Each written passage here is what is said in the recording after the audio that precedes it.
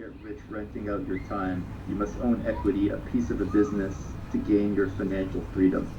This is probably one of the absolute most important points. People seem to think that you can create wealth and make money through work, and it's probably not going to work. There are many reasons for that, but the most basic is just that your inputs are very closely tied to your outputs. In almost any salaried job, even the one that's paying a lot per hour, like a lawyer or a doctor, you're still putting in the hours, and every hour you get paid. So what that means is when you're sleeping, you're not earning. When you're retired, you're not earning. When you're on vacation, you're not earning. And you can't earn non-linearly. If you look at even doctors who get rich, like really rich, it's because they open a business. They open like a private practice, and that private practice builds a brand, and that brand attracts people, or they build some kind of a medical device or a procedure or a process with an intellectual property. So essentially, you're working for somebody else. And that person is taking on the risk and has the accountability and the intellectual property and the brand. So they're just not going to pay you enough. They're going to pay you the bare minimum that they have to get you to do the job. And that can be a high bare minimum, but it's still not going to be true wealth where you're retired. And then finally, you're actually just not even creating that much original for society. Like I said, this speech should have been called How to Create Wealth. It's just How to Get Rich with a more catchy title. But you're not creating new things for society. You're just doing things over and over. And you're essentially replaceable because you're now doing a set role. Most set roles can be taught. If they can be taught, like in a school, then eventually you'll be competing with someone who's got more recent knowledge, who's been taught, and is coming in to replace you. You're much more likely to be doing a job that can be eventually replaced by a robot or by an AI. And it doesn't have to be wholesale replaced overnight. It can be replaced a little bit at a time, and that eats into your wealth creation and therefore your earning capability. So fundamentally, your inputs are matched to your outputs, you're replaceable, and you're not being creative. I just don't think that is a way that you can truly make money. So everybody who really makes money at some point owns a piece of a product or a business or some kind of IP. That can be through stock options. So you can be working at a tech company, that's a fine way to start. But usually the real wealth is created by starting your own companies or by, even investors. They're in an investment firm and they're buying equity. So these are much more the routes to wealth. It doesn't come to the hours. You really just want a job or a career or a profession where your inputs don't match your outputs. So if you look at modern society, again, just later in the tweet storm, businesses that have high creativity and high leverage tend to be ones where you could do an hour of work and it can have a huge effect, or you can do 1,000 hours of work and it can have no effect. For example, look at software engineering. One great engineer can, for example, create Bitcoin and create billions of dollars worth of value. And an engineer who's working on the wrong thing or not quite as good or just not as creative or thoughtful or whatever can work for an entire year, and every piece of code they ship ends up not getting used because customers don't want it. That is an example of a profession where the input and the outputs are highly disconnected. It's not based on the number of hours that you put in. Whereas on the extreme other end, if you're a lumberjack, even the best lumberjack in the world, assuming they're not working with tools, so the inputs and outputs are pretty connected, it's using an axe or a saw, the best lumberjack in the world may be like 3x better than one of the worst lumberjacks, right? It's not going to be a gigantic difference. So you want to look for professions and careers where the inputs and the outputs are highly disconnected. This is another way of saying that you want to look for things that are leveraged. And by leverage, I don't mean financial leverage alone, like Wall Street uses, and that has a bad name. I'm just talking about tools. We're using tools.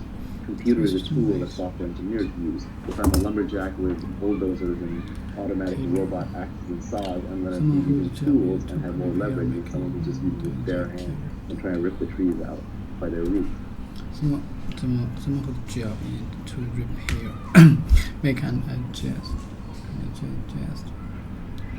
to change something aside, something special to make it more correct, effective, or suitable, to change something that, especially to make it more correct. To change something slightly, especially to make it more correct, effective, or suitable. If the chair is too high, you can to change something suddenly. To change something, make change. make change something slightly, especially to make it more correct, effective words. If they cheer to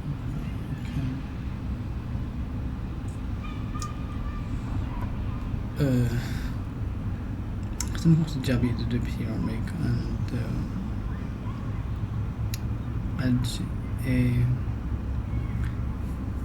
eject here.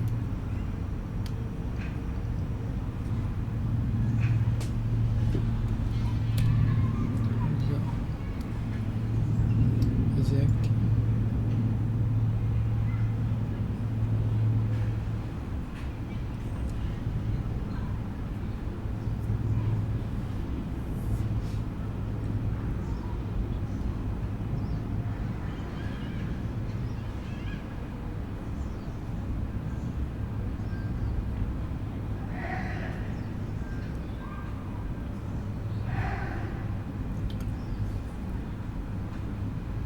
That is the objective. Make changes. So to change some slightly, especially to make it more correct. To change something slightly, especially to make it more correct, effective, or suitable. If the cheer is too high, you can adjust change to change some slightly, especially to make it more correct. Someone whose job is to repair, make, and eject. Someone whose job is to repair, make, and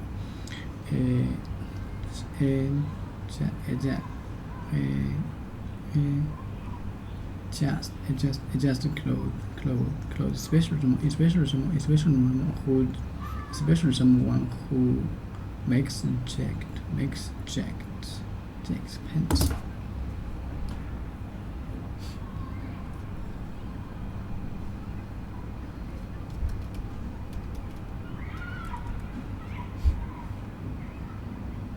Jackets.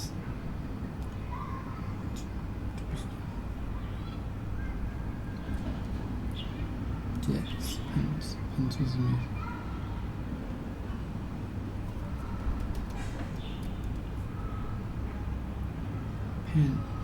Pants.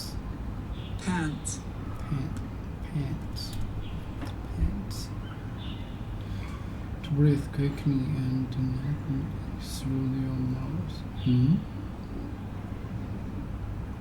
This usually because you have been doing something.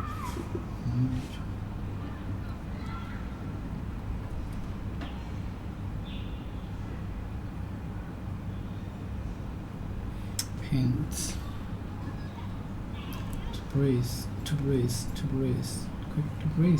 quickly and loudly through your mouth. Usually you have been doing something. Pants.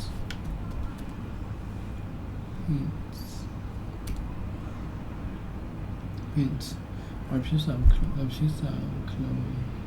that cover the lower part of the body from the waist to the feet. Consisting to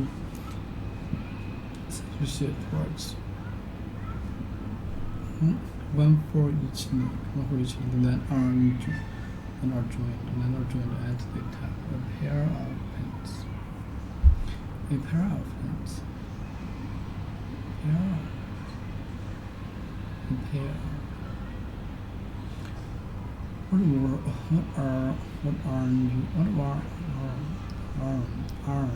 What aren't you wearing any part? Clothes, nothing or related to pants. Clothing. Okay, jackets. Mixed jackets, pants, coats. Jackets, coats.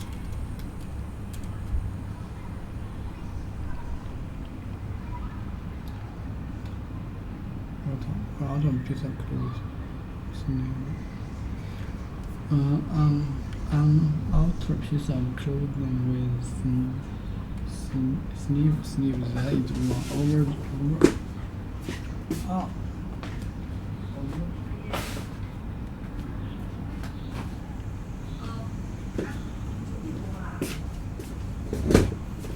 Choose usually for worms. Do you cut up or your freeze? We need a coat on the back of its door.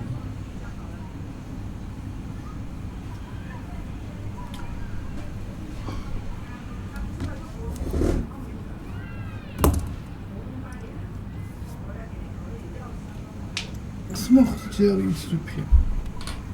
Make and adjust. Just clothes, especially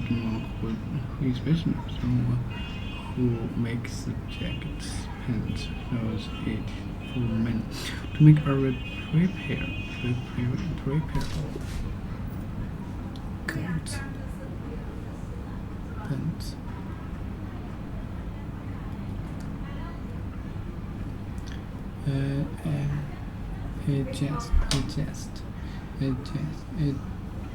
Adjust to change something that is special to make it more correct. Effect. Special to more who makes the checks. For men. To make a more prepare.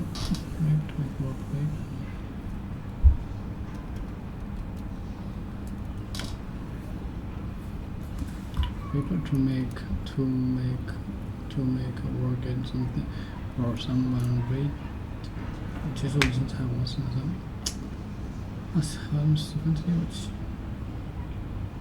To make work at something or someone read for something that will happen in the future. To make work at something or someone ready for something that will happen in the future. Have you prepared for your interview? She prepared the food ahead time and freeze it. This course prepares students for math and similar. To make a work at something or someone ready. To make a work at something or someone ready for something that will happen in the future. Okay, someone ready. Something will happen in the future. Have you prepared? To make someone ready. Okay, to make a work at something or someone ready.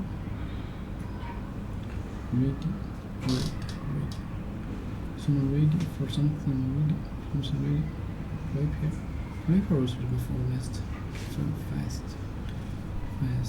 Prepare ready. Ready to make. 那有什么区别 ？Prepare and reject.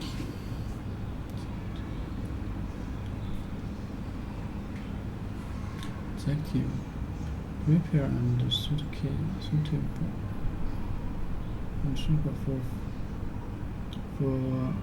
fast active. For fast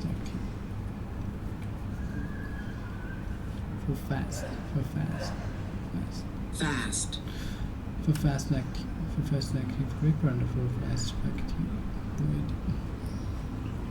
Prepare and suitable for fast active. Are you ready to order? Man, ready when you are okay. Ready when you. I'm ready to work. We have arranged dinners. Prepare. Just to make.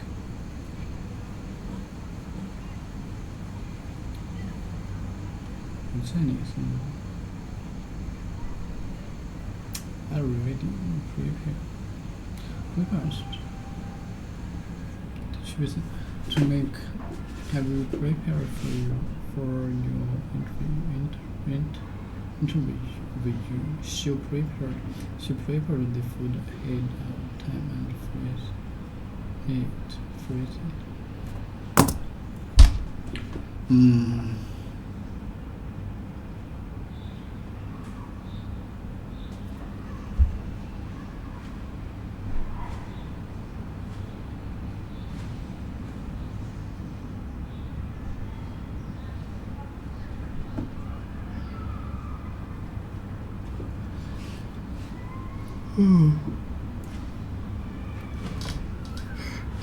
Just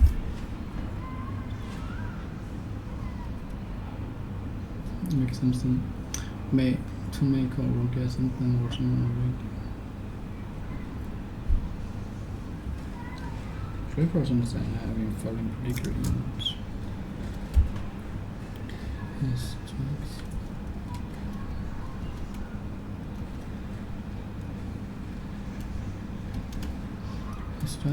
instruction. Order. Something that someone tells you to do. Something that someone tells you to do. Something that someone tells you to do.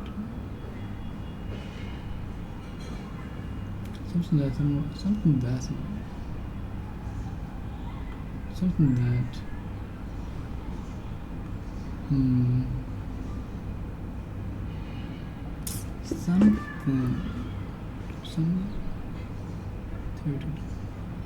为什么要跟 that？ 想一下 ，something that some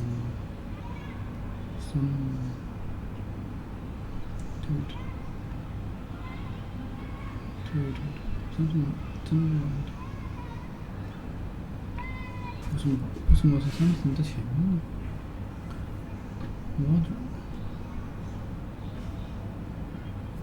something is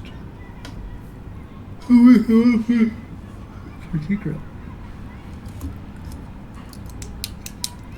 to make or prepare something very in particular instruction something that someone tells you to do. The police who broke into the house were only okay. The police who broke into the house were only acting instructions. He gave me strict time to get there by 8 o'clock. We are under instruction not to confirm or anything.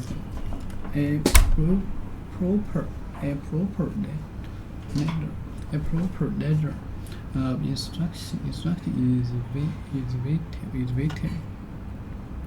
Return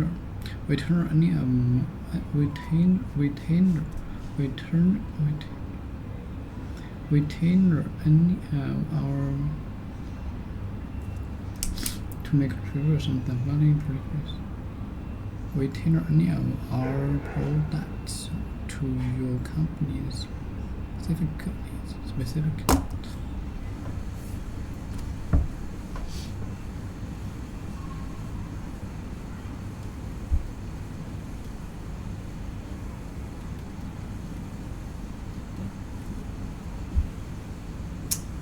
needs.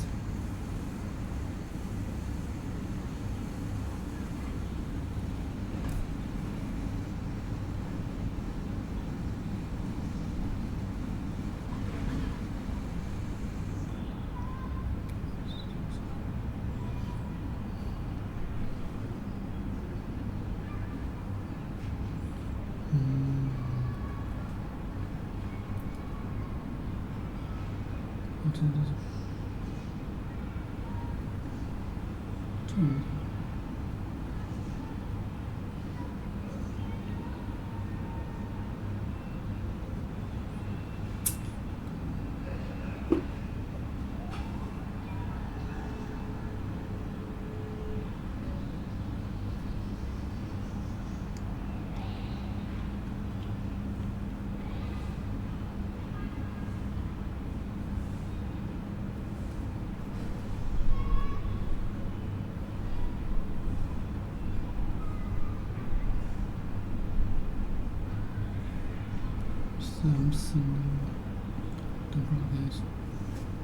Tools and leverage are what create this disconnection between inputs and outputs.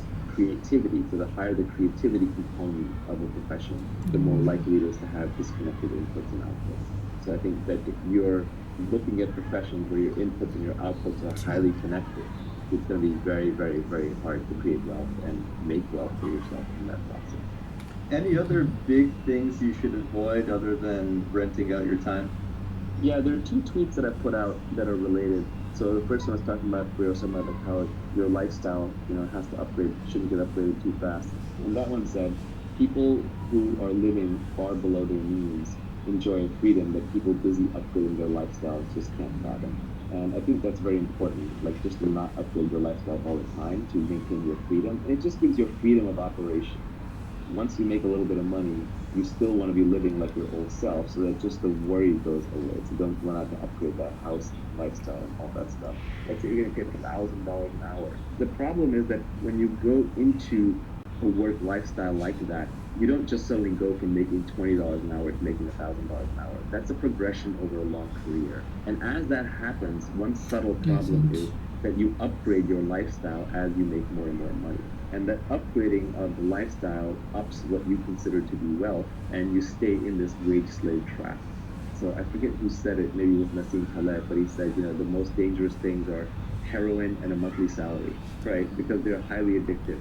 The way you want to get wealthy is you want to be poor and working and working and working. And this is, for example, how the tech industry works, where you don't make any money for 10 years, and then suddenly in year 11, you might have a giant payday. Which is, by the way, one reason why these very high marginal tax rates for the so-called wealthy are flawed, because the highest risk-taking, most creative professions literally lose money for a decade of your life while you take massive risk and you bleed and bleed and bleed, and then suddenly in year 11 or year 15, you might have one single big payday. But then, of course, Uncle Sam show up and say, hey, you know what, you just made a lot of money this year, therefore you're rich, therefore you're evil, and you've got to hand it all over to us. So it just destroys those kinds of creative risk-taking professions. But ideally, you want to make your money in discrete lumps separated over long periods of time so that your own lifestyle does not have a chance to adapt quickly, and then you can say, okay, now I'm done, now I'm retired, now I'm free. I'm still going to work because you got to do something with your life, but I'm going to work on only the things that I want when I want. It's going to be much more creative expression and much less about it. You're not going to get rich renting out your time, but you say that you will get rich by giving society what it wants, but does not yet know how to get at scale. That's right. So essentially, as we talked about before, money is IOUs from society saying you did something good in the past. Now here's something that we owe you for the future. And so society will pay you for creating things that it wants. But society doesn't yet know how to create those things. Because if it did, it would need you. They would already be stamped out big time. Almost everything in your house, in your workplace, and on the street used to be technology at one point in time. There was a time when oil was technology that made J.B. Rockefeller rich. There was a time when cars were technology that made Henry Ford rich. So technology is just a set of things, as Alan Kay said, that don't quite work yet. Once something works, it's no longer technology. So. Specific. So money is intended to be used for a specific purpose. I think that's a bit.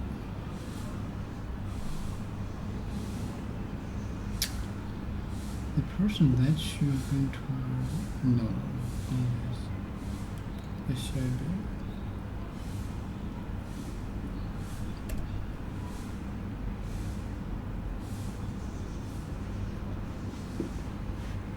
Intended.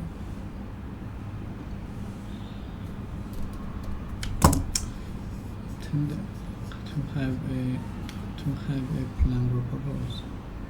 To have a plan or purpose. Intended purpose. 8. Why did you why you do something or something exists? Purpose of that research.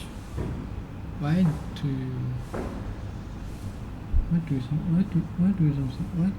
Why you do something? Why you do something? Or why something else?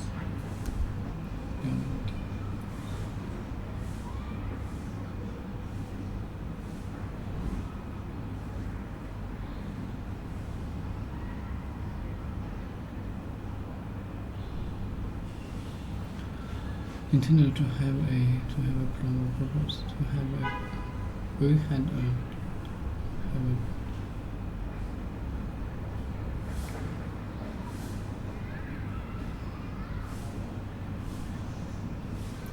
have a plan or purpose, have a plan or purpose, particular.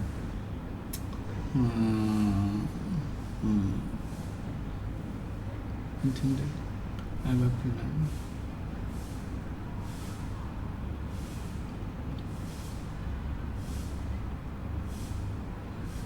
Money is intended. The money is intended to be used for specific purpose. The money is intended to be used for specific purpose. The money is intended to be used for specific purpose.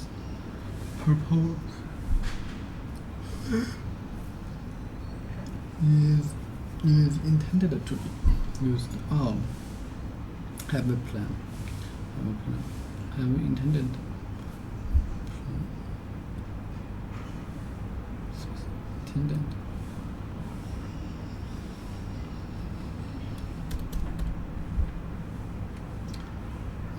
We intended to go. We intended to go to Australia next year.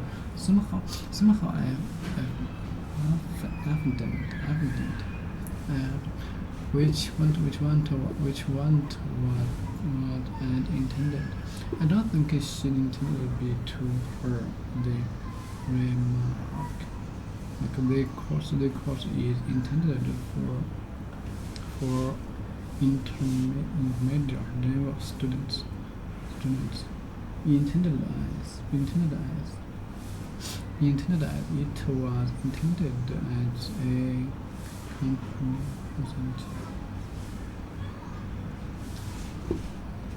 It was intended as a complement. Honest.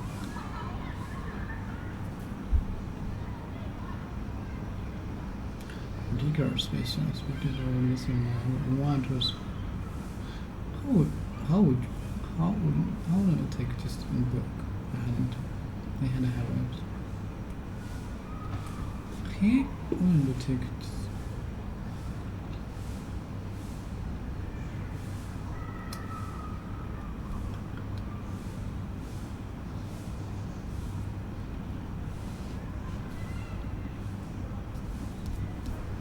Mistake. Space.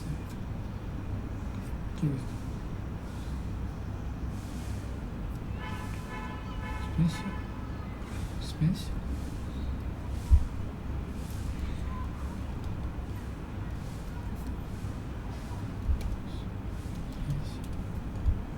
Specific.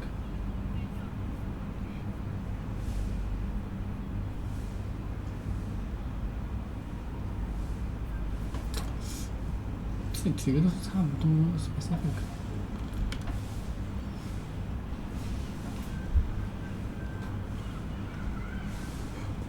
怎么理解？好像都没什么差别。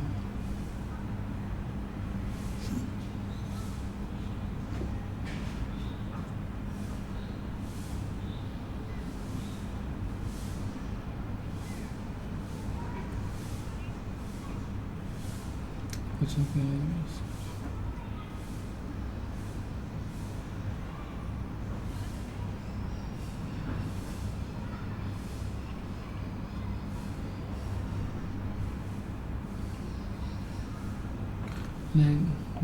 link balance that can respond to the neural unit number in the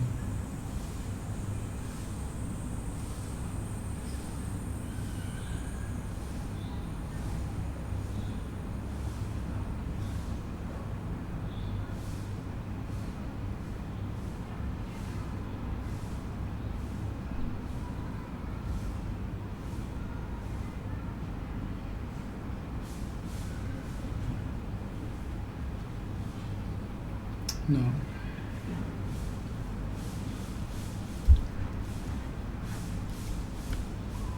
Specific. Special. Specific.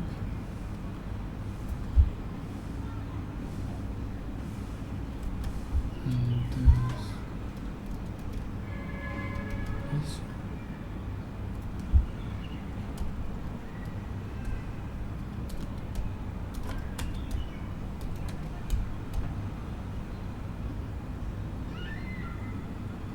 And the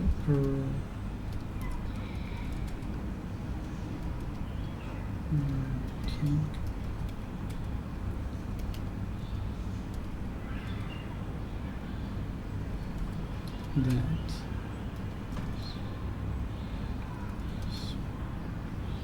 three words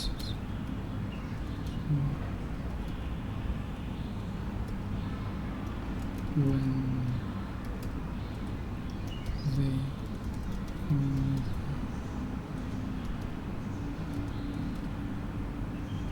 different use.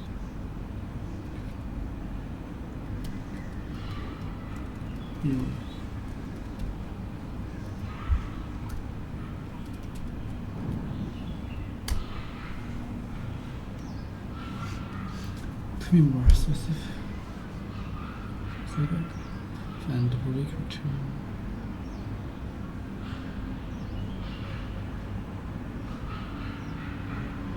specific and mass range objectives that can sometimes be used in but often have different specific referring to something clear, different, or intended. It is used when you want to talk about something or particular and clear.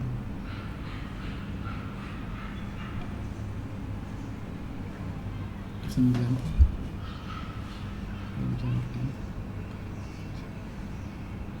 I need persuasion.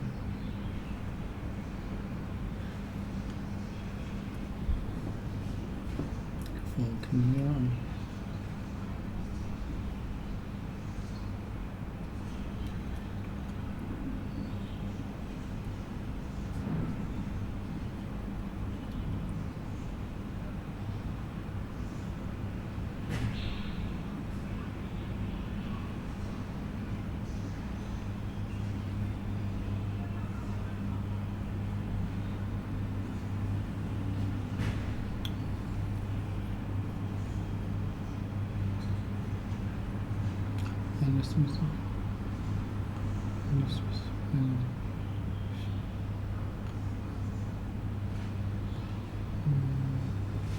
Specific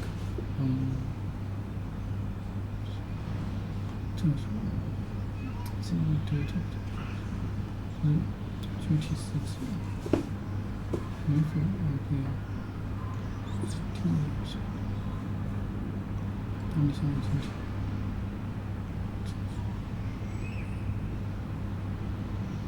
因为这关注这个是许多人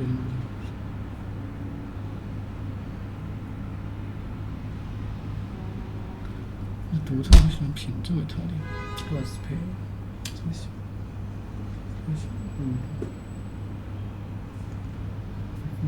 ，use specific for special and use special。哦。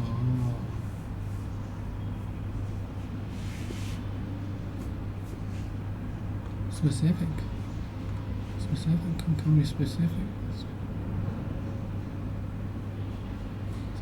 needs specific if someone uses speaking for community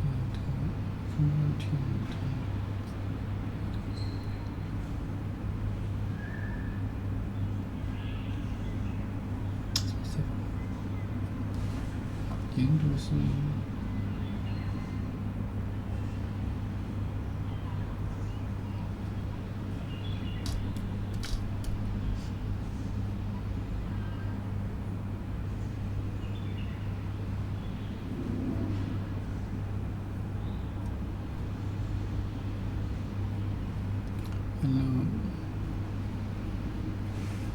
Specific relating to one's and others the to specific in the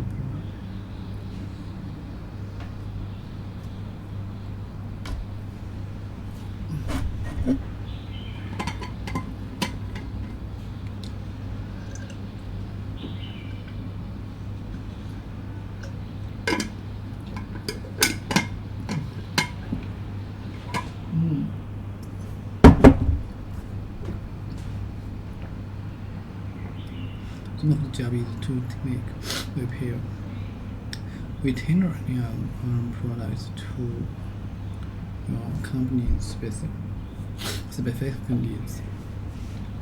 Some of the job is to make repair and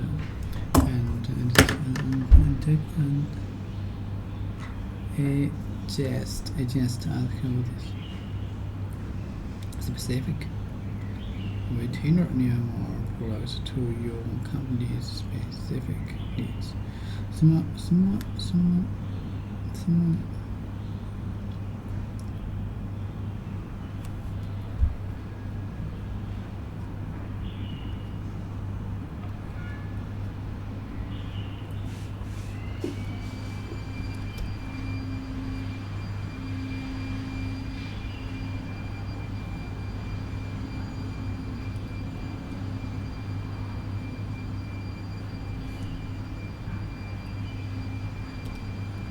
特定的一些东西。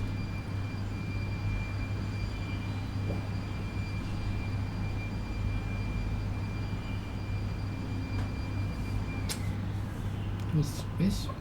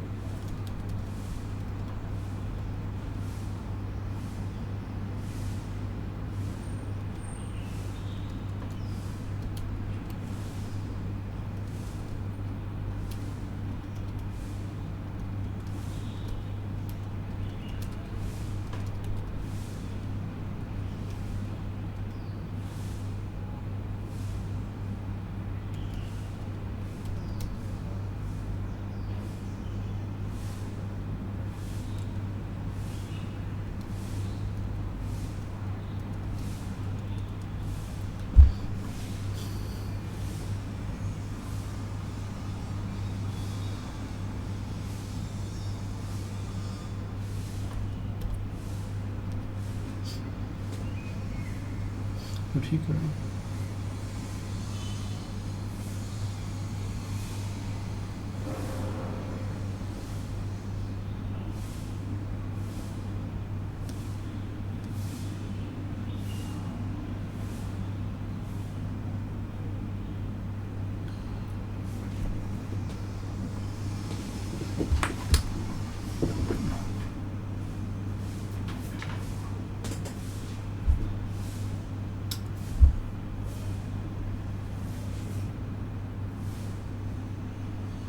So society always wants wealthy, you want to figure out which one of those things you can provide for society that it does not yet know how to get, but it will want. That's natural to you and within your skill set, within your capabilities. And then you have to figure out how to scale it. Because if you just build one of it, that's not enough. You got to build thousands or hundreds of thousands or millions or billions of them. So everybody can have one. Steve Jobs and his team, of course, figured out that society would want smartphones, computer in their pocket that had all the phone capabilities times 100 and be easy to use. So they figured out how to build that, and then they figured out how to scale it, and they figured out how to get one into every first world citizen's pocket, and eventually every third world citizen too. And so because of that, they're handsomely rewarded, and Apple is the most valuable company in the world. The way I tried to put it was that the entrepreneur's job is to try to bring the high end to the mass market. It starts as high end. First, it starts with an act of creativity. First, you create it just because you want it. You want it, and you know how to build it, and you need it. And so you build it for yourself. Then you figure out how to get it to other people, and then for a little while, rich people had it. Like, for example, rich people had chauffeurs, and then they had black town cars, and then Uber came along, and everyone's private driver was available to everybody. And now you can even see Uber pools that are replacing shuttle buses because it's just more convenient. And then you get scooters, which are even further down market of that. So you're right, it's about distributing what rich people used to have to everybody. But the entrepreneur's job starts even before that, which is creation. Entrepreneurship is essentially an act of creating something new from scratch, predicting that society will want it, and then figuring out how to scale it and get it to everybody in a profitable way and self-sustaining. Let's look at this next tweet, which I thought was cryptic and also super interesting about the kind of job or career that you might have. You said the internet has massively broadened the possible space of careers. Most people haven't figured this out yet. The fundamental property of the internet, more than any other single thing, is it connects every human to each other human on the planet. You can now reach everyone, whether it's by emailing them personally, whether it's by broadcasting to them on Twitter, whether it's by posting something on Facebook that they find, whether it's by putting a website they come and access. It connects everyone to everyone.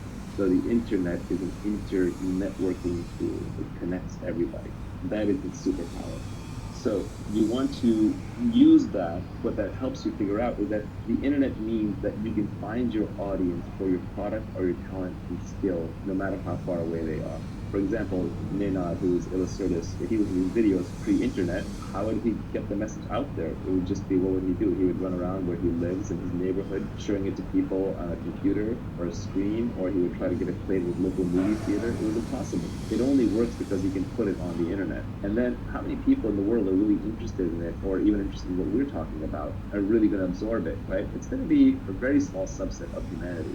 The key is being able to reach them. So what the internet does is allows any niche obsession, which could be just the weirdest thing. It could be like people who collect snakes, to like people who like to ride hot air balloons, to people who like to sail around the world by themselves, just one person on a craft, or someone who's obsessed with miniature cooking, like there's this whole Japanese miniature cooking phenomenon, or there's a show about a woman who goes to people's houses and tidies it up, right? So whatever niche obsession you have, the internet allows you to scale. Now that's not to say that what you build will be the next Facebook to reach billions of users, but if you just want to reach 50,000 passionate people like you, there's an audience out there for you.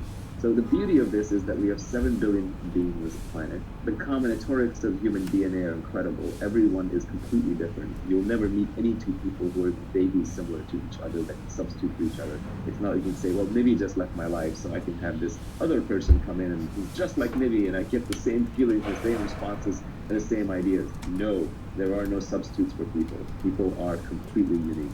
So given that each person has different skill sets, different interests, different obsessions, and it's that diversity that becomes a creative superpower. So each person can be creatively superb at their own unique thing. But before, that didn't matter, because if you were living in a little fishing village in Italy, like your fishing village didn't necessarily need your completely unique skill, and you had to conform to just the few jobs that were available. But now, today, you can be completely unique. You can go out on the internet and you can find your audience, and you can build a business and create a product and build wealth and make people happy, just uniquely expressing yourself through the internet. Space of careers has been so broadened. Esports players, people making millions of dollars playing Fortnite, people creating videos and uploading them, YouTube broadcasters, bloggers, podcasters. Joe Rogan, I read, true or false, I don't know, but I read that he's going to make about $100 million a year on his podcast, and he's had 2 billion downloads. Even PewDiePie, this is a hilarious tweet that I retweeted the other day. PewDiePie is the #1 trusted name in news. This is a kid, I think, in Sweden, and he's got 3 times the distribution of the top cable news networks, just on his news channel, not even on his entertainment channel. The internet enables any niche interest, as long as you're the best at it, to scale out. And the great news is, because every human is different, everyone is the best at something, being themselves. Another tweet I have that is worth reading in, but didn't go into this tweet storm, was a very simple one. I like things when I can compress them down, because they're easy to remember and easy to hold on to. But that one was, escape competition through authenticity. So when you're competing with people, it's because you're copying them. It's because you're trying to do the same thing. But every human is different. Don't copy. I know we're mimetic creatures, and Rene Girard has an old mimesis theory, but it's much easier than that. Don't imitate. Don't copy. Just do your own thing. No one can compete with you on being you. It's that simple. And so the more authentic you are with who you are and what you love to do, the less competition you're going to have. So you can escape competition through authenticity when you realize that no one can compete with you on being you. And normally that would have been useless advice pre-internet. Post-internet, you can turn that into a career. Talk a little bit about what industries you should think about working in, what kind of job you should have, and who you might want to work with. So you said one should pick an industry where you can play long-term games with long-term people. Why? Yeah, this is an insight into what makes Silicon Valley work and what makes high-trust societies work. Essentially, all the benefits in life come from compound interest, whether it's in relationships or making money or in learning. So compound interest is a marvelous force where it's like, you start out with 1x what you have, and then if you increase 20% a year for 30 years, it's not that you got 30 years times 20% added on. It was compounding, so it just grew until you suddenly got a massive amount of whatever it is, whether it's goodwill or love or relationships or money. So I think compound interest is very important for us. So you have to play a long-term game. And long-term games are good not just for compound interest, they're also good for trust.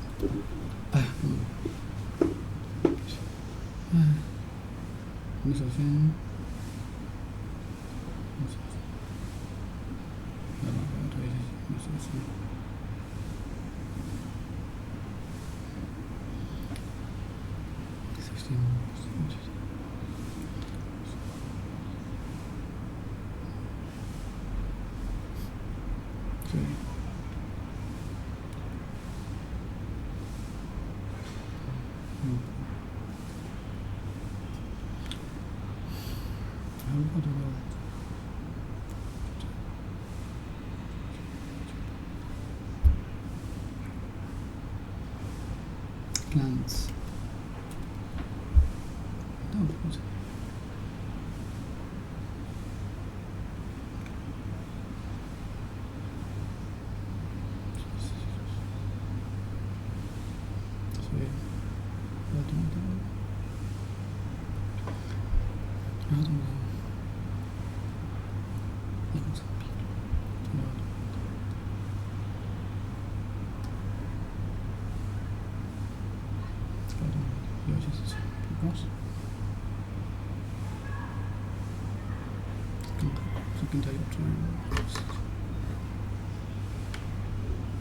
Clients, customers, sales.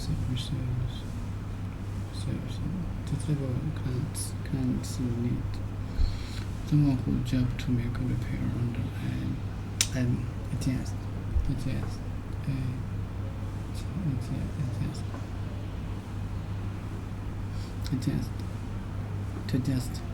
Just something to suit a particular need or situation.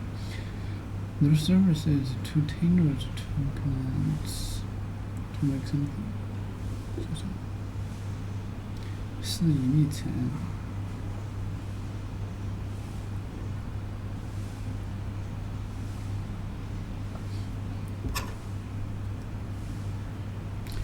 To make something,你们就担心不成？To make something 就像。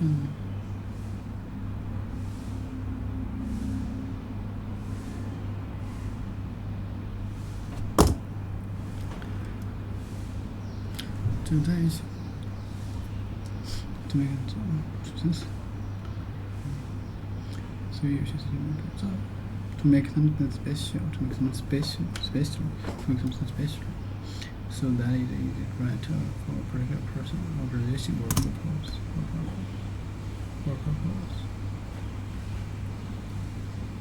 Special, specific, purpose. Okay, purpose. Why you do something or why something exists?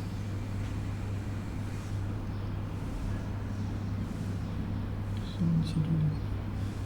Yeah, to do this. 除非必要，why you do something or why exists?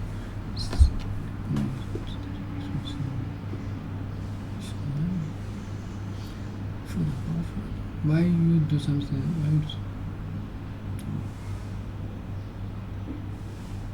Okay.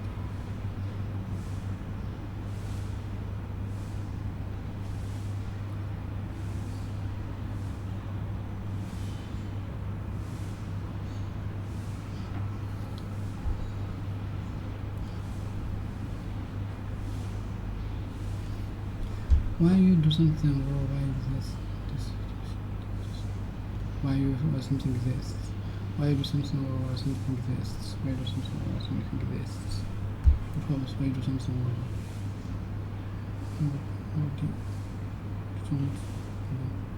the purpose of research. The purpose of the research. The purpose of the research is to try to find out more about the causes of the disease. 我觉得应该把这两个其实没搞明白那个用法。Retainers exist relation or purpose. Why you do something? Why you do something? Why you do something?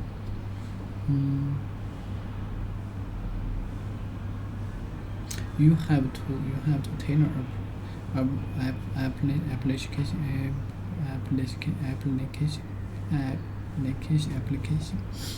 You have a tailor to make something special. To make something special so that it is right for a particular person, organization, or purpose. To make something special so that it is right for a particular person or application.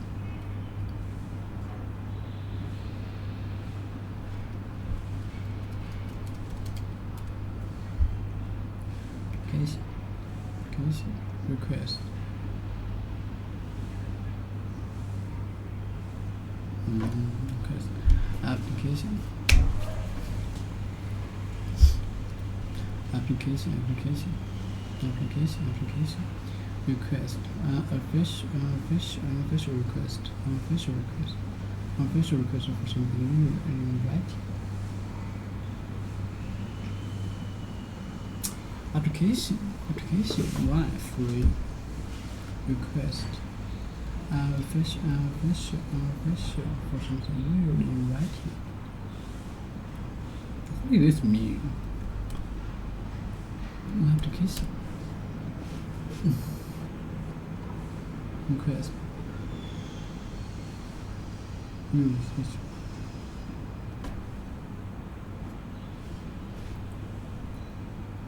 Second application. Same. Writing application.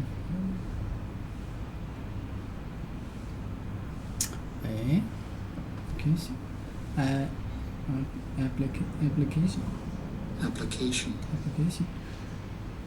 Free application will be sent. Will send application for different jobs. I've sent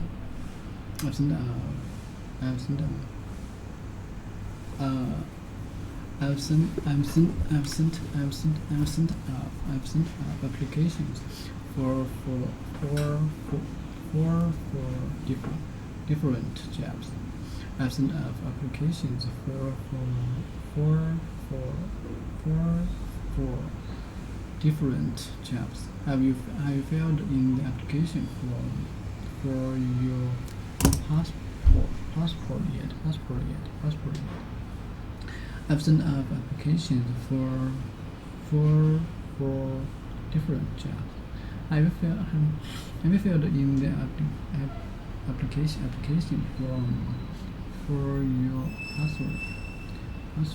for your password yet? Argentina has submitted an application to host the World Cup. New application.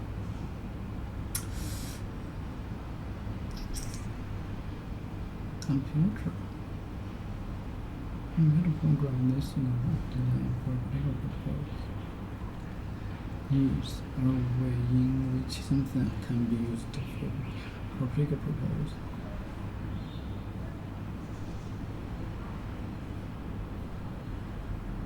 Insert. Application. 这种协议 application. Request. Application.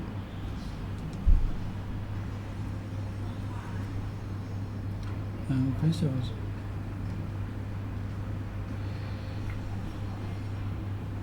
Application.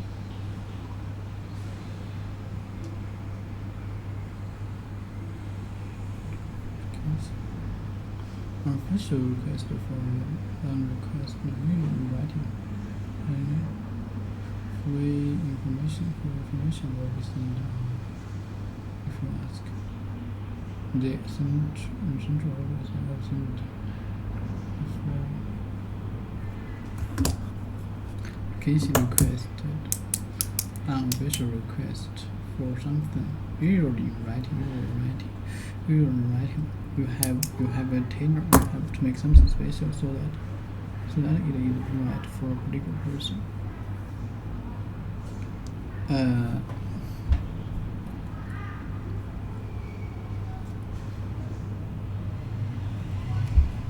Khmer singers.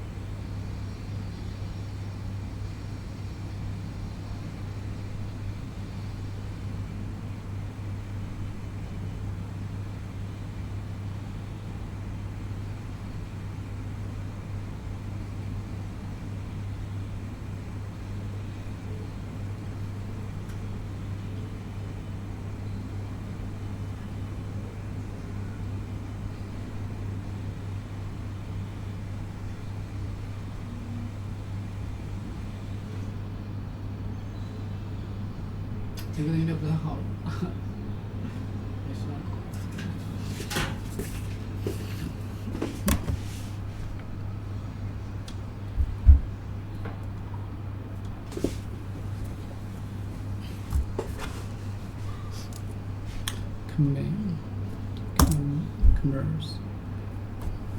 没事。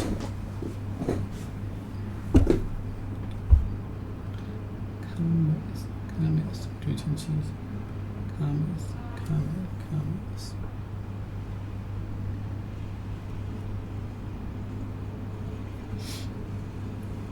The active.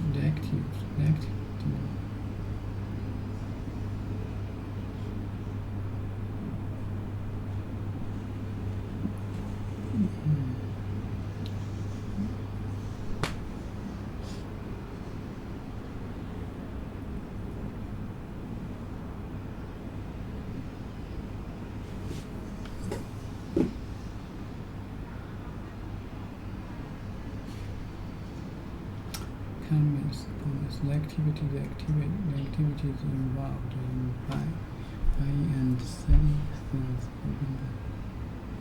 The activity involved to buy or and sell things. The activity involves buy or sell things. What meaning is this?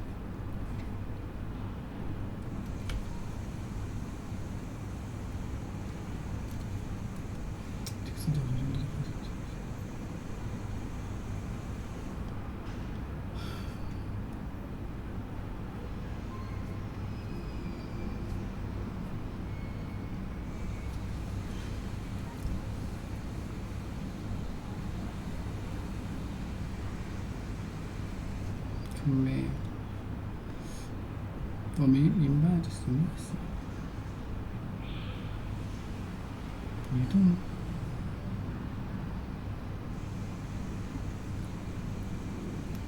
Occasion. The activity involved in buying and selling things.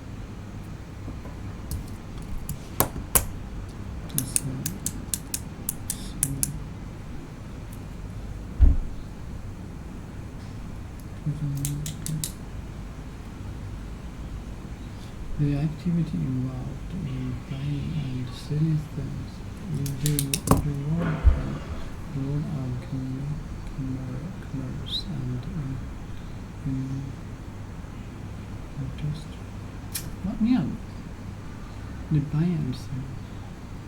The activity of buying and selling things. Different. Not simple, and therefore different words and involved difficult. The activity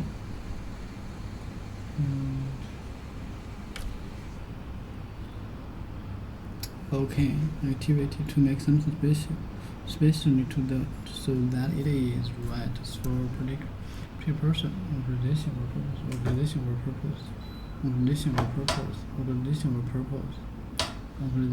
purpose. Commence. The activity involved in buy and selling things. The world of commerce and industry. The activity involved in buying and selling things. The buying and selling of goods and services, especially in large amounts. Activity of buying, selling products.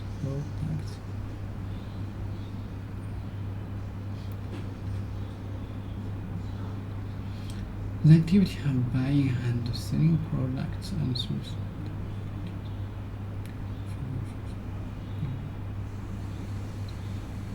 The activity of buying and selling products and services. Activity involved buying. 这样的。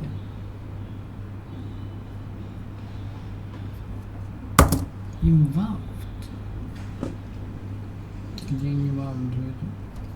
Not simple and therefore difficult to understand. Involved.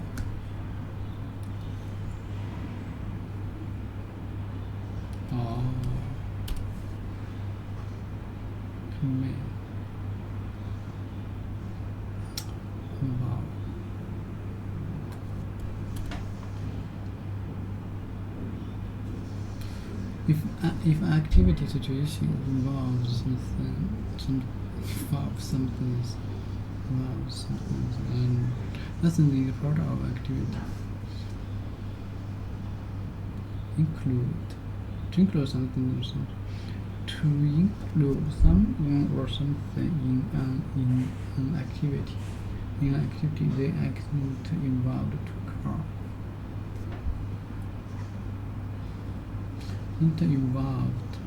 Involved to cars and truck. Activity involved, not difficult.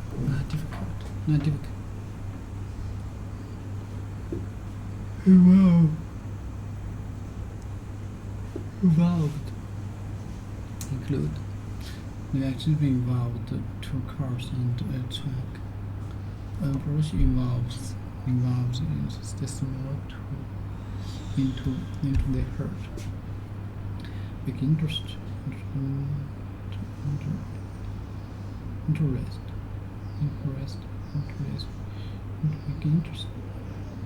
To make interested. To make someone interested in taking part in something. A good teacher tries to involve children in activities where they interact with each other.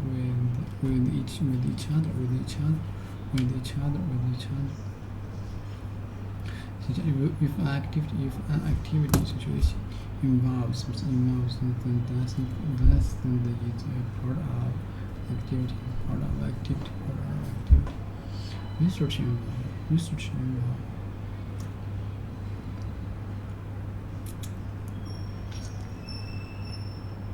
That something is a part of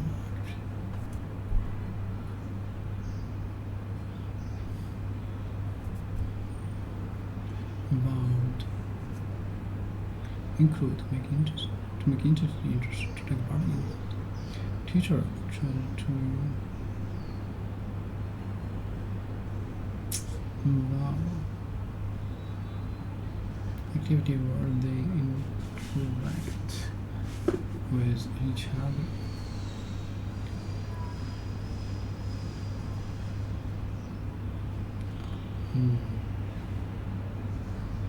Involving the teacher to try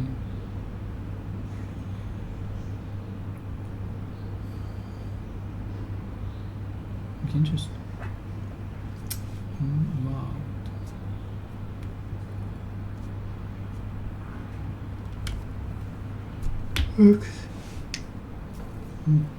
Involved. An activity involved to buy activity involved. Okay, 好字。The activity involved in buy and selling the world commerce and industry.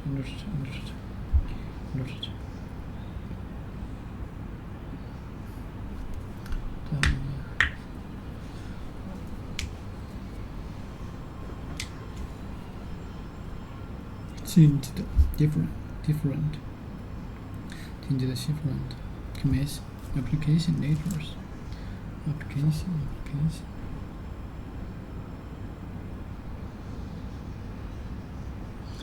Involved. Request. You have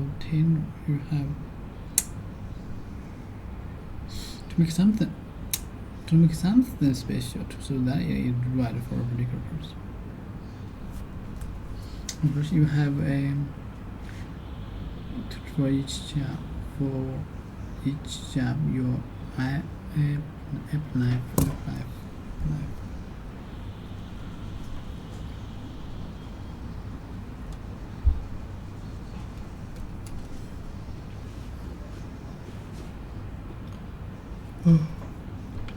Request.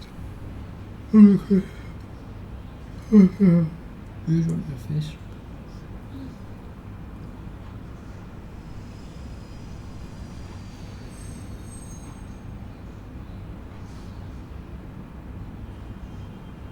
Yes.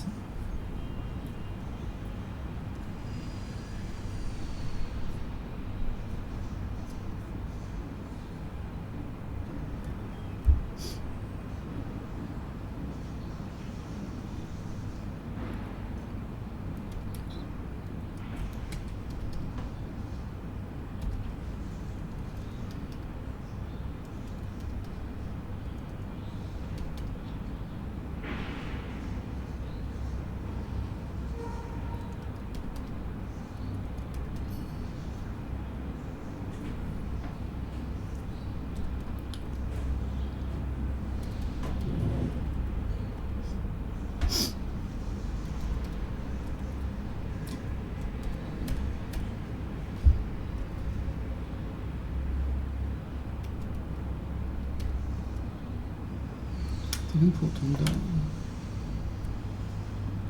Look at prisoner's dilemma type games. The solution to prisoner's dilemma is tit for tat, which is I'm just going to do to you what you did last time to me with some forgiveness in case there was a mistake made. But that only works in an iterated prisoner's dilemma. In other words, we play the game multiple times. So if you're in a situation, like for example, you're in Silicon Valley, where people are doing business with each other and they know each other, they trust each other, then they do right by each other because they know this person will be around for the next game. Now, of course, that doesn't always work because you can make so much money in one move in Silicon Valley. Sometimes people betray each other because they're just like, I'm going to get rich enough off this that I don't care. So there can be exceptions to all these circumstances. But essentially, if you want to be successful, you have to work with other people and you have to figure out who can you trust and who can you trust over a long, long period of time that you can just keep playing the game with them so that compound interest and high trust will make it easier to play the game and will let you collect the major rewards, which are usually at the end of the cycle. So for example, Warren Buffett has done really well as an investor in the U.S. stock market, but the biggest reason he could do that is because the U.S. stock market has been stable and around and didn't get, for example, seized by the government during a bad administration, or the U.S. didn't plunge into some war. The underlying platform didn't get destroyed. So in his case, he was playing a long-term game, and the trust came from the U.S. stock market stability. In Silicon Valley, the trust comes from the network of people in the small geographic area that you figure out over time who you can work with and who you can't. If you keep switching locations, you keep switching groups. Let's say you started out in the woodworking industry and you build up a network there and you're working hard, you're trying to build a product in the woodworking industry. And then suddenly another industry comes along that's adjacent but different, but you don't really know anybody in it and you want to dive in and make money there. If you keep hopping from industry to, no, actually I need to open a line of electric car stations for electric car refueling. That might make sense. It might be the best opportunity, but every time you reset, every time you wander out of where you've built your network, you're going to be starting from scratch. You're not going to know who to trust. They're not going to trust you. There are also industries in which people are transient by definition. They're always coming in and going out. Politics is an example of that, right? In politics, new people are being elected. You see in politics that when you have a lot of old-timers, like the Senate, people who've been around for a long time and they've been career politicians, yeah, there's a lot of downside to career politicians, like corruption, but an upside is they actually get deals done with each other because they know the other person's going to be in the same position 10 years from now, and they're going to keep dealing with them, so they might as well learn how to cooperate. Whereas every time you get like a new incoming freshman class in the House of Representatives, which turns over every 2 years, the big wave election, nothing gets done because there's a lot of fighting. Because I just got here, I don't know you, I don't know if you're going to be around, why should I work with you, rather than just trying to do whatever I think is right. So it's important to pick an industry where you can play long-term games and with long-term people. So those people have to signal that they're going to be around for a long time, that they're ethical, and their ethics are visible through their action. In a long-term game, it seems that everybody is making each other rich. And in a short-term game, it seems like everybody's making themselves rich. I think that is a brilliant formulation. Yeah, in a long-term game, it's positive sum. We're all baking the pie together. We're trying to make it as big as possible. In a short-term game, we're cutting up the pie. Now, this is not to excuse the socialists, right? The socialists are the people who are not involved in baking the pie, who show up at the end and say, I want a slice or I want the whole pie. They show up with the guns. But I think a good leader doesn't take credit. A good leader tries to inspire people so the team gets the job done. And then things get divided up according to fairness and who contributed how much or as close to it as possible and took risk, as opposed to just whoever has the longest mind, the sharpest mind. So these next two tweets are play iterated games.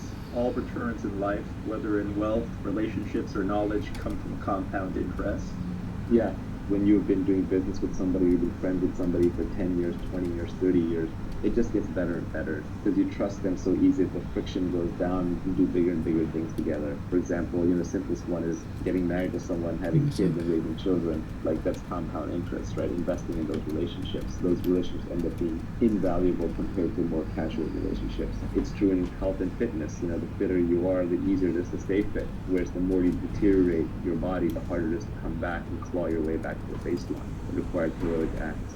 Regarding compound interest, I think I saw you retweet something a while back. Maybe it was from Ed Lattimore. It was something along the lines of get some traction, get purchase, and don't lose it. So the idea was to gain some initial traction and never fall back. Just keep ratcheting up and up.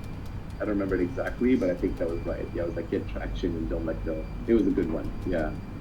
In terms of pick people to work with that have high intelligence, high energy, and high integrity, I find that's the 3-part checklist that you cannot compromise on. You need someone who's smart, or they're heading in the wrong direction, and you're not going to end up in the right place. You need someone high energy because the world is full of smart, lazy people. We all know people in our lives who are really smart, but can't get out of bed or lift fingers. And we also know people who are very high energy but not that smart, so they work hard but they're running in the wrong direction. And smart, it's not.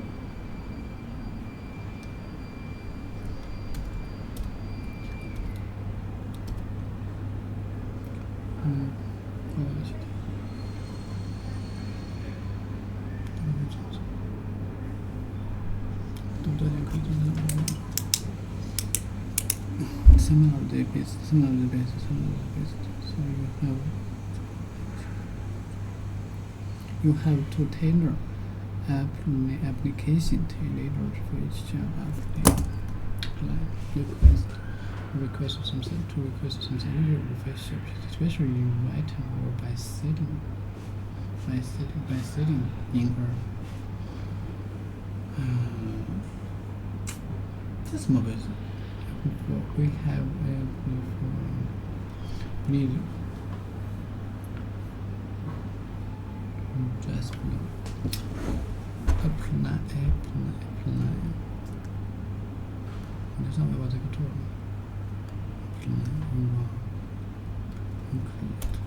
Involved. Get something. Plan.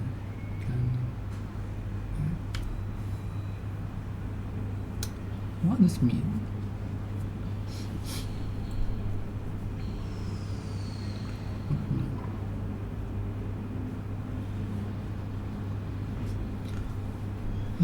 We applied for a grant to get fund funding for the project. Please apply in writing to the address. By the time I saw the job test, it was already too late.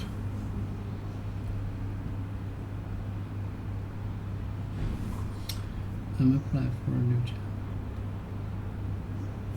I'm applying for a new job with a local people to request something. Reading or refreshing, especially in writing or by sitting in for. I apply to join this place. Today is essential. Today is relation to.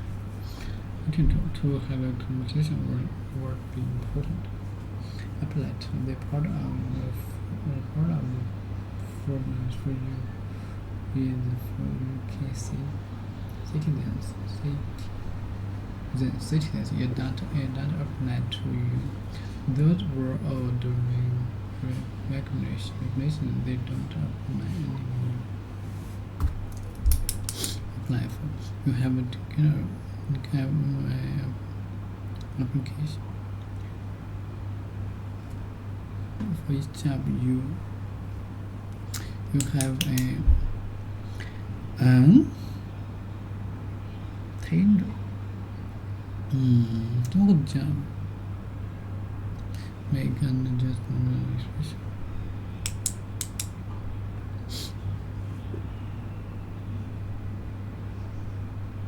You have to make something special to that is tailor. To make something special, so that is right.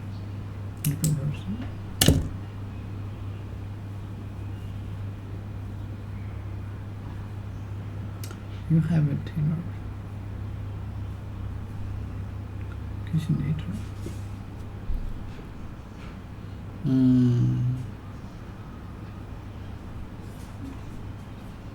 You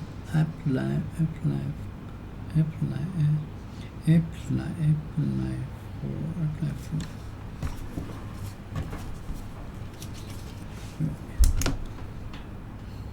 The company is tailoring surface.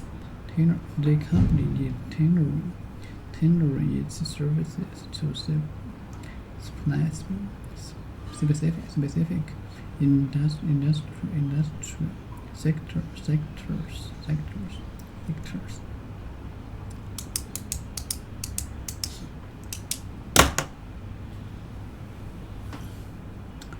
The company tailored its services to specific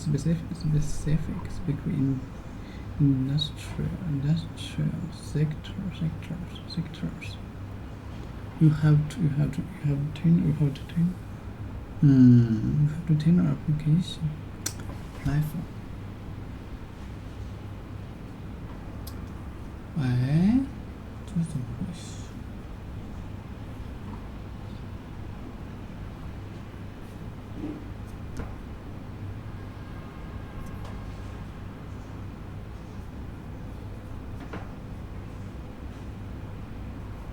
？You have to tailor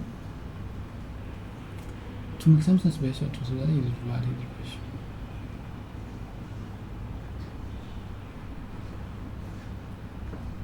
Space.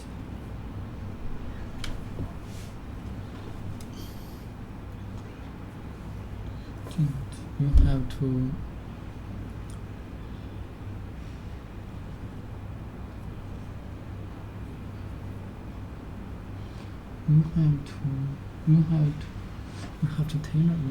tailor.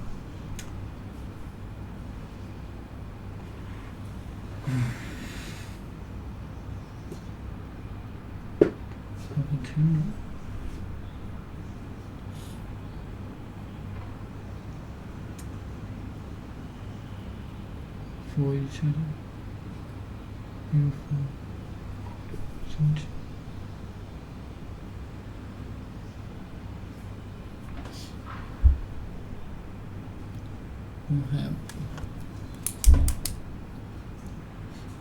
You have to tailor the application letters for each job you apply for each job you apply for. You have to tailor application. You have to tailor application letters for each job you apply for. Tailor to make something.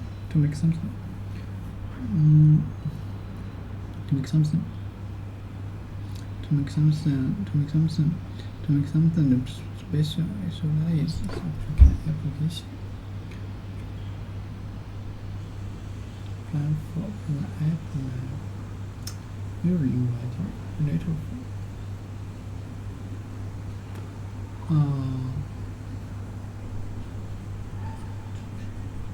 later.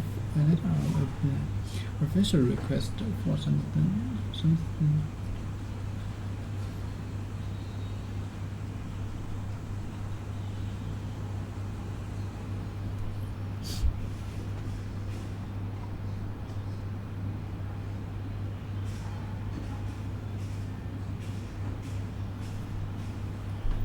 Some are the best growth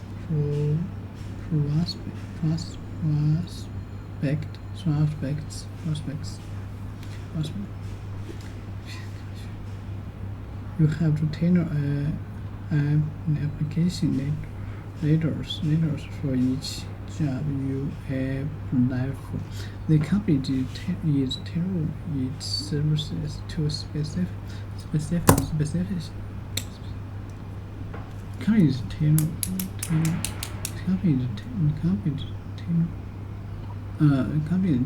its service to specific.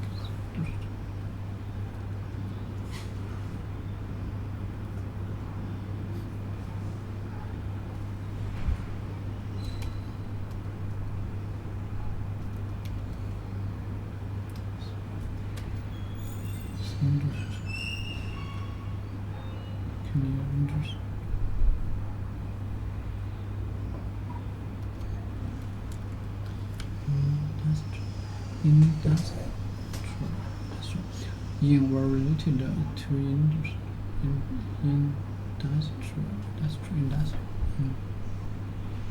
Industrial. In were relating to industrial or having and not have industrial and factory. In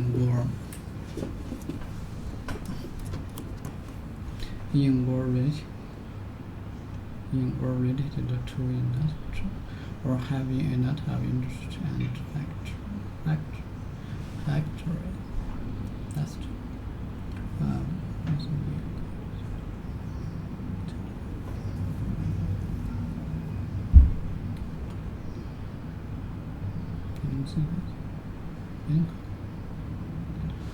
Industrial output in relation to industry or have another industrial factory. Verb knowledge. Application.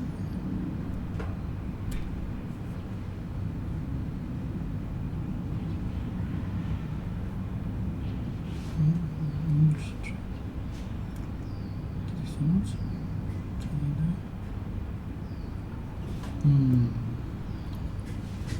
Industrial sector. Industry.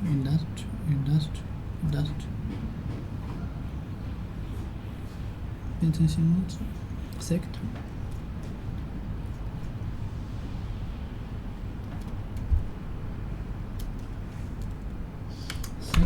Sector or meaning is sector. Economic area. One of the area into which the economic activity of a country. Now the area into which the economic activity of a country. Divided.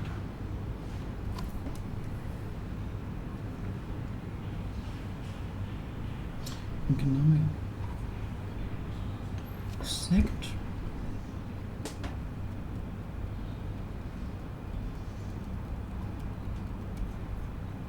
Titanium. Apply.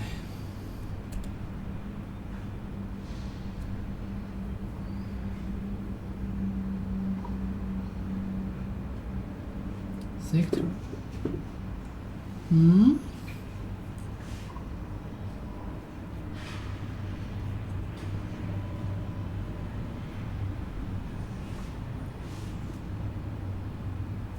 Wow, they are into which economic country divided. Split into or tomorrow.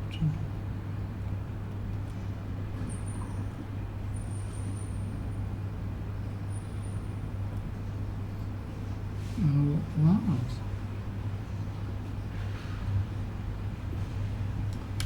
Which is economical, which is okay.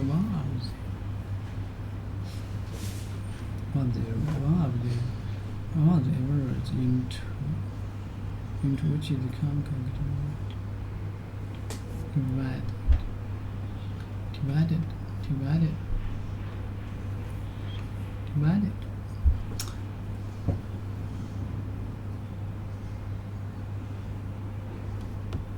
Sectors.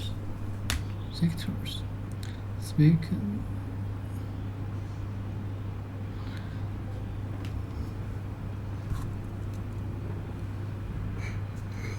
The company is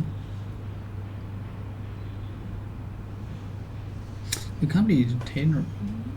The company is to make something special, so that is right for a particular person, condition or purpose. You have to tailor application later for each job you apply for. The company tailor its services to specific.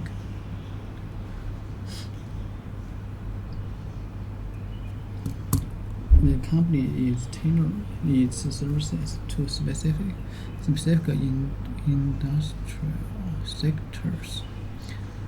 Some of the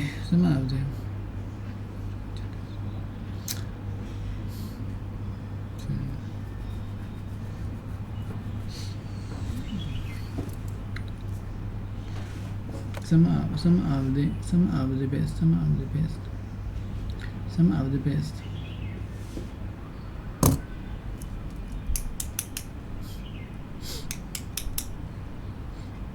Some of the best. Some of the best. Some of the best. Some of the best growth prospects. Some of the best growth prospects. Prospects.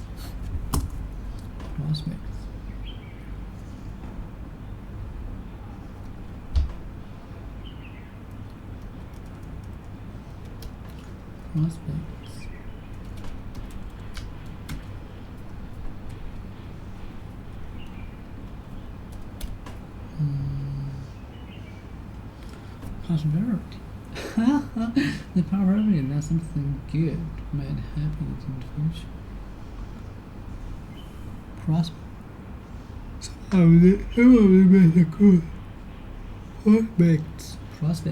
If there are any prospects on the world. The possibility that something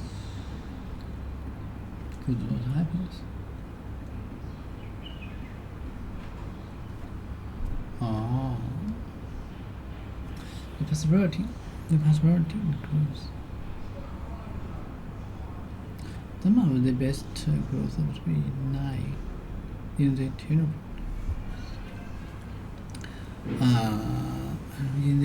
products, in the customer's needs.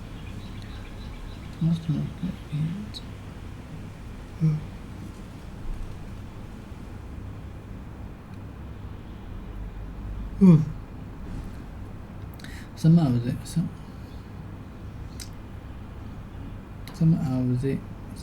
the best growth, some of the best growth prospects 9 in tenor products to customers' needs. A financial 这是写个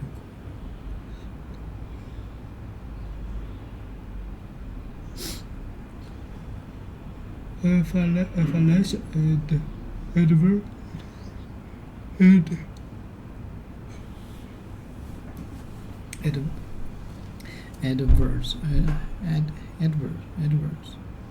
各样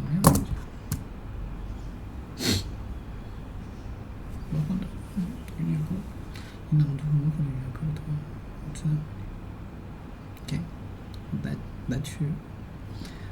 you and what you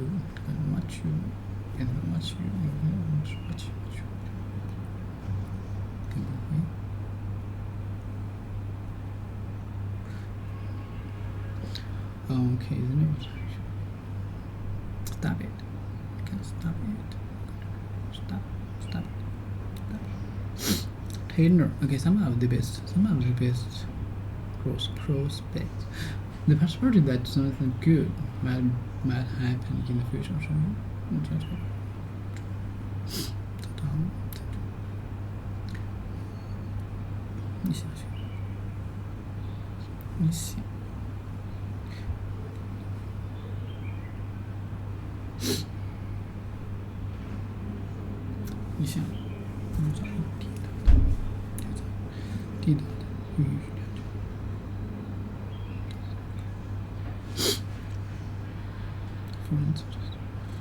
Friends. Some of the best. Some of the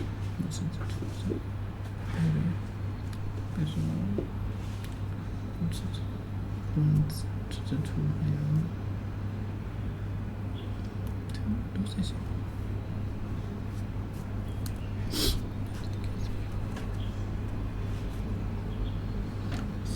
Some of the best growth.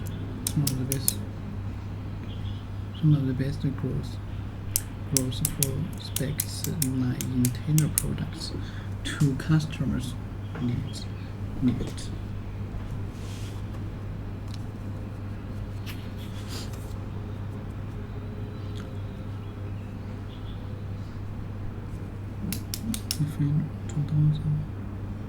Some of the best growth prospects 呢 intend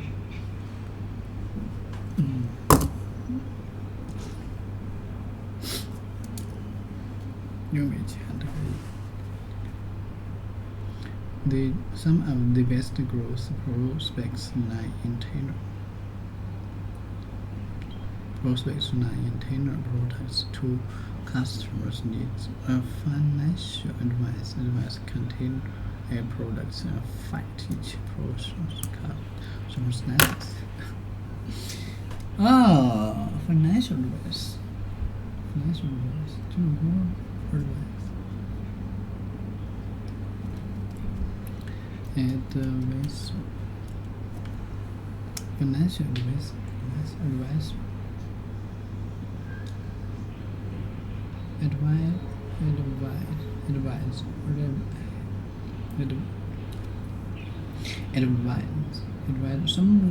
Someone whose job is to give advice about a subject. Someone whose job is to give advice about a subject. Someone whose job to give advice. She's pretty.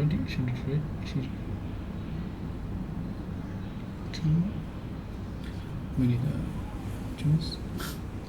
Someone whose job is to give advice about a subject. She is the prettiest main economic advice for financial advice. Financial advice. You can say advice. The financial advice. Someone whose job.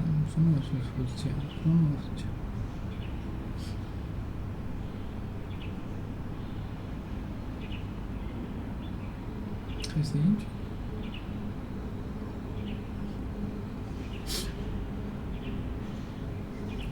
Someone whose job is to give.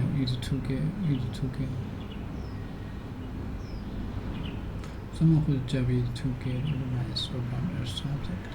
She's pretty main economic advice. Financial advice. A financial advice.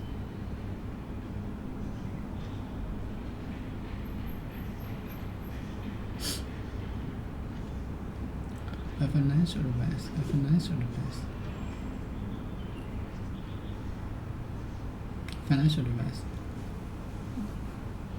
What? Financial advice. Someone whose job is to give advice about a subject. She is the pretty.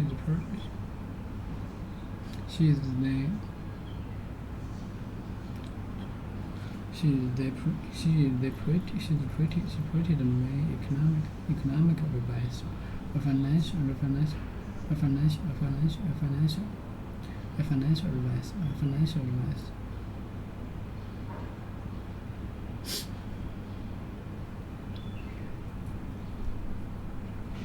financial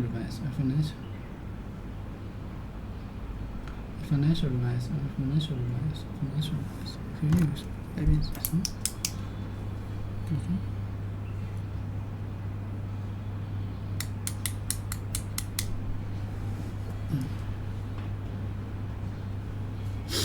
我现在什么？现在的母语是现在的中文名字，反正没有。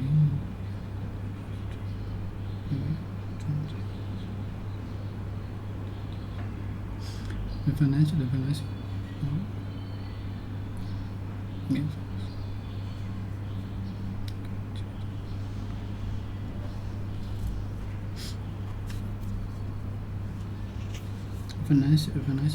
Financial is a container or product. Device. Financial container product to fight each person's to fight. 应该还不止这个 advice advisor, advisor.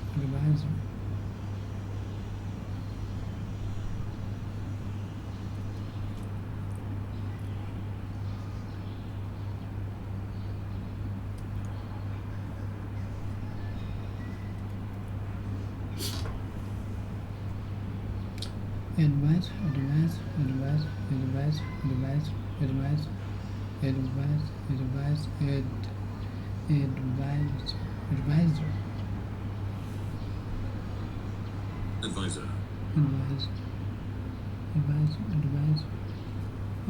what's advise? Advisor. Advisor. Advisor.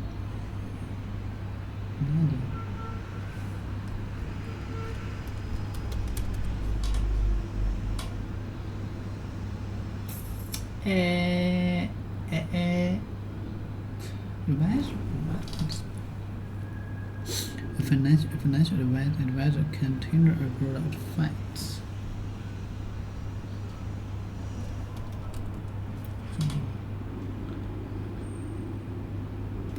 Correct size. Correct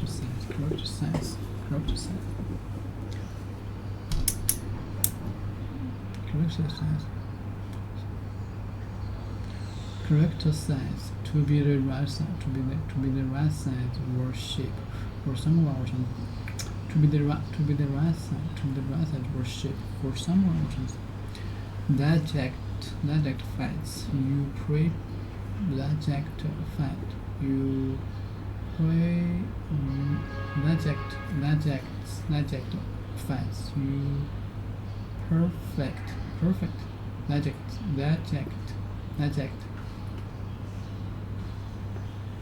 That jacket fits you perfect. That jacket fits you perfect. To be the right size. To be the right size or shape for someone or something. Current size. To be the right size or shape.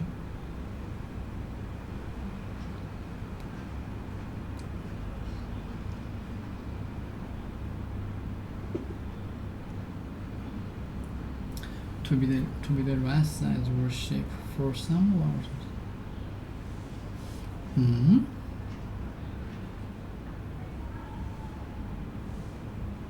Correct size. To be the right size, shape for someone or something. Fat.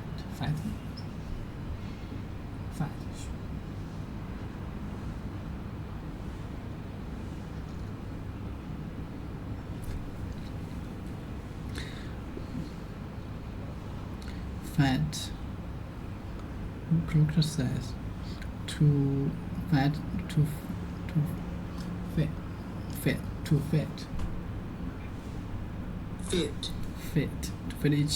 each person. Circumstances. How is it?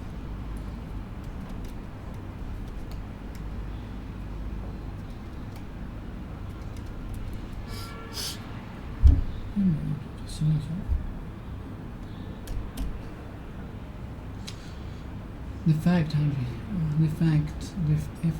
or even to that makes the situation they're with. I think I should cap the world well under me.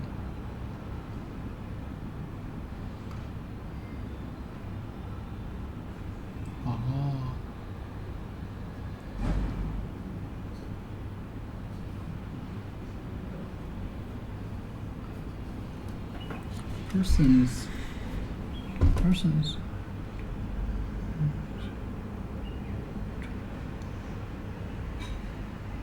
A financial advisor can tailor a product to fit each person circumstances.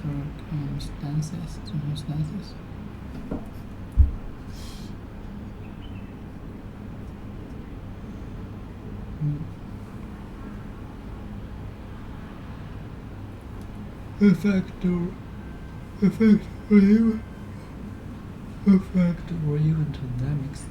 It makes a situation the way it is, the way it is, the way it is. I think that she comes. I think she comes. I think she comes. I think she comes. I think she comes well under the circumstances. Absolutely, we can deal. I can deal with the problem under we know all the circumstances. She died is Jesus. Effect, or even to that, makes a situation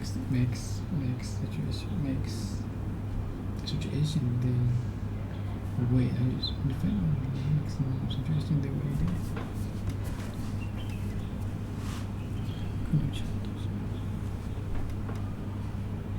Container a product to fit each person's circumstances. Altered, change, difficult. Altered, changed, different. She said her life. She said her life was drastic.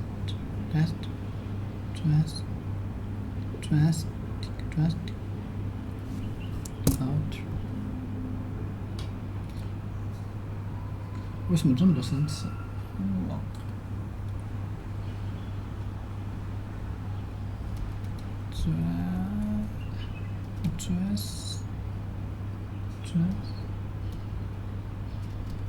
？drastic.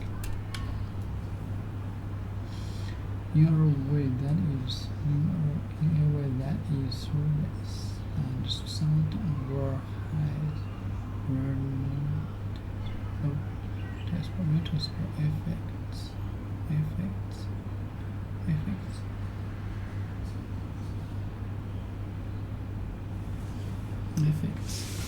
Effects in a way that is sound or has just effects. What has been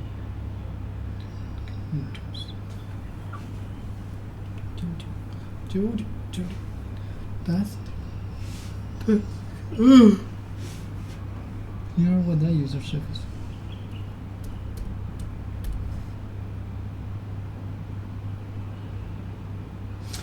Here with the user survey and 7 has more noticeable effects.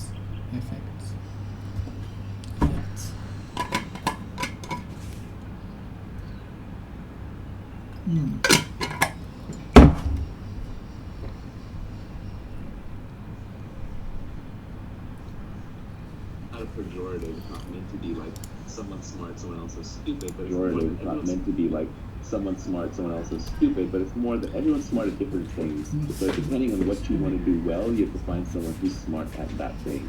And then energy, a lot of times people are unmotivated for a specific thing, but they're not motivated for other things. So for example, someone might be really unmotivated to go to a job and sit in an office, but they might be really motivated to go paint, right? Well, in that case, they should be a painter. They should be putting art up on the internet, trying to figure out how to build a career out of that, rather than wearing a collar around their neck and going to a dreary job. And then high integrity is the most important, because otherwise, if you got the other two, what you have is you have a smart and hardworking crook who's eventually going to cheat you. So you have to figure out if the person's high integrity, and as we talked about, the way you do that is through signals, and signals is what they do, not what they say. It's all the nonverbal stuff that people do when they think nobody's looking. With respect to the energy, there was this interesting thing from Sam Altman a while back where he was talking about delegation, and he was saying one of the important things for delegation is delegate to people who are actually good at the thing that you want them to do. It's the most obvious thing, but it seems like you want to partner with people who are naturally going to do the things that you want them to do. Yeah, I almost won't start a company or hire a person or work with somebody if I just don't think they're into what I want them to do. when I was younger, I used to try and talk people into things. That was this idea that you can sell someone into doing something, but you can't. You can't keep them motivated. You can get them inspired initially. It might work if you're a king like Henry V and you're trying to get them to just charge into battle, and then they'll figure it out. But if you're trying to keep someone motivated for the long term, that motivation has to come intrinsically. You can't just create it, nor can you be the crutch for them if they don't have that intrinsic motivation. So you have to make sure people actually are high energy and want to do what you want them to do, what you want to work with them. Reading signals is very, very important. Signals are what people do despite what they say.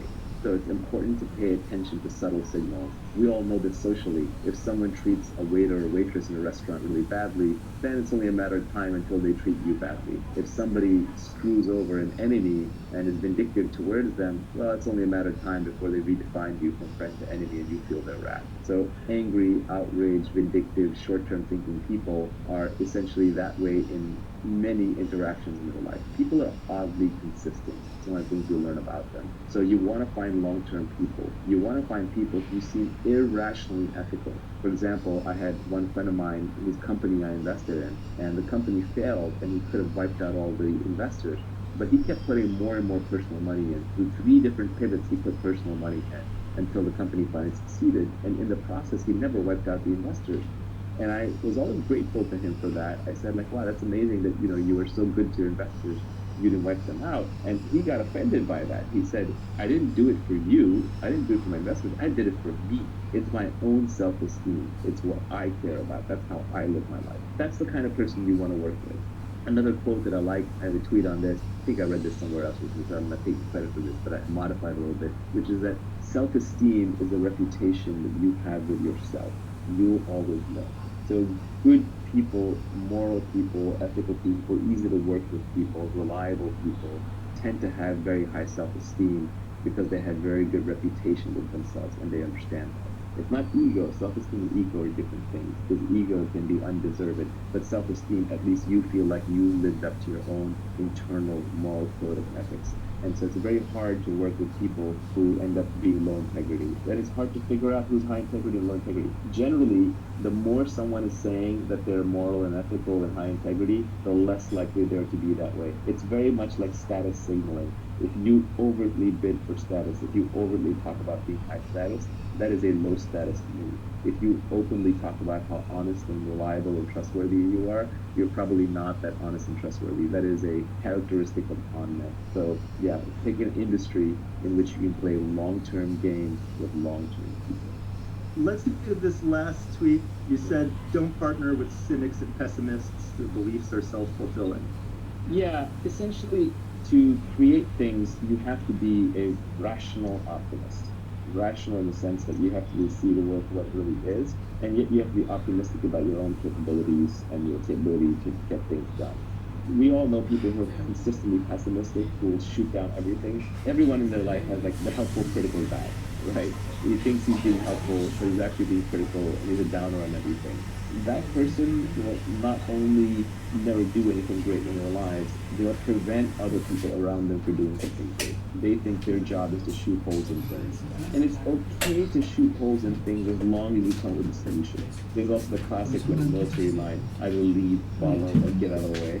And these people want a fourth option where they don't want to lead, they don't want to follow, but they don't want to get out of the way. They want to tell you why the thing's not going to work. And all the really successful people I know have a very strong action bias. They just do things. The easiest way to figure out if something's viable or not is by doing it. At least do the first step and the second step and the third and then decide.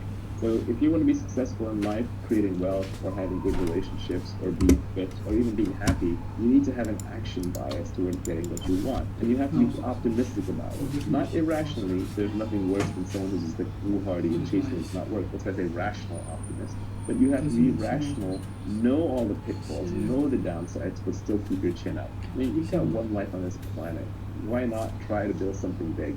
This is the beauty of Elon Musk and why I think he inspires so many people. It's just that he takes on really, really big, audacious tasks, and he provides an example for people to think big. And it takes a lot of work to build even small things. I don't think the corner grocery store owner is working any less hard than Elon Musk or pouring any less sweat and toil into it. Maybe even more. But for whatever reason, education, circumstance, they didn't get the chance to think as big, so the outcome's not as big. So it's just better to think big, obviously rationally within your means, stay optimistic. The cynics and the pessimists, what they're really saying, and fortunate, but they're saying, I've given up. I don't think I can do anything. And so the world to me just looks like a world where nobody can do anything. And so why should you go do something? Because if you fail, then I'm right, which is great. But if you succeed, then you just make me look bad. Yeah, it's probably better to be an irrational optimist than it is to be a rational cynic. Yeah, there's a completely rational frame on why you should be an optimist. Historically, if you go back 2,000 years, 5,000 years, 10,000 years, two people are walking through a jungle, they hear a tiger, one's an optimist and says, oh, it's not headed our way. The other one says, I'm a pessimist, I'm out of here. And the pessimist runs and survives, and the optimist gets eaten. So we're descended from pessimists. We're genetically hardwired to be pessimists. But modern society is far, far safer. There are no tigers wandering down the street. It's very unlikely that you will end up in total ruin, although you should avoid total ruin. Much more likely that the upside is unlimited and the downside is limited. So adapting for modern society means overriding your pessimism and taking slightly irrationally optimistic bets, because the upside is unlimited. If you start the next SpaceX or Tesla or Uber, you can make billions of dollars of value for society and for yourself and change the world. And if you fail, that's a big deal. You lost a few $1 million of investor money and they've got plenty more, and that's the bet they take, the chances that you will succeed. It made sense to be pessimistic in the past. It makes sense to be optimistic today, especially if you're educated and living in a first world country. Even a third world country, actually, the economic opportunity in third world countries are much larger. The one thing you have to avoid is the risk of ruin. Ruin means stay out of jail, so don't do anything that's illegal. It's never worth it to wear an orange jumpsuit. And stay out of total catastrophic loss. That could mean that you stay out of things that can be physically dangerous, hurt your body. You have to watch your health, and stay out of things that can cause you to lose all of your capital, all of your savings. So don't gamble everything at one go. But you take rationally optimistic bets with big upside.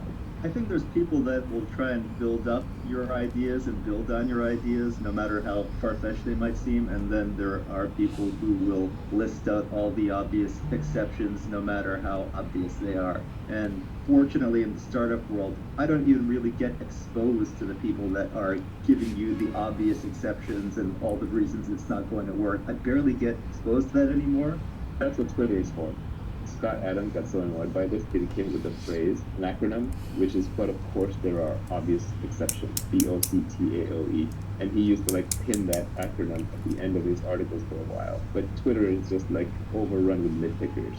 And exactly as you're pointing out, Silicon Valley has learned that the upside is so great that you never look down on the slobby kid who's wearing a hoodie and has coffee on his shoes and just look like a slob, because you don't know if he's going to be the next Mark Zuckerberg or the next Reid Hoffman. So you got to treat everybody with respect. You got to look up to every possibility and opportunity, because the upside is so unlimited, the downside is so limited in the modern world, especially with financial assets and instruments. You want to talk a little bit about the skills that you need, in particular specific knowledge, accountability, leverage, and judgment. So the first tweet in this area is arm yourself with specific knowledge, accountability, and leverage. And I'll throw in judgment as well. I don't think you covered that particular tweet. If you want to make money, you have to get paid at scale. And why you, that's accountability, at scale, that's leverage, and just you getting paid as opposed to somebody else getting paid, that's specific knowledge. So specific knowledge is probably the hardest thing to get across in this whole tweet storm, and it's probably the thing that people get the most confused about. The thing is that we have this idea that everything can be taught, everything can be taught in school. And it's not true that everything can be taught. In fact, the most interesting things cannot be taught. But everything can be learned, and very often that learning either comes from some innate characteristics in your DNA, or it could be through your childhood where you learn soft skills, which are very, very hard to teach later on in life, or it's something that is brand new, so nobody else knows how to do it either, or it's true on-the-job training because you're pattern matching into highly complex environments. building judgment in a specific domain. Classic example of investing, but it could be in anything. It could be in judgment in running a fleet of trucks. It could be judgment in weather forecasting. So specific knowledge is the knowledge that you care about.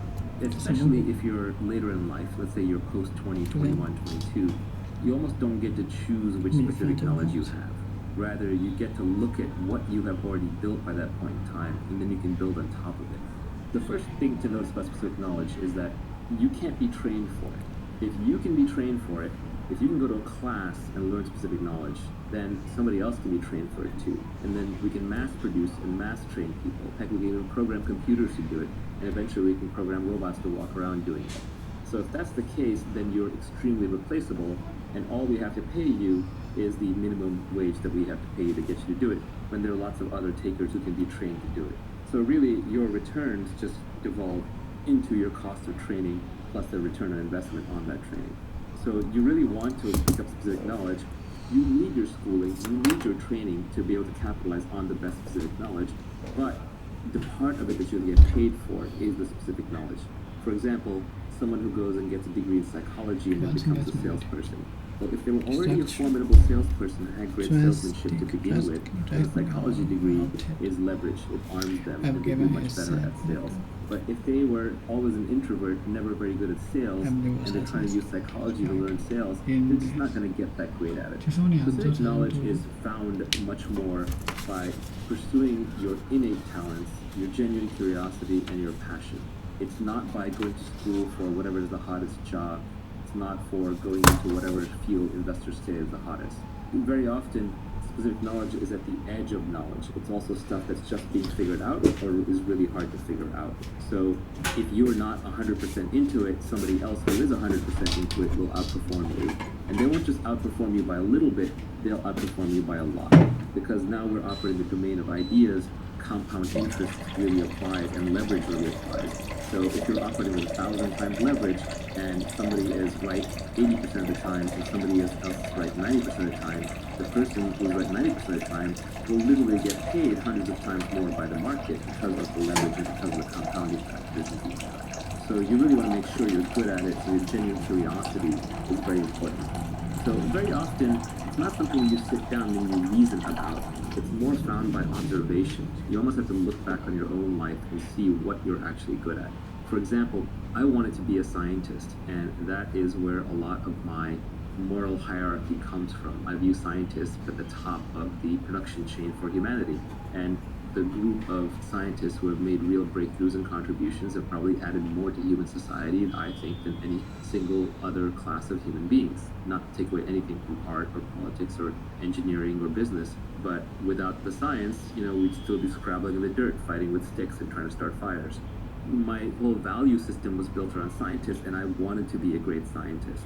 But when I actually look back at what I was uniquely good at and what I ended up spending my time doing, it was more around making money, tinkering with technology, and selling people on things, explaining things, talking to people. So I have some sales skills, which is a form of specific knowledge that I have. I have some analytical skills around how to make money, and I have this ability to absorb data, obsess about it, and break it down, and that is a specific skill that I have. I also just love tinkering with technology, and all of this stuff feels like play to me, but it looks like work to others. So if there are other people to whom these things would be hard, they say like, well, how do I get good at being pithy and selling ideas? Well, if you're not already good at it, or if you're not really into it, maybe it's not your thing. Focus on the thing that you are really into. This is ironic, but the first person to actually point out my real specific knowledge was my mother. And she did it as an aside, talking from the kitchen, and she said it when I was like 15 or 16 years old. I was telling a friend of mine that I wanted to be an astrophysicist, and she said, no, you're going to go into business. And I was like, what? My mom's telling me I'm going to be in business? I'm going to be an astrophysicist. Mom doesn't know what she's talking about. But Mom knew exactly what she was talking about. She had already observed that every time we walked down the street, I would critique the local pizza parlor on why they were selling their slices a certain way with certain toppings and why their process of ordering was this way when it should have been that way. So she knew that I had more of a business curious mind, but then my obsession with science combined to create technology and technology businesses where I found myself. So very often, your specific knowledge is observed and often observed by other people who know you well and revealed in situations rather than something that you come up with. To the extent that specific knowledge is taught, it's on the job, it's through apprenticeships, and that's why the best businesses, the best careers are the apprenticeship careers, because those are things that society still has not figured out how to train and automate yet. The classic line here is that Warren Buffett went to Benjamin Graham when he got out of school, and Benjamin Graham was the author of The Intelligent Investor and sort of modernized or created value investing as a discipline. And Warren Buffett went to Benjamin Graham and offered to work for him for free. And Graham said, actually, you're overpriced. Free is overpriced. And Graham was absolutely right, that when it comes to a very valuable apprenticeship, like the type that Graham was going to give Buffett, Buffett should have been paying him a lot of money. And that right there tells you that those are skills worth knowing. Specific knowledge also tends to be technical and creative. So on the bleeding edge of technology, on the bleeding edge of art, on the bleeding edge of communication. Even today, for example, there are probably meme lords out there on the internet who can create incredible memes that will spread the idea to millions of people, or are very persuasive. Like, for example, Scott Adams is a good example of this. He's essentially becoming one of the most credible people in the world by making accurate predictions through persuasive arguments in videos. And that is specific knowledge that he has built up over the years because he got obsessed with hypnosis when he was young. He learned how to communicate through cartooning. He embraced Periscope early, so he's been practicing lots of conversation. He's read all the books on the topic. He's employed it in his everyday life. If you look at his girlfriend, she's like this beautiful young Instagram model. That is an example of someone who has built up a specific knowledge over the course of his career. It's highly creative. It has elements of being technical in it, and it's something that is never going to be automated. No one's going to take that away from him, because he's also accountable under one brand as Scott Adams, and he's operating with the leverage of media with Periscope and drawing billboard cartoons and writing books. He has massive leverage on top of that brand, and he can build wealth out of it if he wanted to build additional wealth beyond what he already has. Should we be calling it unique knowledge, or does specific knowledge somehow make more sense for it? You know, I came up with this framework when I was really young, and we're talking decades and decades. It's now probably over 30 years old. And so at the time, just specific knowledge stuck with me, so that is how I think about it. The reason I didn't try and change it is because every other term that I found for it was overloaded in a different way. At least specific knowledge isn't that used. I can rebrand it. The probably unique knowledge is, yeah, maybe it's unique, but if I learn it from somebody else, it's no longer unique. Then we both know it. So it's not so much that it is unique, it's that it is highly specific to the situation, it's specific to the individual, it's specific to the problem, and it can only be built as part of a larger obsession, interest, and time spent in that domain. It can't just be read straight out of a single book, nor can be taught in a single course, nor can be programmed into a single algorithm. Speaking of Scott Adams, he's got a blog post on how to build your career by getting in, say, the top 25 percentile at 3 or more things. And by doing that, you become the only person in the world who can do those 3 things in the 25th percentile. So instead of trying to be the best at one thing, you just try to be very, very good at 3 or more things. Is that a way of building specific knowledge? I actually think the best way is just to follow your own obsession. And somewhere in the back of your mind, you can realize that, hey, actually, this obsession, like, I'll keep an eye out for the commercial aspects of it. But I think if you go around trying to build it a little too deliberately, if you become too goal-oriented on the money, then you won't pick the right thing. You won't actually pick the thing that you love to do, so you won't go deep enough into it. Scott Adams' observation is a good one. It's predicated on statistics. Let's say there's 10,000 areas that are valuable to the human race today in terms of knowledge to have. And the number one in those 10,000 slots is taken. Right? Someone else is likely to be the number one in each of those 10,000 unless you happen to be one of the 10,000 most obsessed people in the world at a given thing. But when you start going the combinatorics of combining, well, number 3,728 with top-notch sales skills and really good writing skills and someone who understands accounting and finance really well, when the need for that intersection arrives, you've expanded now from 10,000 through combinatorics to millions or tens of millions. So it just becomes much less competitive. Also, there's diminishing returns, so it's much easier to be top 75 percentile at 3 or 4 things than it is to be literally the number one at something. I think it's a very pragmatic approach, but I think it's important that one not start assembling things too deliberately, because you do want to pick things where you are a natural. everyone is a natural at something. We're all familiar with that phrase, a natural. Oh, this person's a natural at meeting men or women. This person's a natural socialite. This person's a natural programmer. This person's a natural reader. So whatever you are a natural at, you want to double down on that. And then there are probably multiple things you're natural at, because personalities and humans are very complex. So we want to be able to take the things that you are natural at and combine them so that you automatically, just through sheer interest and enjoyment, end up top 25 or top 10 or top 5% at a number of things. Talking about combining skills, you said that you should learn to sell, learn to build. If you can do both, you'll be unstoppable.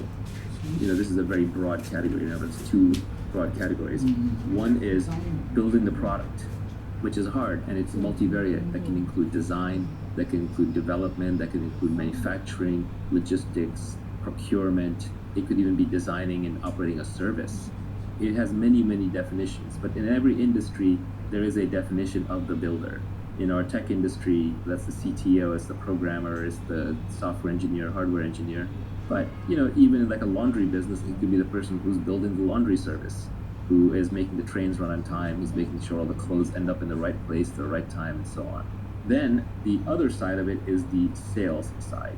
Again, selling has a very broad definition. Selling doesn't necessarily just mean selling individual customers, but it could mean marketing, it could mean communicating, it could mean recruiting, it could mean raising money, it could mean inspiring people, it could mean doing PR.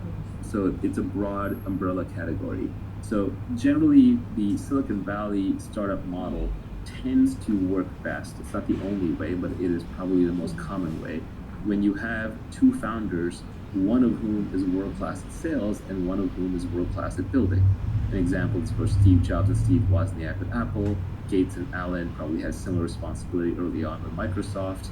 Larry and Sergey, probably broke down along those lines, although it's a little different there because that was a very technical product delivered to end users through a simple interface. But generally, you will see this pattern repeated over and over. There's a builder and there's a seller. There's a CEO and CTO combo. And venture and technology investors are almost trained to look for this combo whenever possible. It's the magic combination. The ultimate is when one individual can do both. That's when you get true superpowers. That's when you get people who can create entire industries. The living example is Elon Musk. He may not necessarily be building the rockets himself, but he understands enough that he actually makes technical contributions. He understands the technology well enough that no one's gonna snow him on it, and he's not running around making claims that he doesn't think he can invent. Okay, what I just seven, and suddenly has a velocity effect. It's me very serious. Severe.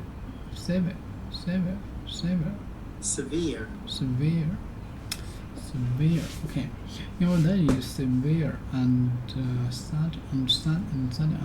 War has very noticeable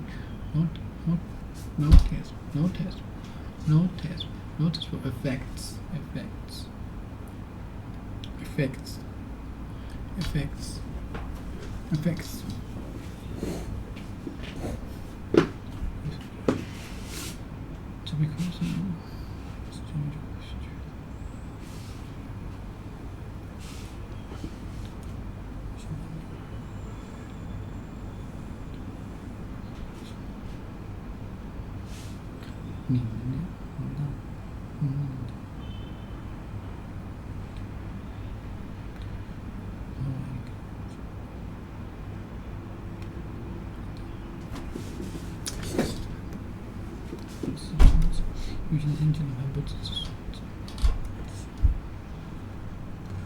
That is just severe and sudden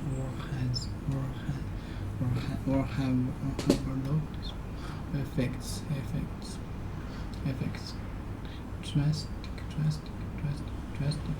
That is just severe and sudden or has overlooked effects. Their target has been drastic. Reduce our communication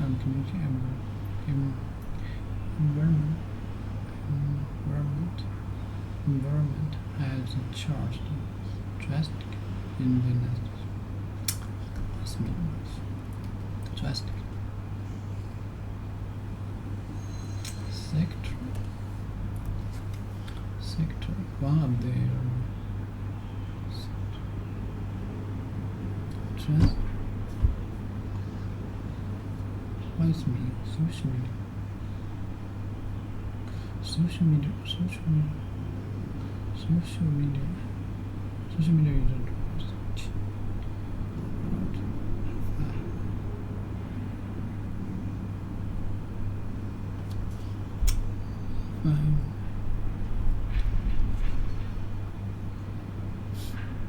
a part of it.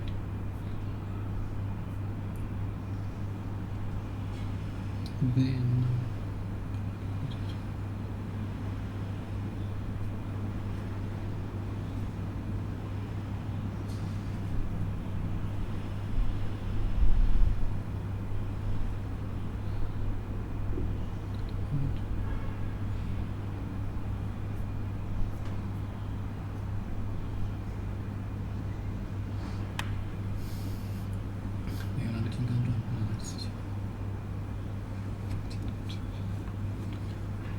in or whether it is severe and has noticeable effects. Their bucket has been drastically reduced. Our communication environment has changed drastically in the last. So in the aftermath, your days rise and sudden has were noticeable effects. The buckets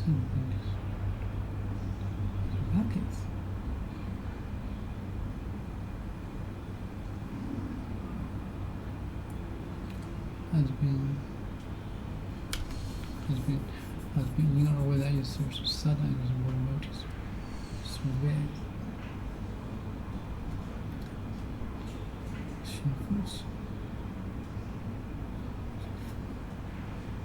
Versus cause very great difficulty, very damage, very serious. In chest. In whether severe. That is severe and some more has were noticed effects their bucket has been drastically reduced. Our communication environment has changed drastically in the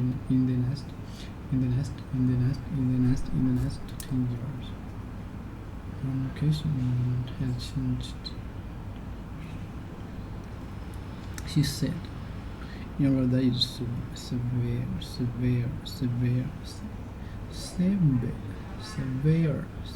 that is severe and sudden war has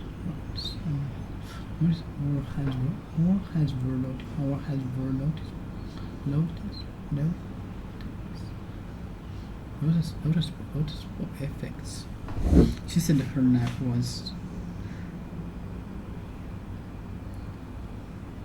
versus almost more extreme, like a extreme.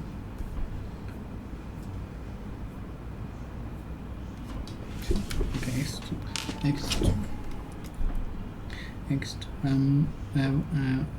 I've given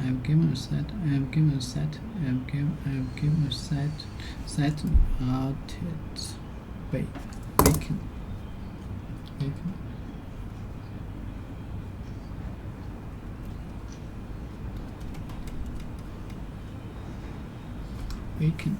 The activity of making things such such as cakes, bread, and cooking by cookies by cooking them inside an oven. I use plum sugar in baking, and I really like the taste. They should lead to a huge rise in the heart rate of baking. Activities make things such as cake, bread, and cooking cooks by cooking them inside oven. For example, the process of fact of something being cooked inside an oven.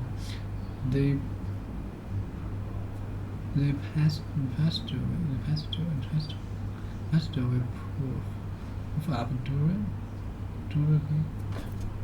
baking. Very hot. It's really back out. It's really big out there. It's really back out. They worked all day. They worked out under a baking hot sun. Okay, bacon. It's given a slightly out baked time in the recipe. Very hot. While cooking.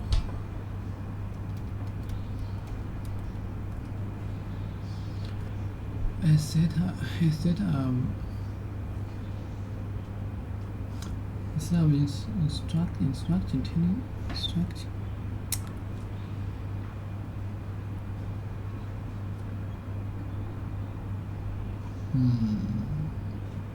Instruction, order, something that's more intelligent.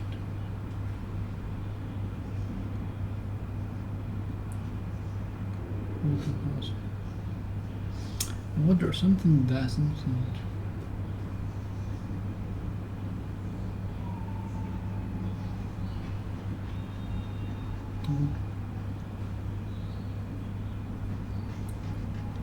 Something to do. Isn't our instruction telling you how to prepare and cooking food, including a list of what food is needed for this recipe.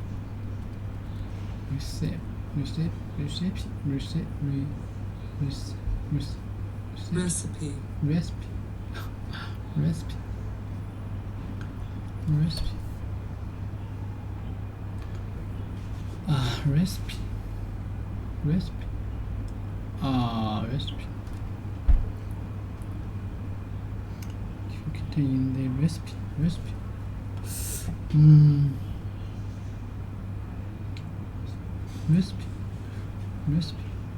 When you can recipe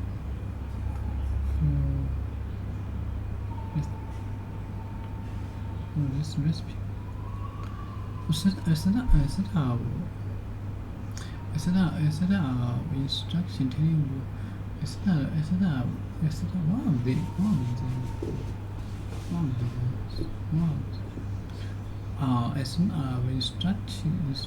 instructions telling you how to prepare and cooking food, including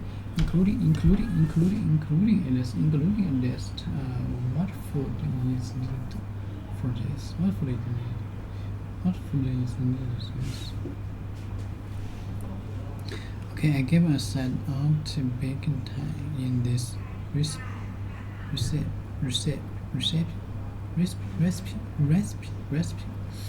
Everything said when I returned.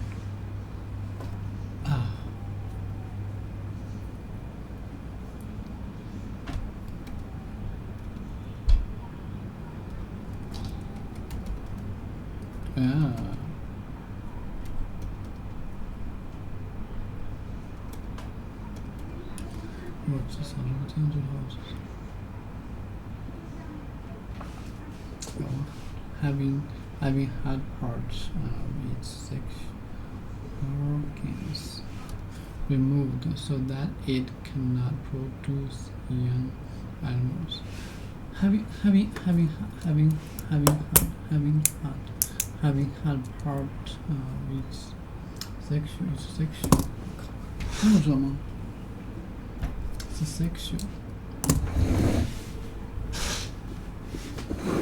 是 sexual。having had part of its sexual organ removed so that it cannot produce young.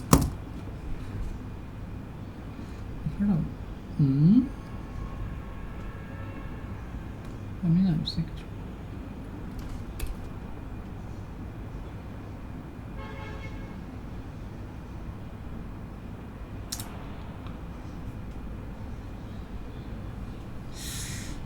Cow. Having had part of sexual young.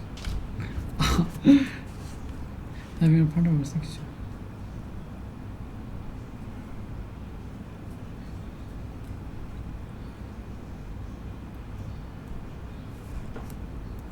Very sexual.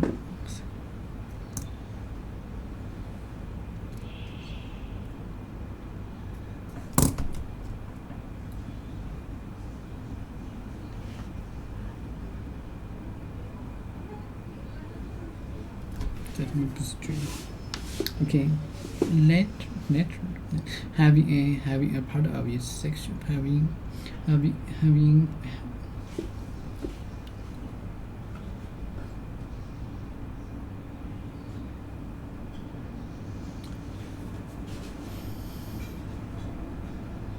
bones.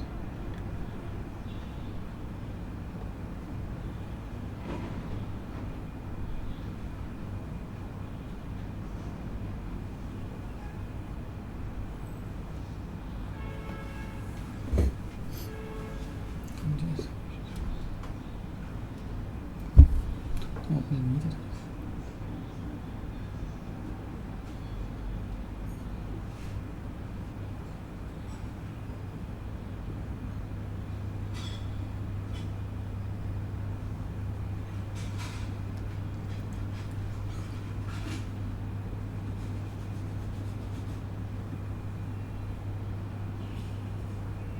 Yes.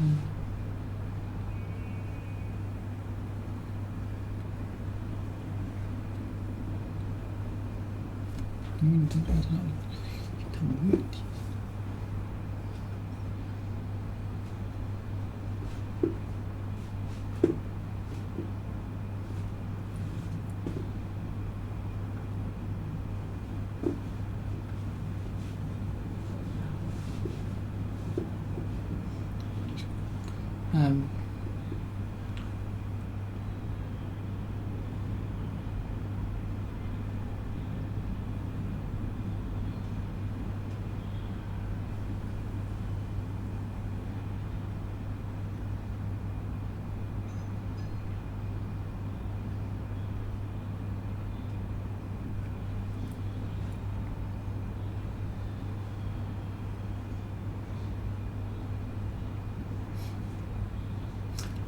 Not having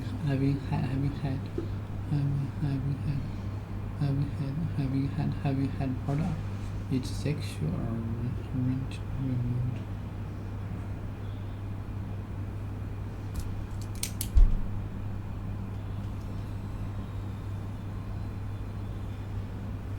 Having had part of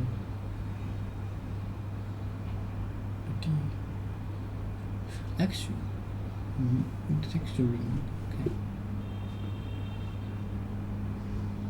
Sexual so that it cannot the young animals. Reputable mastering casted and reputable master. Most of sheep. Most of my network neutered, neutered, neutered, neutered, neutered, neutered, neutered, neutered, neutered, neutered, neutered, neutered, neutered, neutered, neutered, neutered, neutered, neutered, neutered, neutered. Let me say, neutered, neutered, neutered.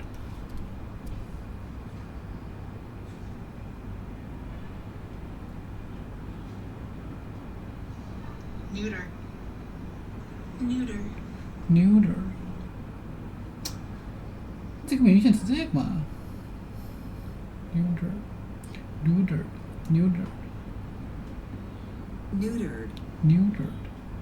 这个明显不对，这个明显不是按照音标来走的 neutered, neutered, neutered.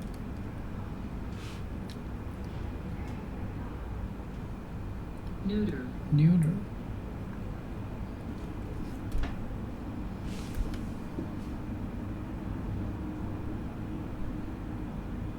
neuter, neuter, neuter. Neutered, neutered.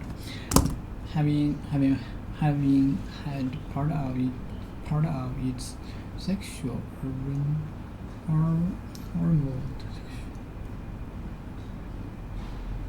body part. What drives animals or plant? See?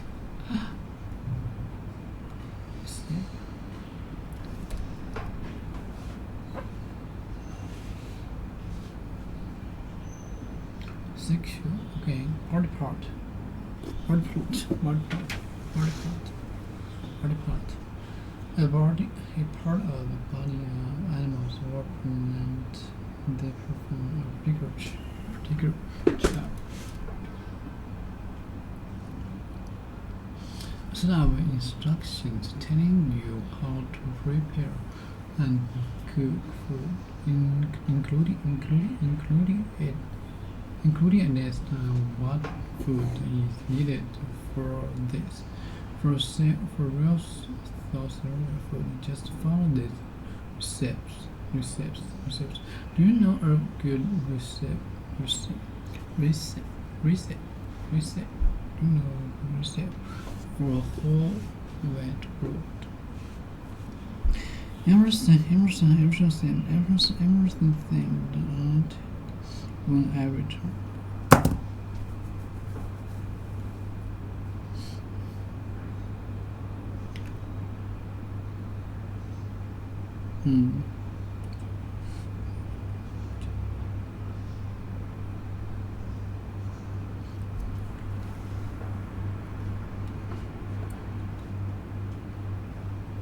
Everything.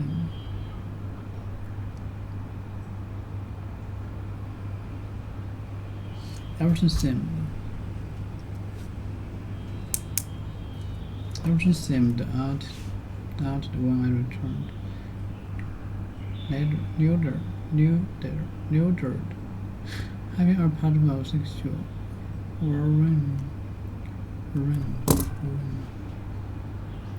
one part sexual removed so that it removed so that it cannot produce the young animals. They permit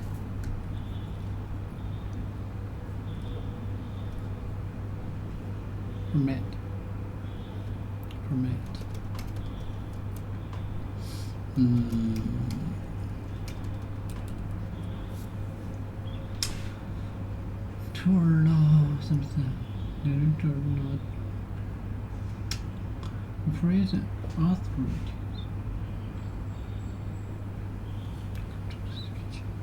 They visit only once a month. 这个比较厉害了，我回来就。我现在这个比较厉害，我回来就。They permit us to allow something.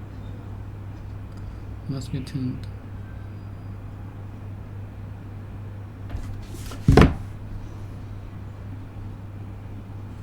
Deliver. He may be optimistic for the timelines, but he thinks it's within reasonableness of delivery. Even Steve Jobs developed enough product skills and was involved enough in the product that he also operated in both of these domains.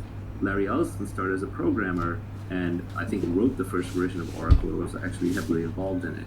Mark Andreessen was also in this domain. He may not have had enough confidence in his sales skills, but he was the programmer who wrote Netscape Navigator, a big chunk of it. So I think the real giants in any field are the people who can both build and sell. And usually the building is a thing that, like, a salesperson can't pick up building later in life. It requires too much focused time. But a builder can pick up selling a little bit later, especially if they were already innately wired to be a good communicator.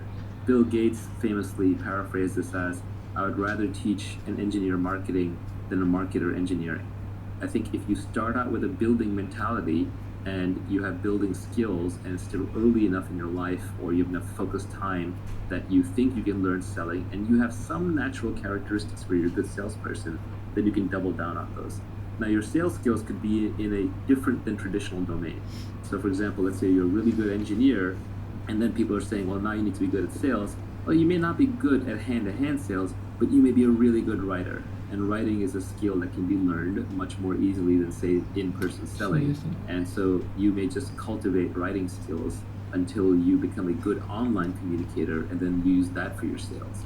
On the other hand, it could just be that you're a good builder and you're bad at writing and you don't like communicate to mass audiences, but you're good one-on-one. So then you might use your sales skills for recruiting or for fundraising, which are more one-on-one kinds of endeavors. This is pointing out that if you're at the intersection of these two, don't despair, because you're not going to be the best technologist and you're not going to be the best salesperson, but in a weird way, that combination, back to the Scott Adams skill stack, that combination of two is unstoppable. Long term, people who understand the underlying product and how to build it and can sell it, these are catnip to investors. These people can break down walls if they have enough energy, and they can get almost anything done. If you could only pick one to be good at, which one would you pick? When you're trying to stand out from the noise, building is actually better because there's so many hustlers and salespeople who have nothing to back them up. When you're starting out, when you're trying to be recognized, building is better. But much later down the line, building gets exhausting because it is a focused job. And it's hard to stay current because there's always new people, new products coming up who have newer tools and frankly more time, because it's very intense, it's a very focused task. So sales skills actually scale better over time. Like, for example, if you have a reputation for building a great product, that's good. But when you ship your new product, I'm going to evaluate it based on the product. But if you have a reputation for being a good person to do business with, and you're persuasive and communicative, then that reputation almost becomes self-fulfilling. So I think if you only had to pick one, you kind of start with building and then transition to selling. This is a cop-out answer, but I think that is actually the right answer. Before we go and talk about accountability and leverage and judgment, you've got a few tweets further down the line that I would put in the category of continuous learning. There is no skill called business. Avoid business magazines and business class. Study microeconomics, game theory, psychology, persuasion, ethics, mathematics, and computers. There's one other comment that you made in a Periscope that was, you should be able to pick up any book in the library and read it. And the last tweet in this category was, reading is faster than listening, doing is faster than watching. Yeah, the most important tweet on this, I don't even have in here, unfortunately, which is, the foundation of learning is reading. I don't know a smart person who doesn't read and read all the time. And the problem is, what do I read? How do I read? Because for most people, it's a struggle, it's a chore. So the most important thing is just to learn how to educate yourself. And the way to educate yourself is to develop a love for reading. So the tweet that is left out, the one that I was hinting at, is read what you love until you love to read. It's that simple. Everybody I know who reads a lot loves to read. And they love to read because they read books that they loved. It's a little bit of a catch-22, but you want to start off just reading wherever you are, and then keep building up from there until reading becomes a habit. And then eventually you will just get bored of the simple stuff. So you may start off reading fiction, then you might graduate to science fiction, then you may graduate to nonfiction, then you may graduate to science or philosophy or mathematics or whatever it is. But take your natural path and just read the things that interest you until you understand them, and then you'll naturally move to the next thing and the next thing and the next thing. Now, there is an exception to this, which is where I was hinting with what things you actually do want to learn, which is at some point there's too much out there to read. And even reading is forced, but there are thousands of hours doing the same thing. Whereas if I was putting in thousands of iterations, that would be different. The learning curve is across iterations. So if I was trying new marketing experiments in the store all the time, I was constantly changing out the inventory, I was constantly changing out the branding and the messaging, I was constantly changing the sign, I was constantly changing the online channels that I would use to drive foot traffic in, I was experimenting with being open at different hours. If I even had the ability to walk around and talk to other store owners and get in their books and figure out how they're running their business, it's the number of iterations that drives a learning curve. So the more iterations you can have, the more shots on goal you can have, the faster you're going to learn. It's not just about the hours put in. It's actually a combination of the two, but I think just the way we're built and the way that the world presents itself, the world offers us very easily the opportunity to do the same thing over and over and over again. But really, we'd be better served if we went off and found ways to do new things from scratch. And doing something new the first time is painful because you're wandering into uncertain territory and high odds are that you will fail. So you just have to get very, very comfortable with frequent small failures. You know, Nassim Taleb talks about this also. He made his fortune, his wealth, by being a trader who relied upon black swans. Nassim Taleb made money by essentially losing little bits of money every day, and then once in a blue moon, he would make a lot of money when the unthinkable happened for other people.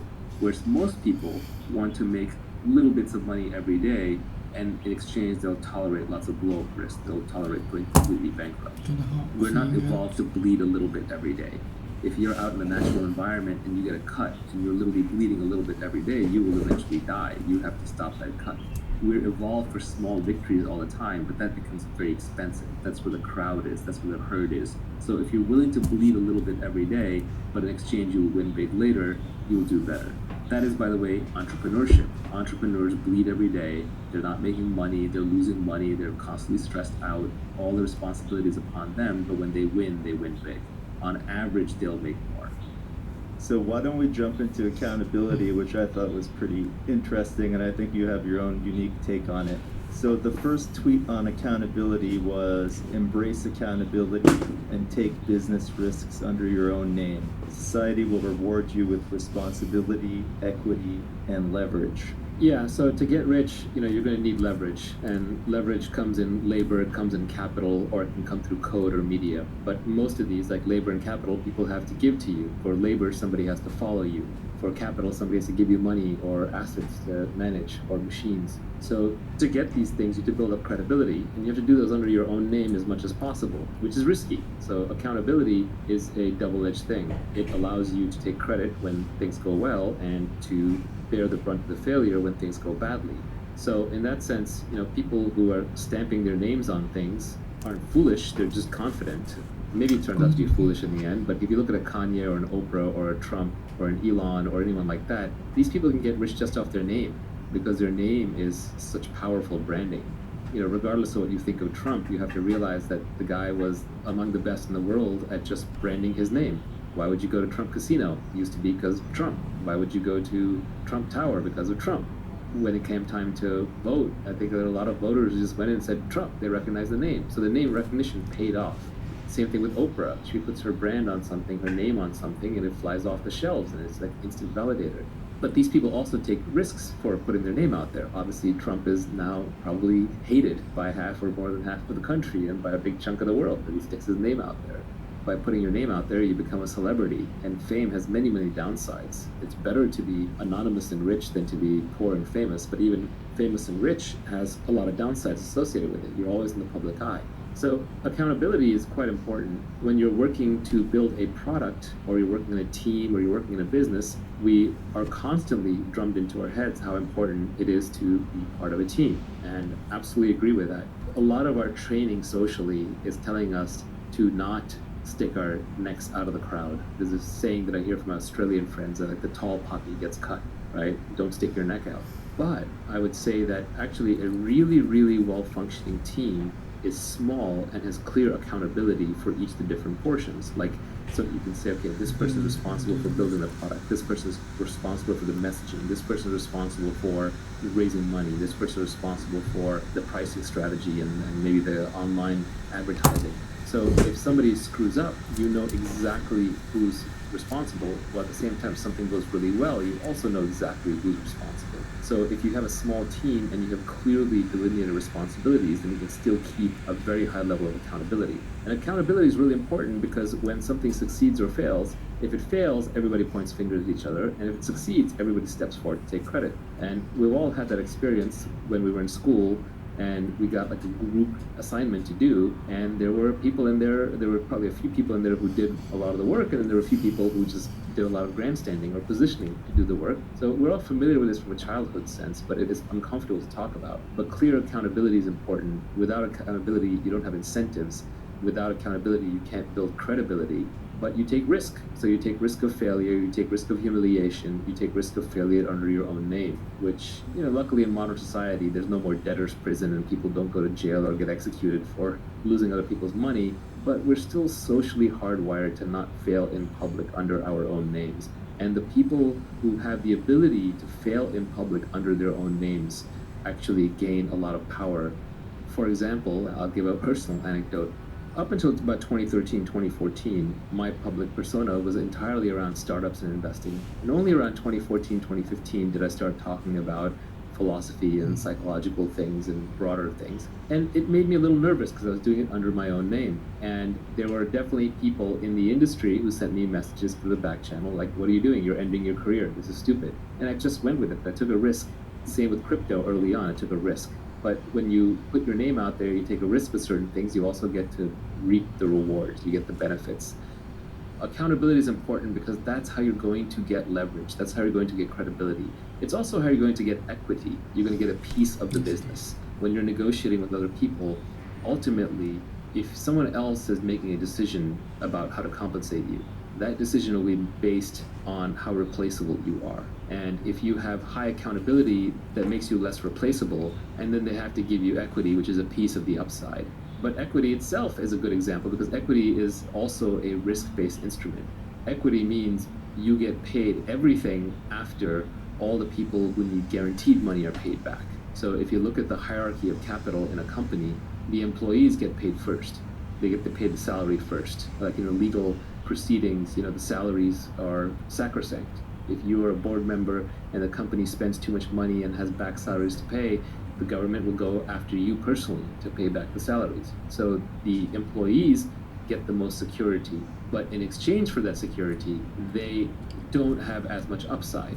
Then next in line would be the debt holders, who are maybe the bankers who lent money to the company for operations, and they need to make their fixed coupon every month or every year, but they don't get much more upside beyond that. Now they might be making 5, 10, 15, 20, 25% a year, but that's where their upside is limited to. And then finally are the equity holders, and these people are actually going to get most of the upside. So once the debt holders are paid off and the salaries are paid off, whatever remains goes to them. But if there isn't enough money to pay off the salaries and the debt holders, or if there's just enough to pay off the salary and the debt holders, which is what happens with most businesses most of the times, the equity holders get nothing. So the equity holders take on greater risk, but then they take on, in exchange, they get nearly unlimited upside.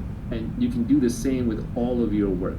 So essentially, taking accountability for your actions is the same as taking an equity position in all of your work. You're essentially taking greater downside risk and greater upside risk. But realize that in modern society, the downside risk is not that large. You know, even personal bankruptcy can wipe the debts clean in good ecosystems. I'm most familiar with Silicon Valley, but generally people will forgive failures as long as you were honest and made a high integrity effort. So there's not really that much to fear in terms of failure. And so people should be taking on a lot more accountability than they actually are. Is accountability actually fragile, or do you really just mean that we're hardwired not to fail in public, so it just feels like it's a fragile thing? I think it could actually be fragile. Like, example of accountability is you're an airplane pilot. As a captain, you're taking on accountability for the entire plane. Let's say that something goes wrong with the aircraft, you can't later blame it on anyone else. You can't blame it on the steward or the stewardess. You can't blame it on the co-pilot. You're the captain. You're responsible for the ship. And if you screw up, you crash the ship, and there are immediate consequences. In the old days, the captain was expected to go down with the ship. If the ship was sinking, literally the last person who got to get off was the captain. So yeah, I think accountability does come with real risks, but we're talking about in a business context. So the risk here would be that you would probably be the last one to get your capital back out. You'd be the last one to get paid for your time. So, the time that you put in, the capital that you put in into the company, these are what are at risk. Even if a business fails and your name's on it, that's not as bad as if it turns out to be an integrity issue. Like your Bernie Madoff, for example, Madoff Investments. That name is never going to be good again in the investment community. You could be Bernie Madoff's great-great-great-grandson. You are not going to go into the investment business because you ruin the family name. So I think these days, the accountability risk with the name happens more around integrity rather than it does around purely economic failure. The big takeaway for me on accountability is that you will be rewarded directly in proportion with your accountability. I also think this is why people like Taleb rail against CEOs who get rewards without accountability. Yeah, Taleb's Skin in the Game is required reading if you want to get anywhere in modern life and understand how modern systems work. Then Skin in the Game would be near top of my list to read. But yes, accountability, Skin in the Game, these concepts go very closely hand in hand. I think of accountability as reputational skin in the game. It's putting your personal reputation on the line as skin in the game. Accountability is a simple concept. The only part of accountability that may be a little counterintuitive is that we're currently socially brainwashed to not take on accountability, not in a visible way. But I think there are ways to take on accountability where every member of a team can take on accountability for their portion. And that is how you get a well-functioning team while still putting credits and losses in the correct columns. So why don't we talk a little bit about leverage? The first tweet in the storm was a famous quote from Archimedes, which was, "Give me a lever long enough and a place to stand, and I will move the earth." The next tweet was, "Fortunes require leverage. Business leverage comes from capital, people, and products with no marginal cost of replication." Leverage is critical. The reason I stuck an Archimedes quote in there is normally I don't like putting other people's quotes in my Twitter. Like, that doesn't add any value. You can go look up those people's quotes. But this quote I had to put in there because it's just so fundamental. I read it when I was very, very young, and it had a huge impression on me. And we all know what leverage is when we use a seesaw or a lever. We understand how that works physically. But I think what our brains aren't really well evolved to comprehend is how much leverage is possible in modern society and what the newest forms of leverage are. And so the oldest form of leverage is labor, which is people working for you. So instead of me lifting rocks, I can have 10 people lift rocks. Then just by my guidance on where the rocks should go, a lot more rocks get moved than I could do myself. Everybody understands this because we're evolved to understand the labor form of leverage. And so what happens is society overvalues labor as a form of leverage. This is why your parents are impressed when you get a promotion and you have lots of people working underneath you.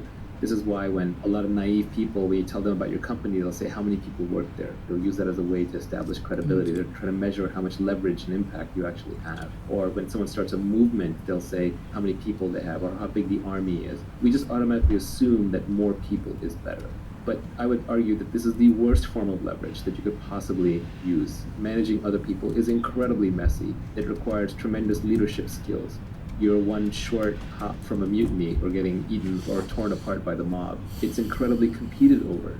Entire civilizations have been destroyed over this fight. For example, communism, Marxism, is all about the battle between capital and labor, das Kapital and das Labor, right? So it's a trap. So you really want to stay out of labor-based leverage. You want the minimum amount of people working with you that are going to allow you to use the other forms of leverage, which I would argue are much more interesting. The second type of leverage is capital. And this one's a little less hardwired into us because large amounts of money moving around and being saved and being invested in money markets, these are inventions of human beings the last few hundred to few thousand years. They're not evolved with us for hundreds of thousands of years. So we understand them a little bit less well. They probably require more intelligence to use correctly, and the ways in which we use them keep changing. Management skills from 100 years ago might still apply today, but investing in the stock market skills from 100 years ago probably don't apply to the same level today. So capital is a trickier form of leverage to use. It's more modern. It's the one that people have used to get fabulously wealthy in the last century. It's probably been the dominant form of leverage in the last century. And you can see this by who are the richest people. It's bankers, politicians of corrupt countries who print money, essentially people who move large amounts of money around. And if you look at the top of very large companies, outside of technology companies, in many, many large old companies, the CEO job is really a financial job. They're really financial asset managers. Now, sometimes an asset manager can put a pleasant face on it so you get a Warren Buffett type, but deep down, I think we all dislike capital as a form of leverage because it feels unfair, because it's this invisible thing that can be accumulated and passed across generations and suddenly seems to result in people having gargantuan amounts of money with nobody else kind of around them or necessarily sharing in it. That said, capital is a powerful form of leverage. It can be converted to labor. It can be converted to other things. It's very surgical, very analytical. If you are a brilliant investor and you have $1 billion and you can make a 30% return with it, whereas anybody else can only make a 20% return, you're going to get all the money and you're going to get paid very handsomely for it.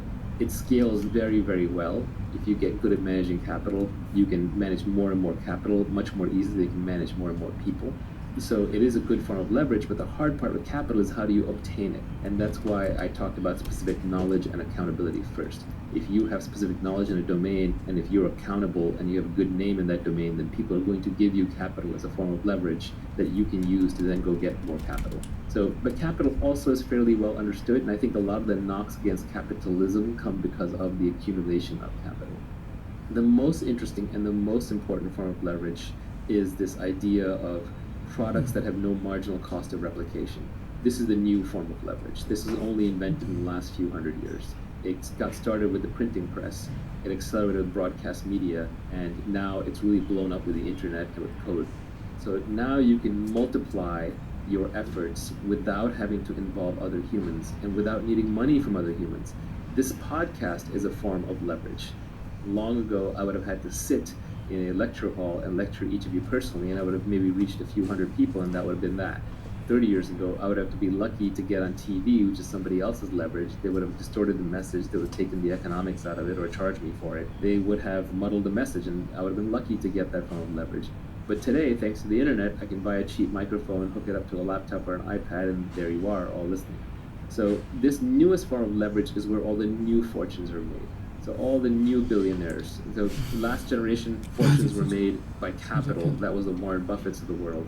But the new generation fortunes are all made through code or media. Joe Rogan making 50 to 100 million bucks a year from his podcasts. PewDiePie, I don't know how much money he's rolling in, but he's bigger than the news, right? The Fortnite players. Of course, Jeff Bezos and Mark Zuckerberg and Larry Page and Sergey Brin and Bill Gates and Steve Jobs. That is all code-based leverage. Now, the beauty is when you combine all of these three. That's where tech startups really excel, where you take just the minimum but highest output labor that you can get, which are engineers and designers, product developers, and then you add in capital. You use that for marketing, advertising, scaling, and you add in lots of code and media and podcasts and content to get it all out there. That is a magic combination, and that's why you see technology startups explode out of nowhere, use massive leverage, and just make huge outsized returns. Do you want to talk a little bit about permissioned versus permissionless? Probably the most interesting thing to keep in mind about the new forms of leverage is they are permissionless. They don't require somebody else's permission for you to use them or succeed.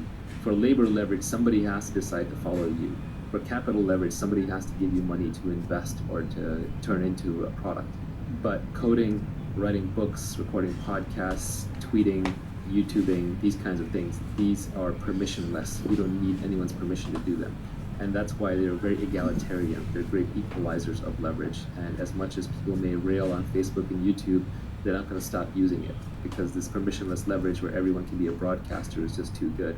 The same way, you can rail upon Apple for having a slightly closed ecosystem in the iPhone, but everyone's writing apps for it. So as long as you can write apps for it, you can get rich or reach users doing that, why not? I think of all the forms of leverage, the best one in modern society, and people are gonna, this is glib, this is a little overused, and this is why I tell people learn to code, right? It's that we have this idea that in the future, there's gonna be these robots, and they're gonna be doing everything. And that may be true, but I would say the majority of the robot revolution has already happened. The robots are already here, and there are way more robots than there are humans. It's just that we pack them in data centers for heat and efficiency reasons. We put them in servers, they're inside the computers, all the circuits, the robot mind inside that's doing all the work. And so every great software developer, for example, now has an army of robots working for him at nighttime while he or she sleeps after they've written the code, and it's just cranking away. So the robots army is already here. The robot revolution has already happened. We're about halfway through it. We're just adding in much more of the hardware component these days. As we get more familiar, we get more comfortable with the idea of autonomous vehicles and autonomous airplanes and autonomous ships and maybe autonomous trucks and their delivery bots and Boston Dynamics robots and all that. But robots who are doing web searching for you, for example, are already here. The ones who are like cleaning up your video and audio and transmitting it around the world are already here. The ones who are answering many customer service queries, things that you would have had to call a human for, are already here. So an army of robots is already here. It's very cheaply available, and the bottleneck is just figuring out intelligent and interesting things to do to them. And essentially, you can order this army of robots around. Just the commands have to be issued in a computer language, in the language that they understand. So these robots aren't very smart. They have to be told very precisely what to do and how to do it. So coding is such a great superpower because now you can speak the language of the robot armies and you can tell them what to do. And I think at this point, actually, people are not only commanding the army of robots within servers through code, they're actually manipulating the movement of trucks, of other people. Just ordering a package on Amazon, you're manipulating the movement of many people and many robots to get a package delivered to you. People are doing the same things to build businesses now. So there's the army of robots within servers, and then there's also an army of actual robots and people that are being manipulated through software. Labor and capital are much less egalitarian, not just in their inputs, but in their outputs. Let's say that I need something that humans have to provide, like if I want a massage, or if I need like someone to cook my food. The more of a human element there is in providing that service, the less egalitarian it is. Jeff Bezos probably has much better vacations than most of us, right? Because he has lots of humans running around doing whatever he needs to do. But if you look at the output of code and media, Jeff Bezos doesn't get to watch better movies and TV than we do. Jeff Bezos doesn't get to even have a better computing experience. Like Google doesn't give him some premium special Google account where his searches are better. It's the nature of code and media output that the same product is accessible to everybody. And it turns into a positive sum game, where if Jeff Bezos is consuming the same product as 1,000 other people, that product's to be better than the version that Jeff would consume on his own. Whereas with other products, that's not true. If you look at something like buying a Rolex, which is no longer about telling the time, it's a signaling good. It's all about showing off, I have a Rolex. That's a zero-sum game. If everybody in the world is wearing a Rolex, then people don't want to wear Rolexes anymore because they no longer signal. It's canceled out the effect. And so rich people do have an advantage in consuming that product. They'll just price it up till only they can have Rolexes, and then poor people can't have Rolexes, and Rolexes resume their signaling value. But something like watching Netflix or using Google or using Facebook or YouTube, or even, frankly, modern day cars. Like rich people don't have better cars, they just have weirder cars. You can't drive a Lamborghini on the street at any speed that makes sense for a Lamborghini, so it's actually a worse car on the street. It just turned into a signaling good at that point. Your sweet spot where you want to be is somewhere like a Tesla Model 3 or like a Toyota Corolla. It's an amazing car. A new Toyota Corolla is a really nice car, but because it's mainstream, the technology has amortized the cost of production over the largest number of consumers possible, and the best products tend to be at the center, at the sweet spot, the middle class, rather than being targeted at the upper class. So I think one of the things that we don't necessarily appreciate in modern society is as the forms of leverage have gone from being human-based, labor-based, and being capital-based, to being more product and code and media-based, that most of the goods and services that we consume are becoming much more egalitarian in their consumption. Even food is becoming that way. Like food is becoming cheap and abundant, at least in the first world, too much so to our detriment. Jeff Bezos isn't necessarily eating better food. He's just eating different food, or he's eating like food that's prepared and served theatrically. So it's almost like more of, again, that human element performance. But the labor element out of food production has gone down massively. The capital element has gone down massively. And so even food production itself has become more technology oriented. And so the gap between the haves and the have-nots is getting smaller. So if you care about ethics in wealth creation, it is better to create your wealth using code and media as leverage, because then those products are equally available to everybody, as opposed to trying to create your wealth through labor or capital, because what I'm referring to here is scale economies. Technology products and media products have such amazing scale economies that you always want to use the product that is used by the most people. The one that's used by the most people ends up having the largest budget. There's no marginal cost of adding another user, and so with the largest budget, you get the highest quality. So the best TV shows are actually not going to be some obscure ones just made for a few rich people. They're going to be the big budget ones like the Game of Thrones or Breaking Bad or Bird Box, where they have massive, massive budgets. They can just use those budgets to get to a certain quality level. And then the rich people, to be different, they have to fly to Sundance and watch a documentary, because you and I aren't going to fly to Sundance because, you know, that's something that bored rich people do to show off. And we're not going to watch a documentary because most of them just aren't actually even that good, right? Again, if you're wealthy today, for large classes of things, you spend your money on signaling goods to show other people that you're wealthy, and you try and convert them to status, as opposed to actually consuming the goods for their own sake. People and capital as a form of leverage have a negative externality, and code and product have a positive externality attached to them, if I was going to sum up your point. I think that capital and labor are also starting to become a little more permissionless, or at least the permissioning is diffuse because of the internet. So instead of labor, we have community now, which is a diffused form of labor. For example, Mark Zuckerberg has 1 billion people doing work for him by using Facebook. And instead of going to raise capital from someone who's rich, now we have crowdfunding. So you can raise millions and millions of dollars for a charity, for a health problem, or for a business. You can do it all online. So capital and labor are also becoming permissionless, and you don't need to necessarily do it the old-fashioned way, where you have to go around and ask people for permission to use their money or their time. One more question about leverage. Do you think a choice of business model or a choice of product can also bring a kind of leverage to it? For example, pursuing a business that has network effects, pursuing a business that has brand effects, or other choices of business model that people could manipulate that just give you free leverage? Yeah, there's some really good microeconomic concepts that are important to understand. One of those is scale economies, which is the more you produce of something, the cheaper it gets to make it.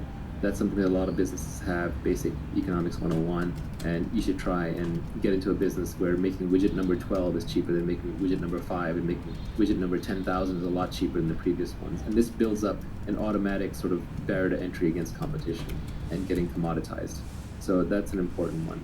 Another one, this is along the same lines, but technology products especially and media products have this great quality where they have zero marginal cost of reproduction. So creating another copy of what you just created is free. So when somebody listens to this podcast or watches a YouTube video about this, it doesn't cost me anything for the next person who shows up. Those zero marginal cost things, they take a while to get going because you make very little money per user, but over time they can really, really add up. So Joe Rogan is working no harder on his current podcast than he was on podcast number 1. But on podcast number 1100, he's making $1 million for the podcast, whereas for the previous one, he probably lost for the first one. That's an example of zero marginal cost. And then the most subtle but the most important is this idea of network effects. And it comes from computer networking. Bob Metcalfe, who created Ethernet, famously coined Metcalfe's law, which is the value of a network is proportional to the square of the number of nodes in the network. So if a network of size 10 would have a value of 100, a network of a size 100 would have a value of 10,000. It's not just 10x more, it's 100x more because it's a square, so the difference is in the square. So you want to be in a network effects business, assuming you're not number 2. If you're number 1 in a network effect business, you win everything. So example, if you look at Facebook, right? Your friends and family social networking protocol, who's their competitor? Nobody. because they want everything through network effects. Which is why when people say, well, I can just switch away from Facebook, they don't realize that network effects create natural monopolies. They're very, very powerful things. And one of the dirty secrets of Silicon Valley is that a lot of the winning businesses are natural monopolies. Even ride sharing tends towards one winner-take-all system. Like Uber will always have better economics than Lyft, as long as it's moving more drivers and more riders around. Something like Google, there's only one viable search engine. I do like DuckDuckGo, privacy reasons, but they're just always going to be behind because of network effects. Twitter, right? Where else would you go for microblogging? Even YouTube has weak network effects, but they're still powerful enough. There's really no number two site that you go to consume your video on a regular basis. It even turns out in e-tail, Amazon, Prime, and convenience, stored credit cards and information creates a powerful network effect. So what is a network effect? Let's just define it precisely. A network effect is when each additional user adds value to the existing user base. So your users themselves are creating some value for the existing users. The classic example that I think everybody can understand is language. Let's say that there's 100 people who live in the community and speak 10 different languages, and each person just speaks one of those 10. Well, you're having to translate all the time. It's incredibly painful. But if all 100 of you spoke the same language, it would add tremendous value. And so the way that community will play out is 10 people start out speaking 10 languages. So let's say that one extra person learns English. Well, now all of a sudden, 11 people know English. So the next person comes in to learn a new language is probably going to choose English. At some point, let's say English gets to 20 or 25 people, it's done. It's just going to own the entire language marketplace, and the rest of the languages will get competed out. Which is why long term, the entire world is probably going to end up speaking English and Chinese. China is closed off on the internet, but the internet itself is a great leveler, and people who want to communicate on the internet are forced to speak English because the largest community of people on the internet speaks English. I always feel bad for my colleagues who grew up speaking foreign languages in foreign countries because you don't have access to so many books. So many books just haven't been translated into other languages. So if you only spoke French or you only spoke German or you only spoke Hindi, for example, you would be at a severe disadvantage in a technical education. Invariably, if you go and get a technical education, you have to learn English just because you have to read these books that have this data that has not been translated. So languages are probably the oldest example of network effect. Money is another example. We should all probably be using the same money, except for the fact that geographic and regulatory boundaries have created these artificial islands of money. But even then, the world tends to use a single currency as the reserve currency at most times, currently the US dollar. So network effects are a very powerful concept. When you're picking a business model, it's a really good idea to pick a model where you can benefit from network effects, low marginal costs, and scale economies. And these tend to go together. Like anything that has zero marginal cost of production obviously has scale economies, and things that have zero marginal cost of reproduction very often tend to have network effects because it doesn't cost you anything more to stamp out the thing, so then you can just create little hooks for users to add value to each other. So you should always be thinking about how your users, your customers, can add value to each other, because that is the ultimate form of leverage. You're on the beach in the Bahamas, or you're sleeping at night, and your customers are adding value to each other. The tweet storm is very abstract. It's deliberately meant to be broadly applicable to all kinds of different domains and disciplines and time periods and places. But sometimes it's hard to work without concrete example. So let's just go concrete for a minute. Look at the real estate business. You could start at the bottom. Let's say you're a day laborer. You come in, you fix people's houses. Someone orders you around, tells you break that piece of rock, stand that piece of wood, put that thing over there. There's just all these menial jobs that go on the construction site. If you're working one of those jobs, unless you're a skilled trade, like say a carpenter or electrician, you don't really have specific knowledge. And even carpenter or electrician is not that specific because other people can be trained how to do it, so you can be replaced. So you get paid your 15, 20, 25, 50, if you're really lucky, $75 an hour, that's about it. You don't have any leverage other than the tools that you're using. So if you're driving a bulldozer, that's better than doing it with your hands. So day labor in India makes a lot less because they have no tool leverage.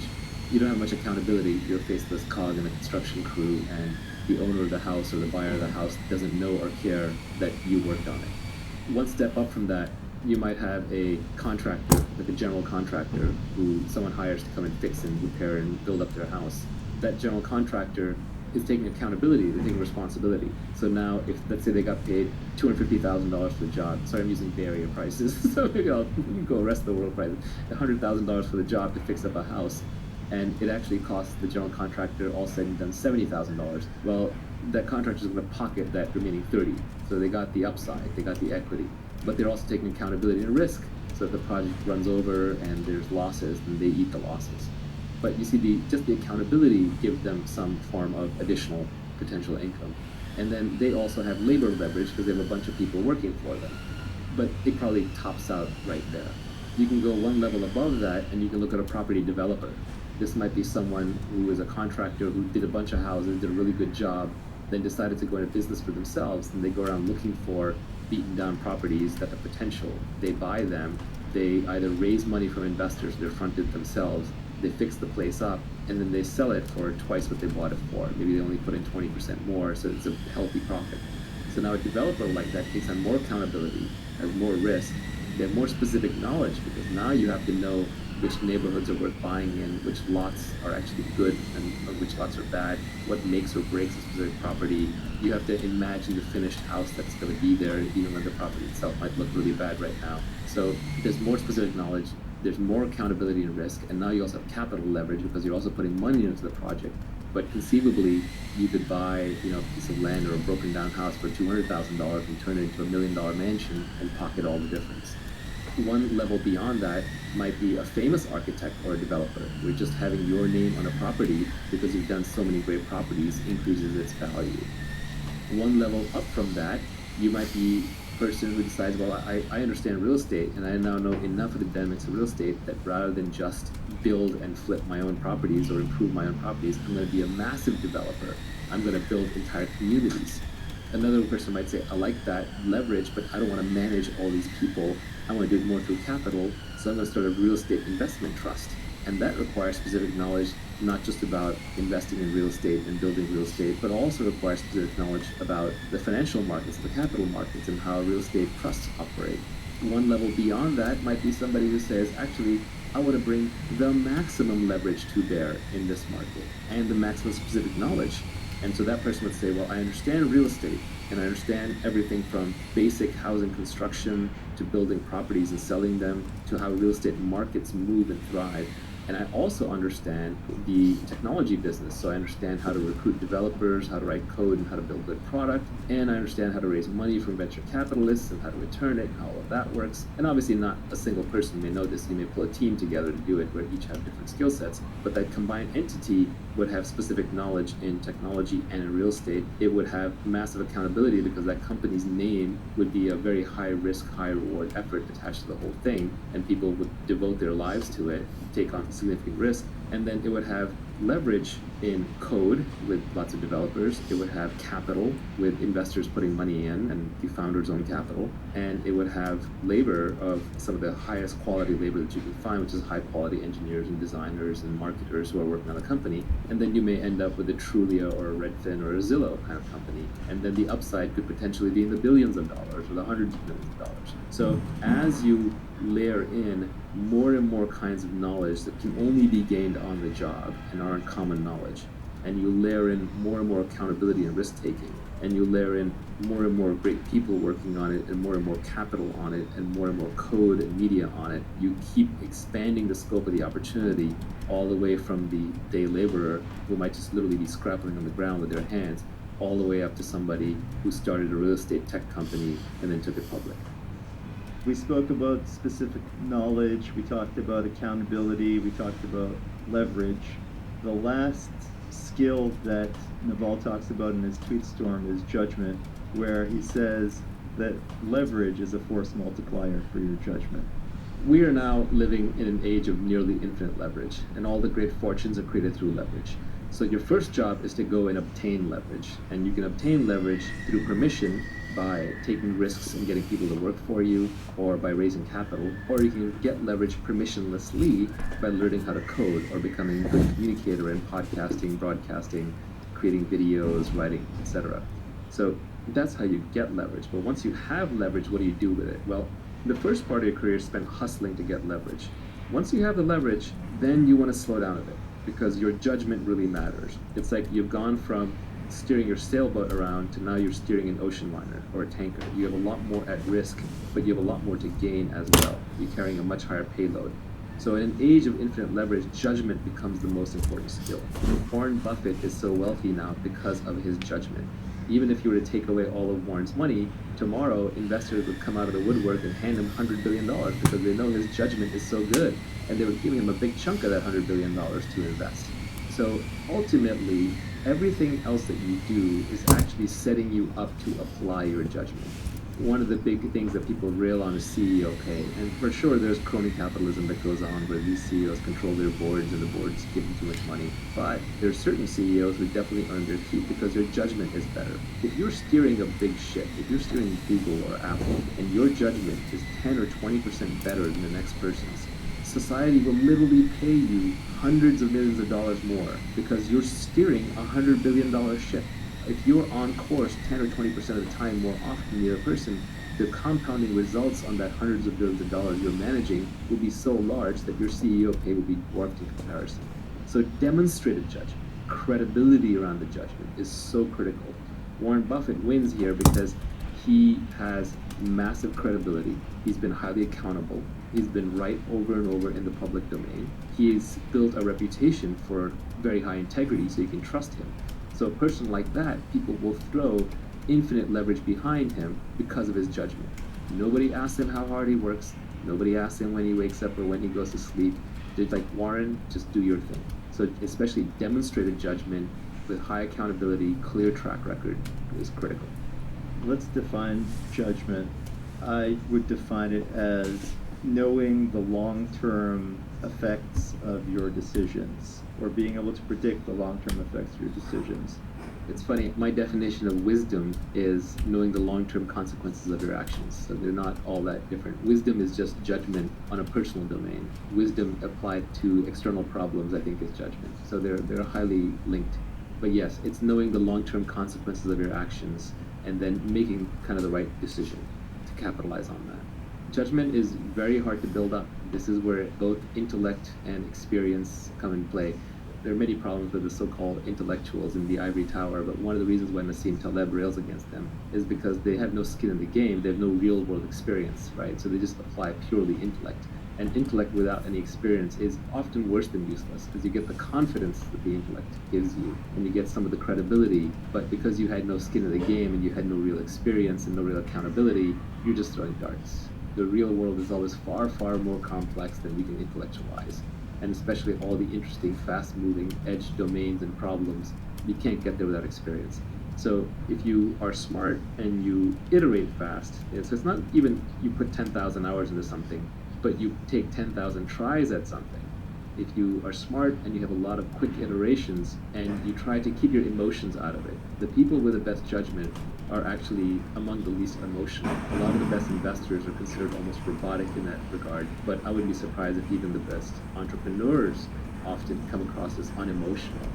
There is this archetype of the passionate entrepreneur, and yeah, they have to care about what they're doing, but they also have to see very clearly what's actually happening. And the thing that prevents you from seeing what's actually happening are your emotions. Our emotions are constantly clouding our judgment. And in investing, or in running companies, or in building products, or being an entrepreneur, emotions really get in the way. Emotions are what prevent you from seeing what's actually happening until you can no longer resist the truth of what's happening, until it becomes too sudden, and then you're forced into suffering, which is a breaking of this emotional fantasy that you had put together. Try and connect some of these concepts. I would say that first, you're accountable for your judgment. Judgment is the exercise of wisdom. Wisdom comes from experience, and that experience can be accelerated through short iterations. And the reason why a lot of the top investors, a lot of the value investors, if you read Jeremy Grantham or you read Warren Buffett, you read up on Michael Burry, these people sound like philosophers, or they are philosophers, or they're reading a lot of history books or science books. But what are they doing? Shouldn't they be reading investment books? No, investment books are the worst place to learn about investment, because investment is a real-world activity that is highly multivariate. All the advantages are always being competed away. It's always on the cutting edge. So what you actually just need is very, very broad-based judgment and thinking. And the best way to do that is to study everything, including a lot of philosophy.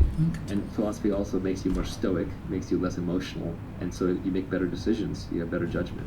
One simple thing is I go out on Twitter, and it seems like half of Twitter is outrageous something at all times. You can go within someone's Twitter feed and get at least some semblance of what it must be like to be in their head all the time. And the more outraged somebody is, I guarantee you, the worse their judgment is. If someone's constantly tweeting political outrage and seems like an angry person getting into fights, you don't want to hand this person the keys to your car, let alone the keys to your company. So we covered the skills that you need to get rich. That was specific knowledge, accountability, leverage, judgment, and lifelong learning. Let's talk a little bit about the importance of working hard and valuing your time. So no one is going to value you more than you value yourself. So you just have to set a very high personal hourly rate, and you have to stick to it. So even since when I was young, I just decided that I was worth a lot more than the market thought I was worth, but I started treating myself that way. So always factor your time into every decision. How much time does it take? Oh, it's going to take me an hour to get across town to get this thing. Well, I value myself at $100 an hour. That's throwing $100 out of my pocket. Am I going to do that? You buy something from Amazon, they screwed it up, you have to return it. Is it worth your time to return it? Is it worth the mental hassle? Keep in mind that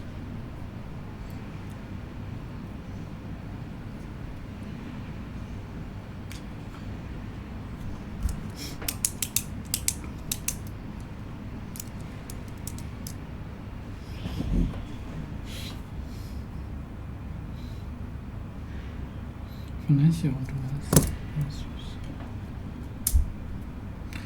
Changing different, she said.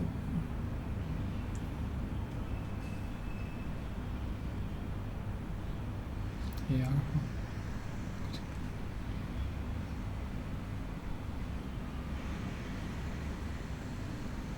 She said her life just give the auto back and receive one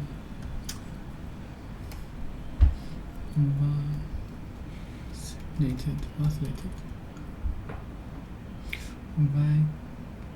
wax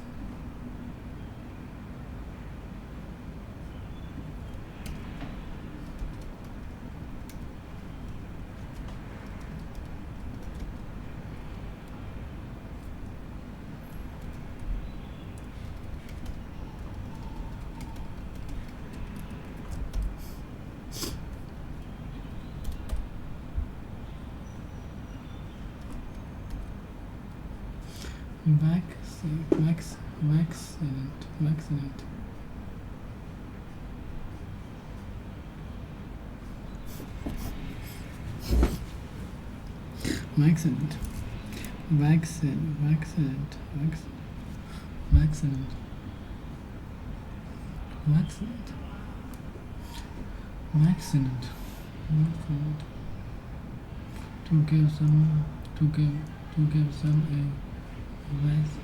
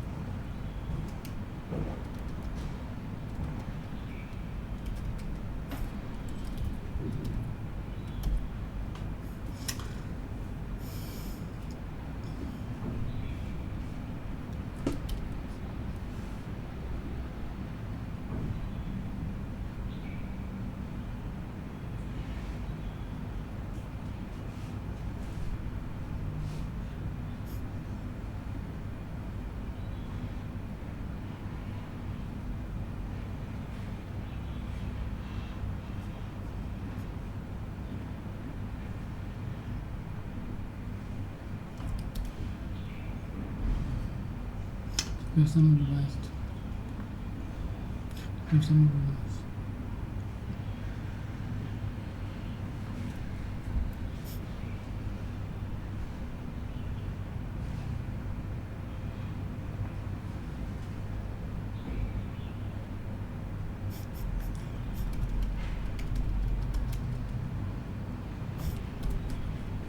To give some advice, I can usually buy checks.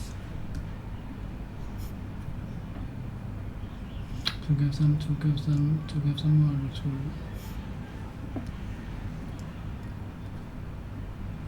give some advice, usually by injection to prevent.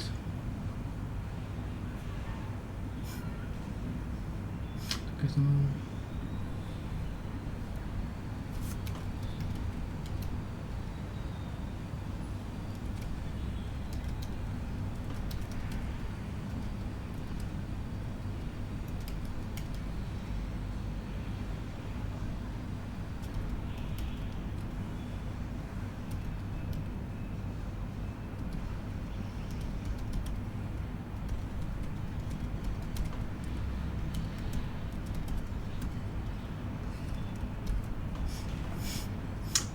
To give some likes.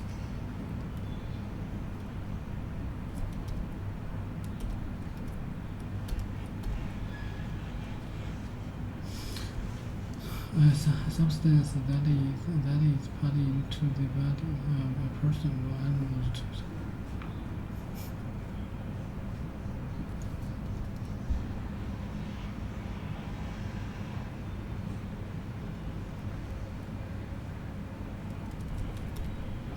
a substance that is put into the body of a person or animal to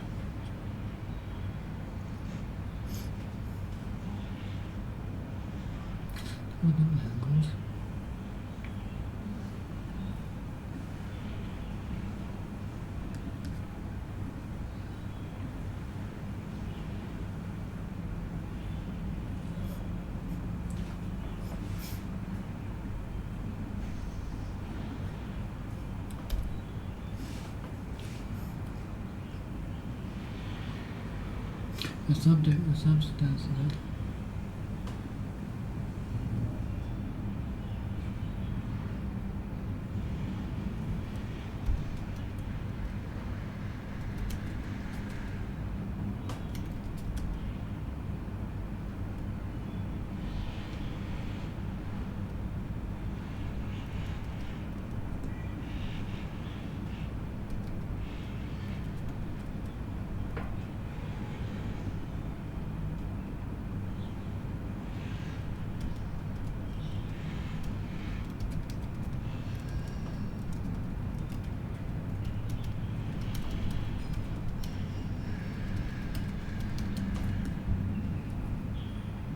less work hours, you have less mentally high output hours. Do you want to use them to run errands and solve little problems, or do you want to save them for the big stuff? All the great scientists were terrible at managing their household life. None of them had a clean, organized room, or made all their social events on time or sent their thank you cards. You can spend your life however you want, but if you want to get rich, it has to be your number one overwhelming desire, which means that it has to come before anything else, which means you can't be penny pinching. This is what people don't understand. You can penny pinch your way to the basic sustenance. You can keep your expenses low, maybe retire early, and not spend too much, and that's perfectly valid. But we're here to talk about wealth creation, and if you're going to do that, then that has to be your number one overwhelming priority. So fast forward to your wealthy self and pick some intermediate hourly rate. For me, believe it or not, back when you could have hired me, which now obviously you can't, but back when you could have hired me, and this was true a decade ago or even 2 decades ago before I had any real money, my hourly rate, I used to say to myself over and over, is $5,000 an hour. Today, when I look back, really it was about $1,000 an hour. And of course, I still ended up doing stupid things like arguing with the electrician or returning the broken speaker, but I shouldn't have. And I did a lot less than any of my friends would. And I would make a theatrical show out of throwing something in the trash pile or giving it to Salvation Army rather than trying to return it, or handing something to people rather than trying to fix it. I would argue with my girlfriends and even today to my wife, like, I don't do that. That's not a problem that I solve. I still argue that with my mother when she hands me like little to-dos. I just don't do that. I would rather hire you an assistant. And this was true even when I didn't have money. Another way of thinking about something is that if you can outsource something or not do something for less than your hourly rate, outsource it or don't do it. So if you can hire someone to do it for less than your hourly rate, hire them. That even includes things like cooking. Now, you may want to eat your healthy home-cooked meals, but if you can outsource it, do that instead. And I know some people will say, well, what about the joy of life and what about getting it right just your way? Sure, you can do that, but you're not going to be wealthy because now you've made something else a priority. Paul Graham said it pretty well for Y Combinator startups. He said you should be working on your product and getting product market fit, and you should be exercising and eating healthy. Like, that's about it. That's kind of all you have time for while you're on this mission. So set a very high hourly aspirational rate for yourself and stick to it. And it should seem and feel absurdly high. If it doesn't, it's not high enough. And whatever you picked, my advice to you would be raise it. Like I said, for myself, even before I had money, for the longest time, I used $5,000 an hour. And if you extrapolate that out into what it looks like as an annual salary, it's multiple millions of dollars per year. Ironically, I actually think I've beaten it. When I look back, because I'm not the hardest working person, I'm actually kind of a lazy person.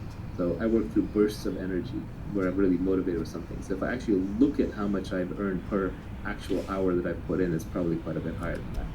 Let's talk about hard work. There's this battle that happens on Twitter a lot between should you work hard and should you not. Like David Hauser's on there saying, it's like you're slave driving people, and Keith Rabois is always on there saying like, no, all the great founders work their fingers to the bone. And they're talking past each other. First of all, they're talking about two different things. David is talking about employees in a lifestyle business, which is fine. Your number one thing in life, if you're doing that, is not getting wealthy. You have a job, you also have your family, you also have your life. But Keith is talking about the Olympics of startups. He's talking about the person going for the gold medal and trying to build a multi-billion-dollar public company.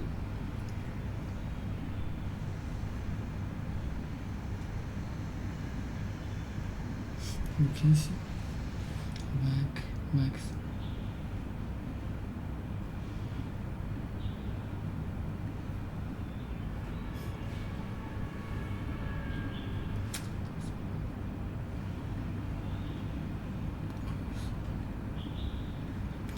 Vacation, Max.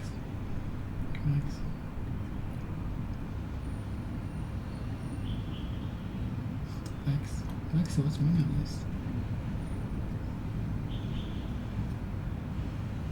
Max. To give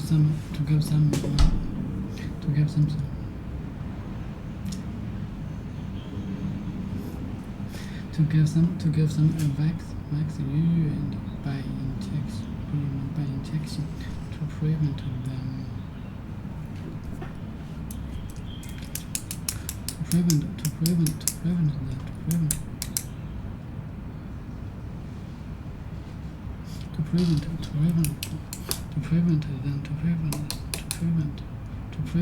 them from getting a disease. Because something comes to Max.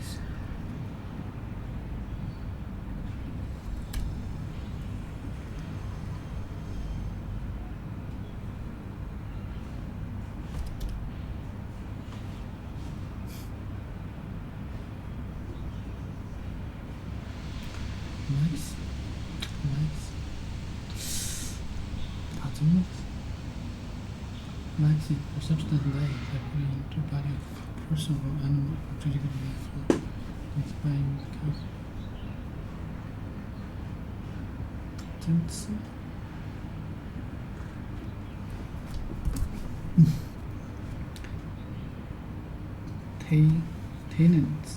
made.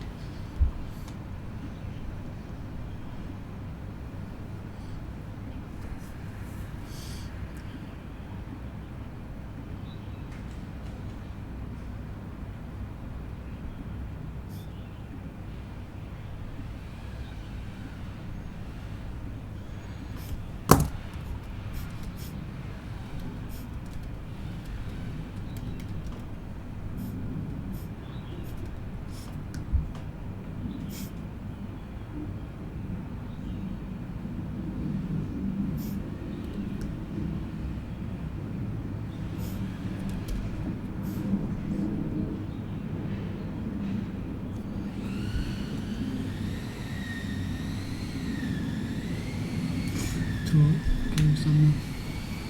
give some vacation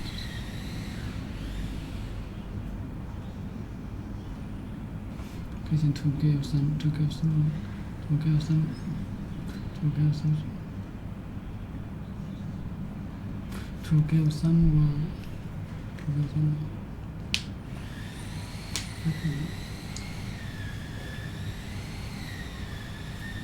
to give someone to give someone to give someone to give someone communication.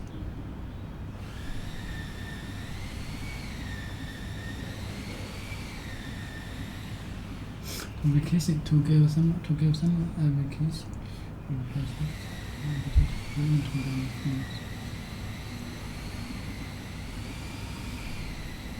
Vacation.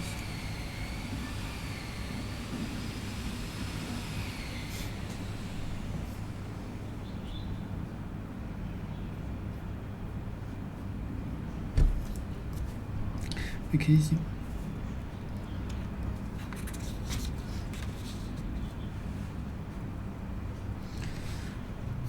Having had part of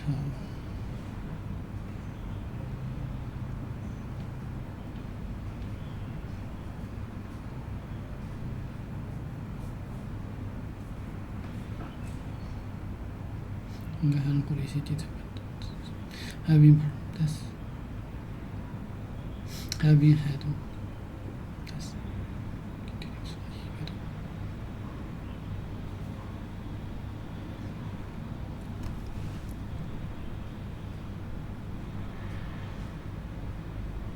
having had part of its section, having had a part of its section.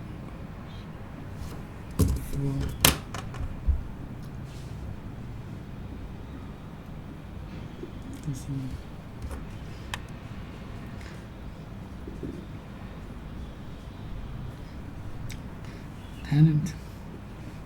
To everyone, further investment vaccinated word.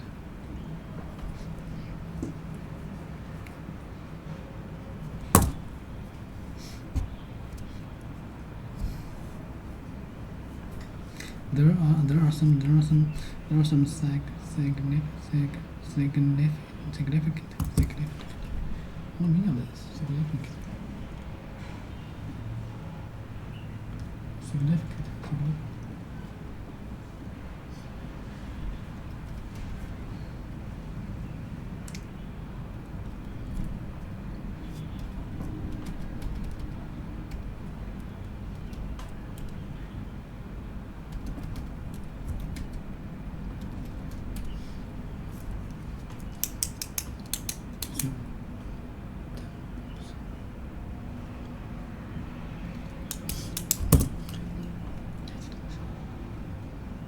In your that it's easy to use verb enlargement. In that it's easy to say verb enlargement. Second, in a way that it's easy to say verb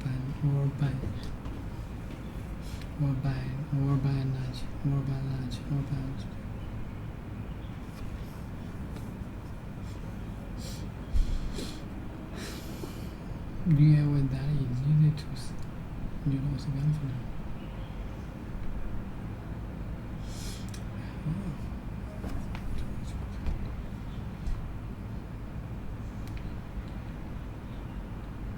Yeah, with that is easy to say or by enlargement. So it's important. Yeah, that is easy to say by enlargement. Significant, important. My piano player has proved significant since I started music. Significant.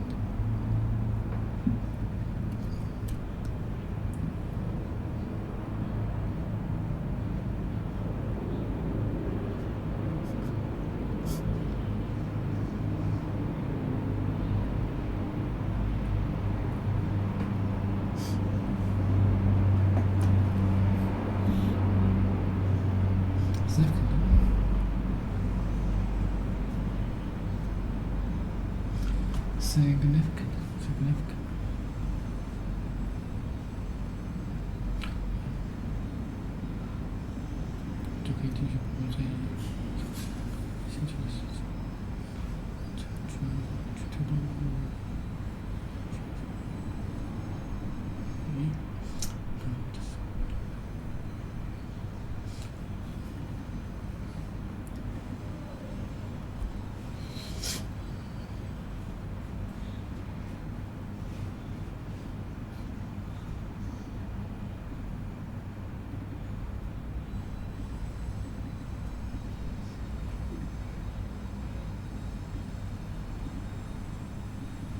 significant.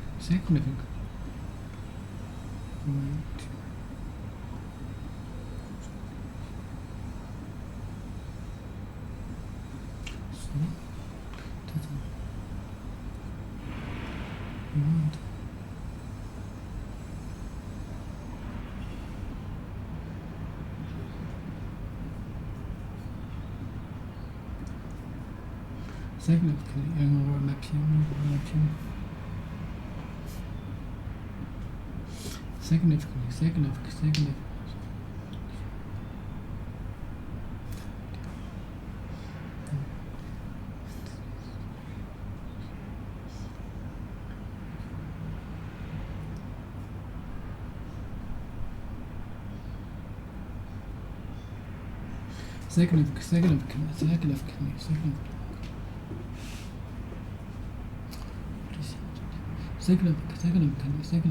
significant. Significant. Important. In a way that is easy to say or by a large amount. Employment.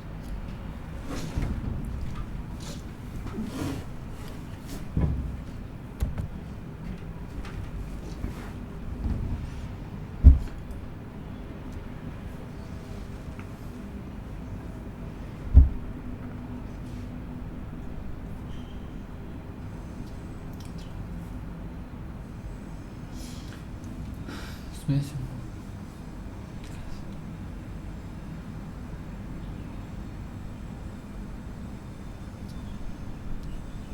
How about you? So significant. You are very nice. My peanut butter has proof.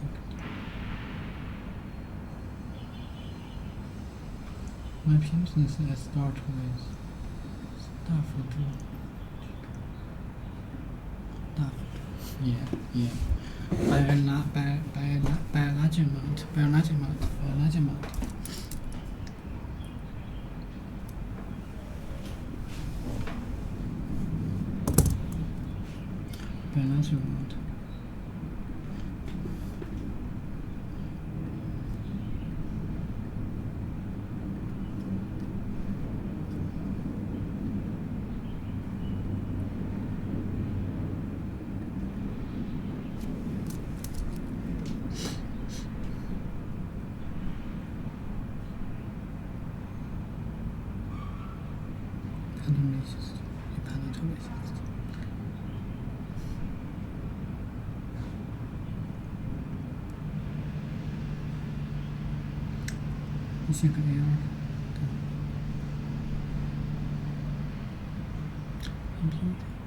不就是对，他们过理解的。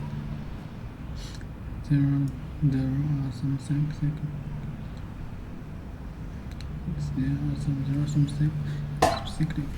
Guideline in the guidelines.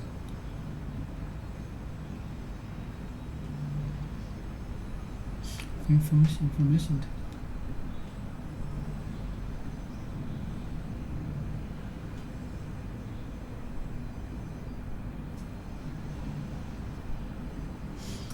Information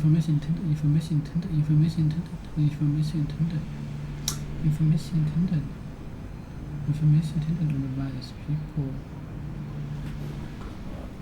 on how some choice. Information intended to advise people on how something should be done. Should be done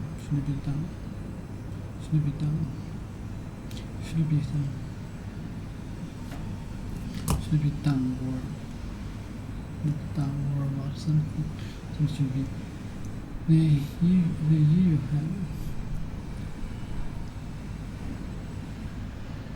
The EU has issued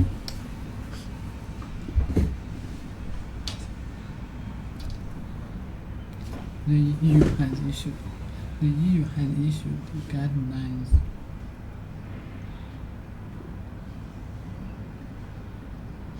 The EU has issued guidelines approval กันแน่ Now I'll pay for partner money works. Information intended to advise people how some people should down or what people should get used.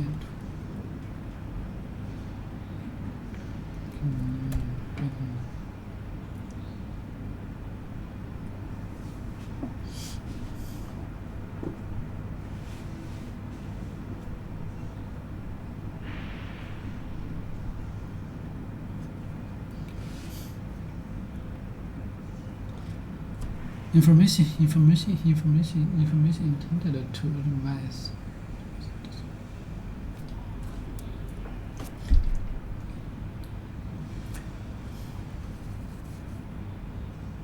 Information intended to advise people on how some doing can go.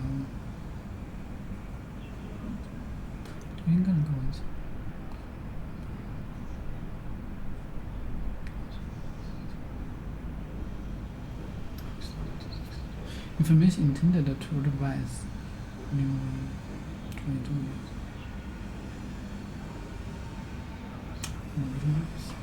advice intended to advise people how something should be done or something should be issued.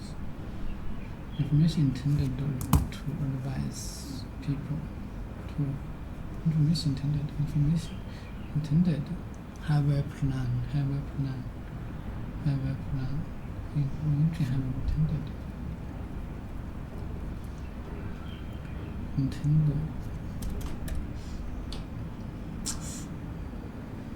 have a plan.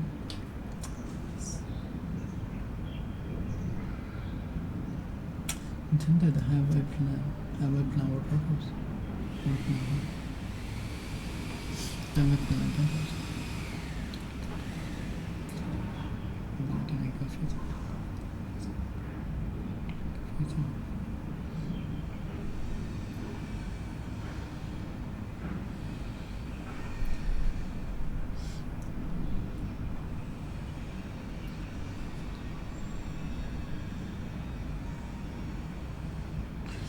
The person that you are going to marry, the person that you are going to marry. Okay,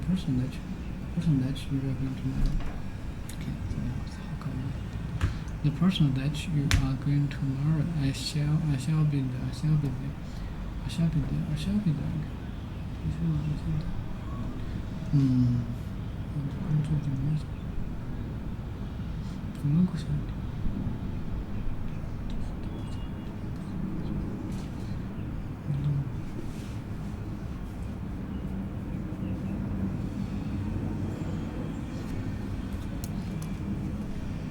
This man is bad. Get in line. In the final vaccination into the body, medicine into the body in the new report. It might be in the entrance.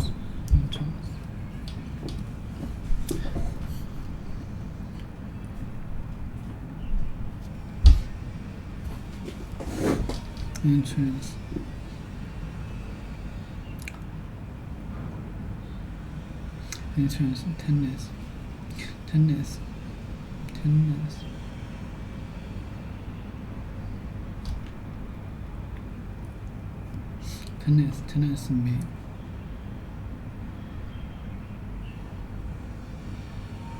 So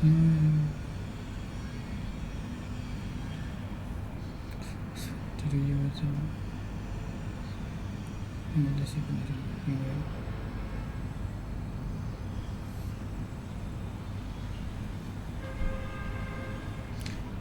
风力我们主线球，所以大家猜。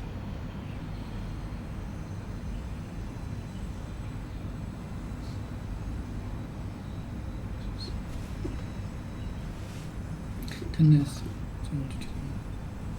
我就觉得，一年之前。其实原本我是做了。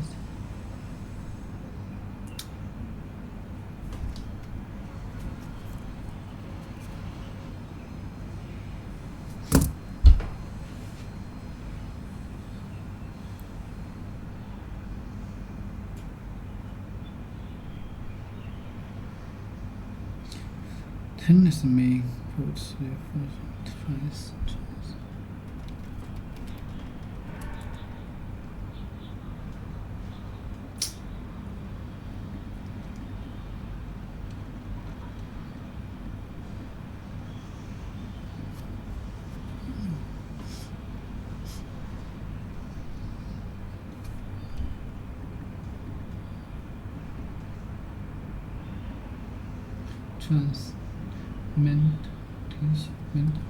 The temperature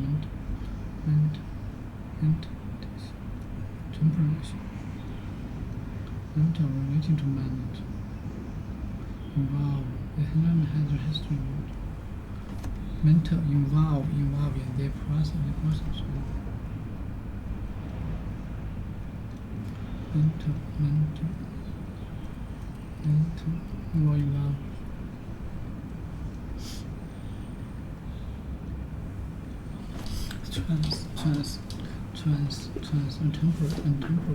temporary mental condition in which someone is not completely conscious of consciousness.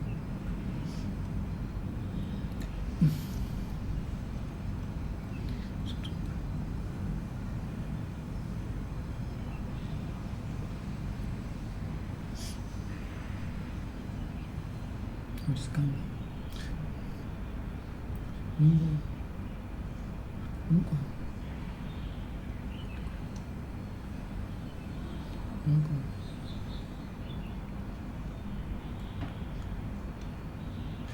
completely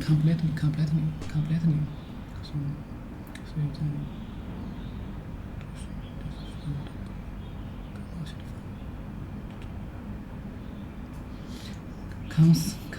concession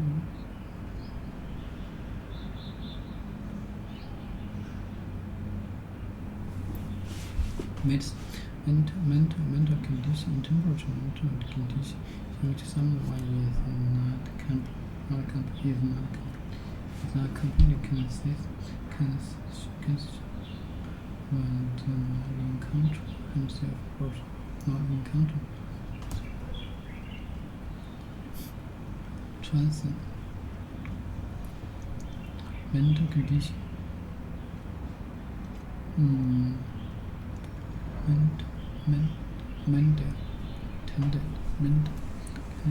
trans. It might be intended or state out conscious trans.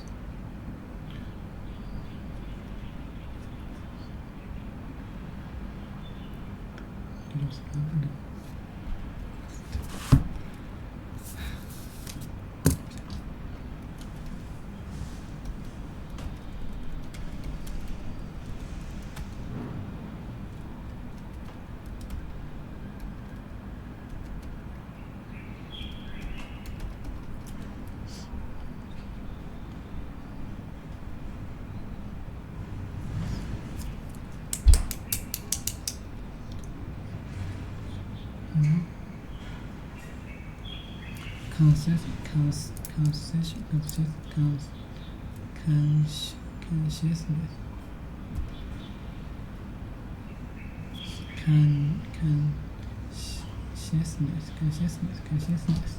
The state of understanding. The state of understanding.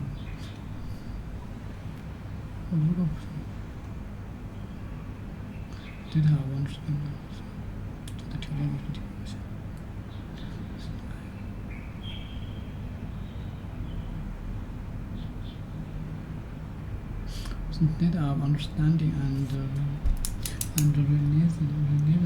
releasing something.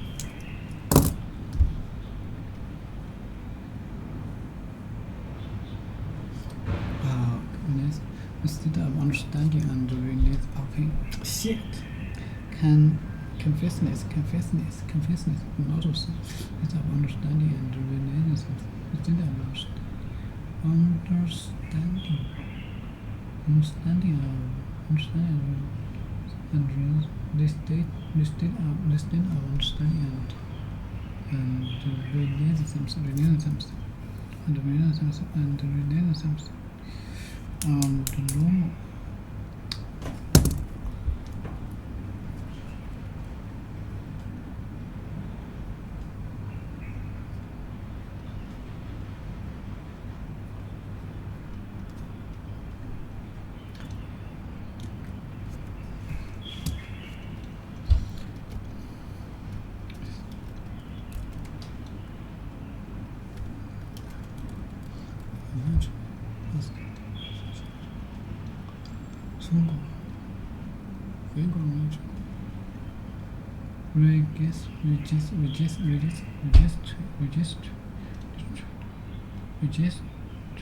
Registration.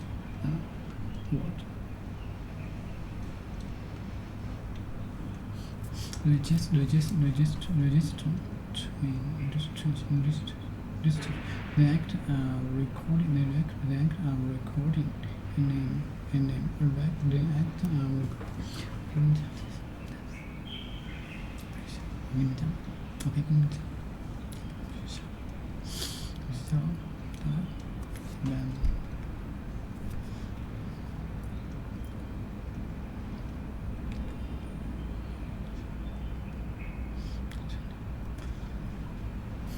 The act recording in the act okay, so then the act of recording a name or information.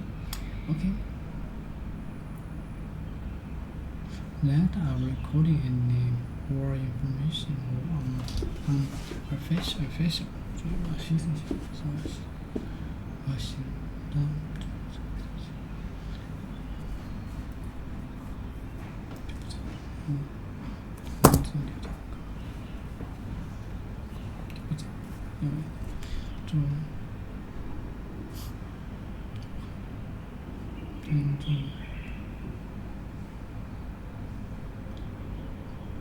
Yes, the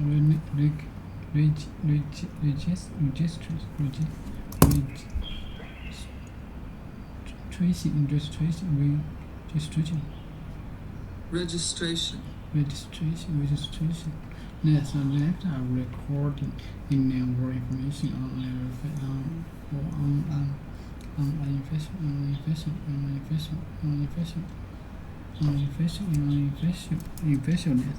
Infectionist. If the registration number appears. If the registration number appears.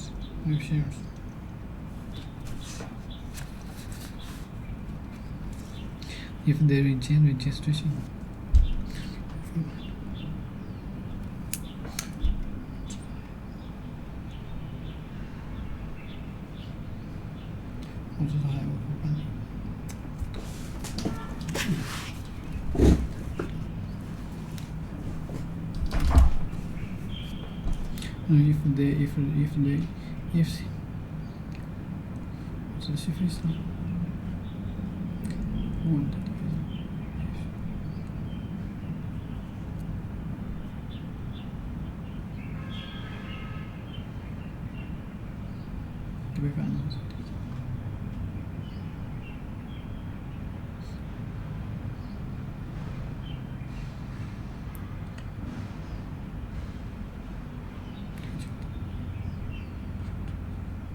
把时间继续用在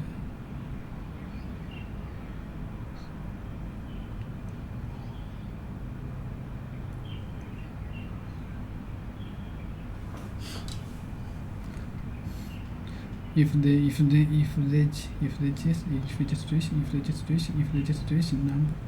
registration number appears altered,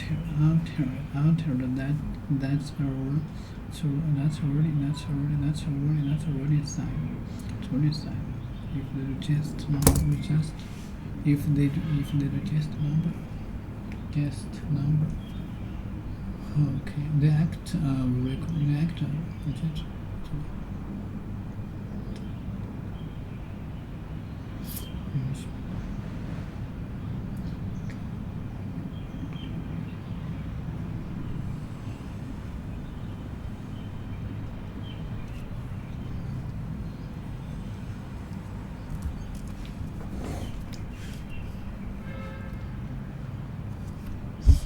The act of recording. The act of recording a name or information on a officialist official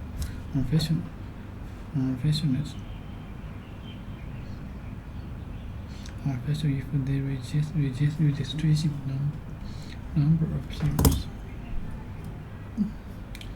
Registration. Anyone not pay the registration fee.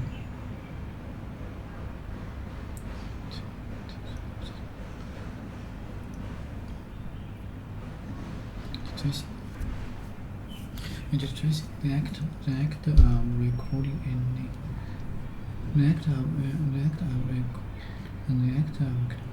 this is all referencing.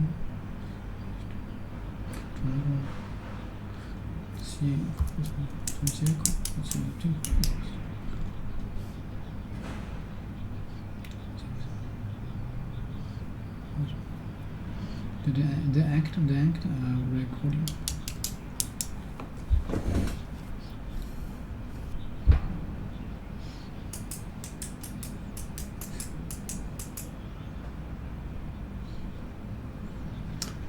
The act recording a name or information on officialist.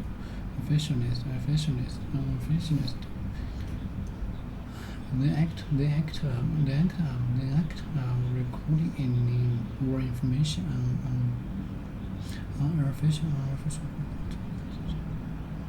What is it? The act of recording a name or information on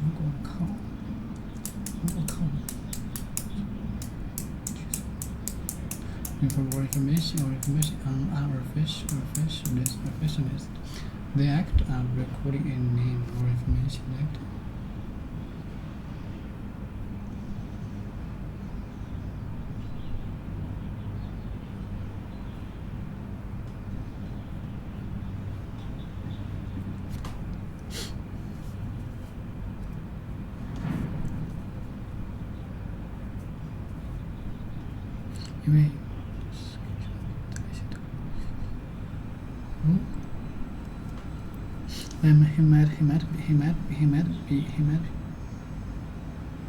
He might be in a trust if the registration number appear and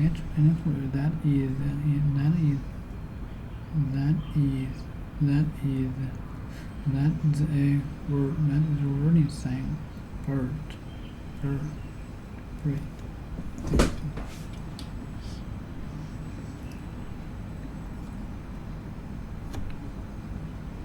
Parade， 哎，我怎么感觉好像做过一次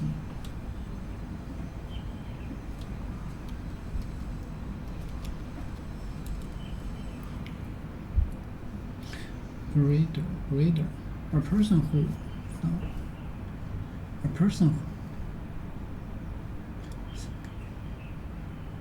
没有这个，我怎么说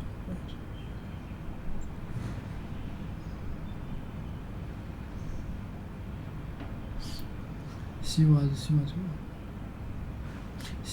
one. 需要定一下 KPI。这个没这个意思。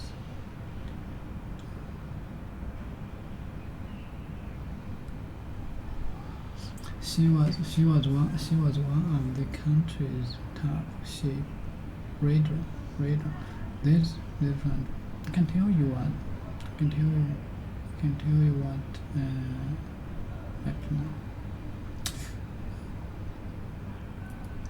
A person who breeds.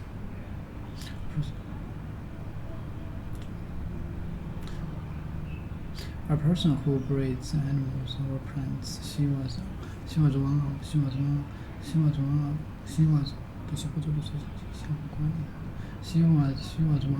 the country's top ships. Breed. She was one of the country's top ship breed. A person who breeds animals or plants. 能听到 this. scientific. Get nine.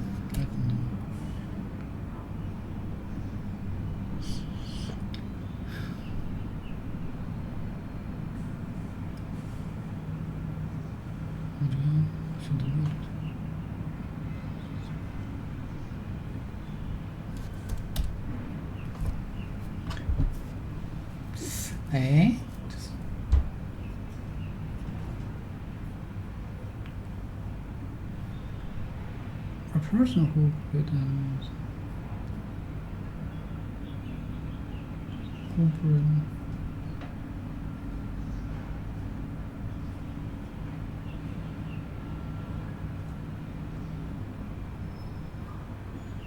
great.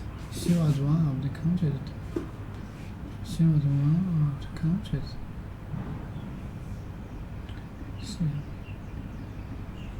四演员吗？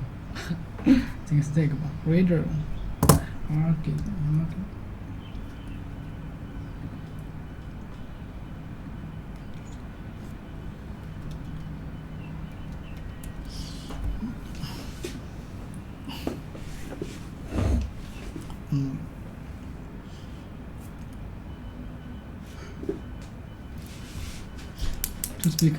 ，to speak angry to someone, telling that person, telling that to speak angry to someone, telling that person that you disagree with them. To speak angry.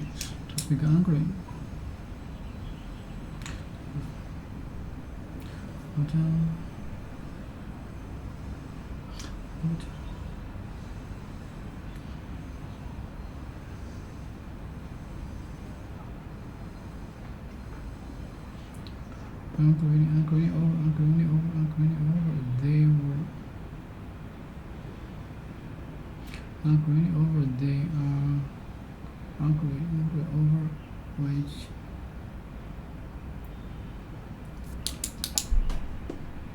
they were angry over which film to go and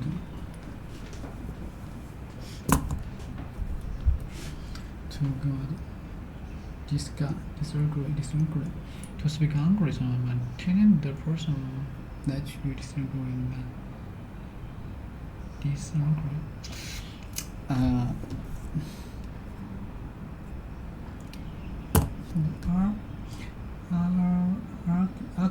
Argue. Disagree. To speak angry to someone, telling the person that you argue. 我说怎么这么熟悉 ？That you are not allowed to put out dogs enforcers.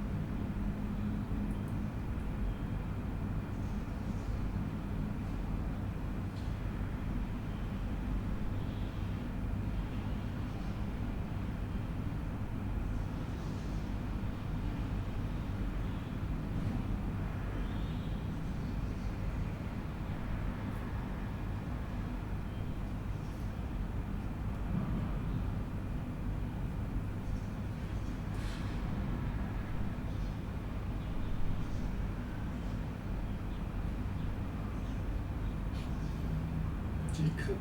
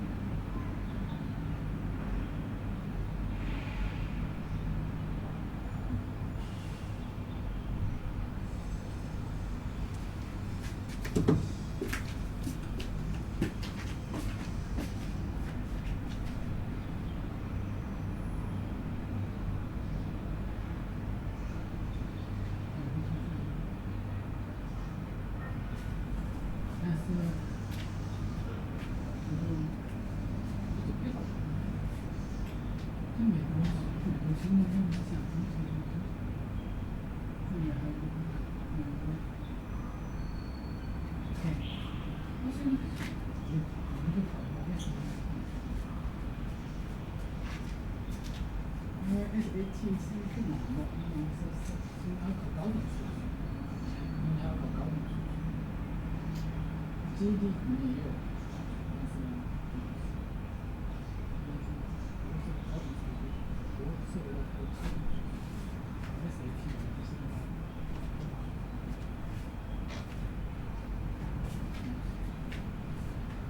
我们开始比挺困难，很困难。第一个是国际。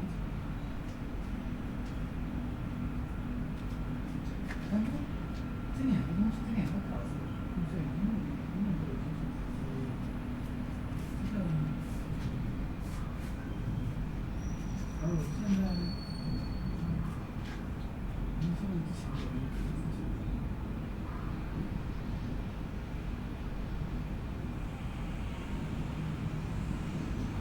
OK， 如果有 OK， 结局是这样的，结局是这样的，一个好玩的过程。如果被烦，如果没有下一个是不烦你，就是打印，就去找工作，打印，去工作，去上班呢，应该差不多，就把它翻遍，因为哪个一边注重按时间，你做一遍，你去上班，这个时间就可以拉到，能够拿出一个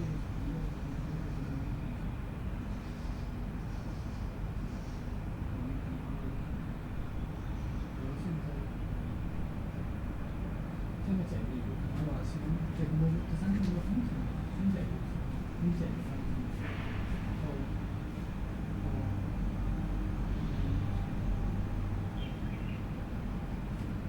这个叫什么？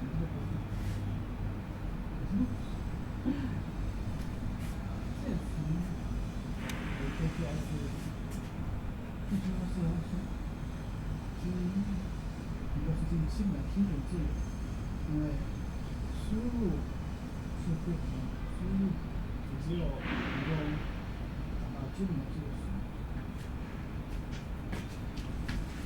现在是最重要的部分。要完成这些，我们看看下一个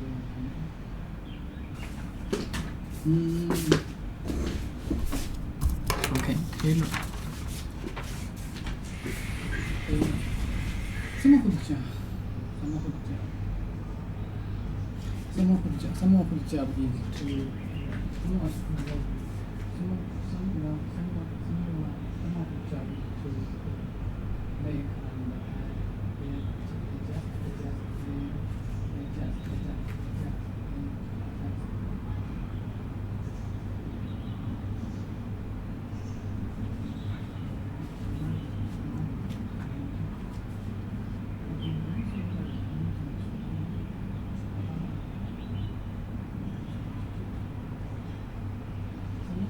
什么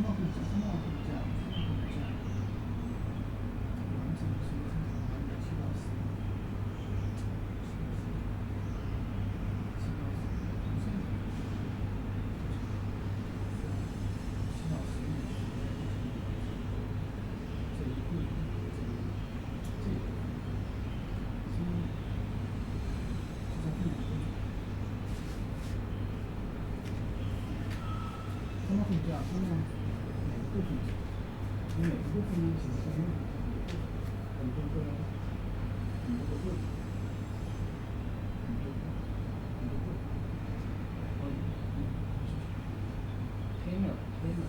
Someone could jump to here. Someone could jump to make and adjust. Adjust, close. Special someone who's really.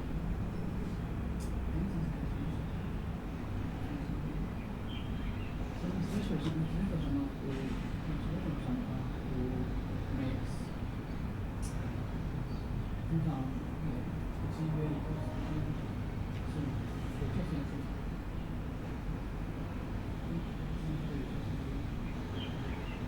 那个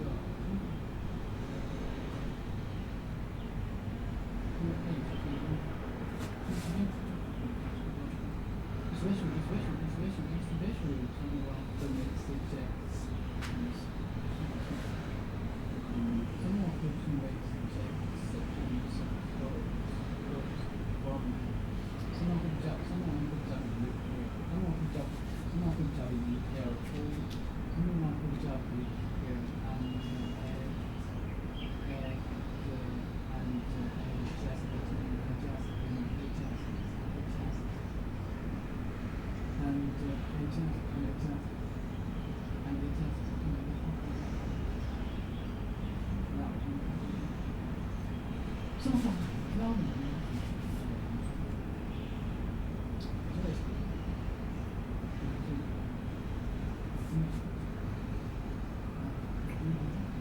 我有很大的两层，第一步。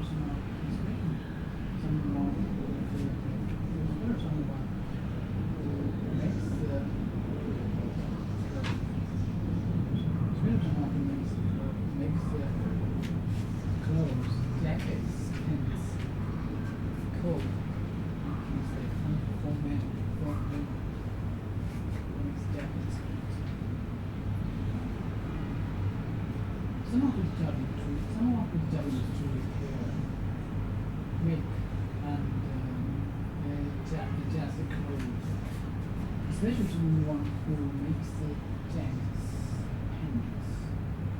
pants, coats,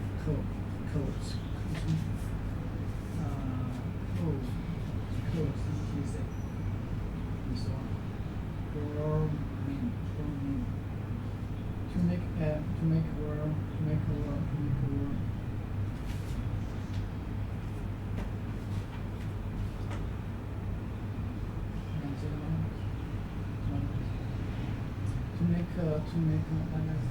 To make world repair.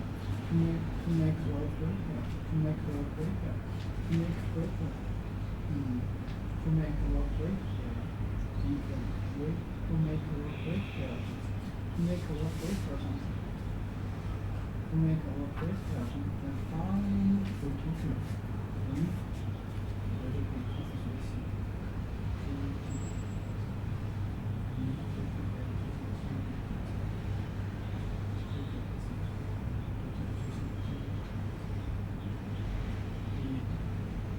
to make a work quick, to make a work quick, to make a work quick, to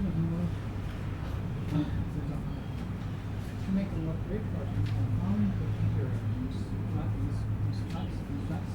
instruction, to make a work quick, to make a work quick, to make a work quick, found the teacher instruction, to make a work quick, found the teacher instruction, to make a work quick or something.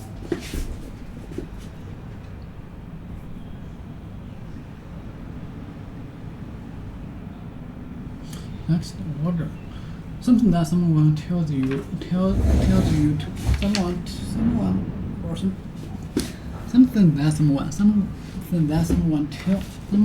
something that someone tells you to do.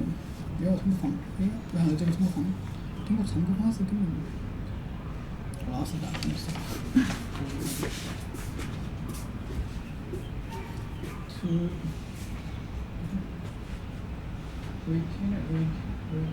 make work great.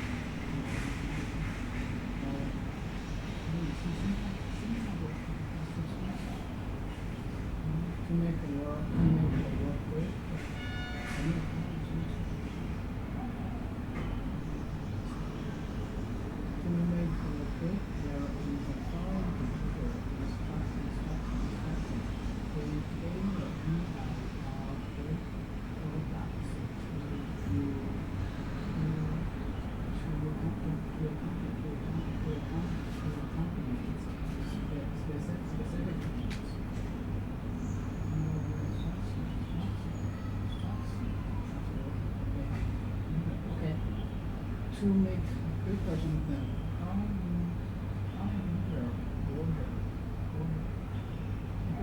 particular instruction. To make work quick. To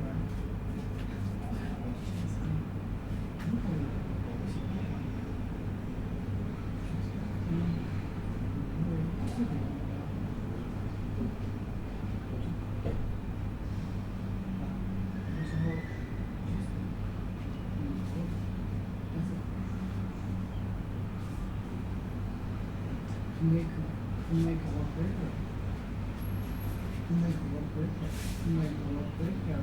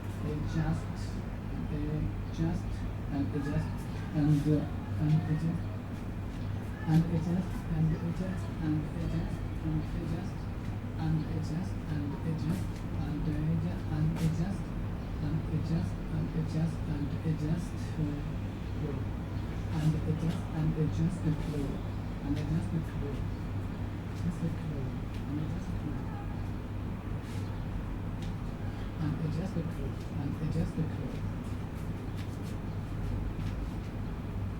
Adjust the clothes. Clothing, clothes.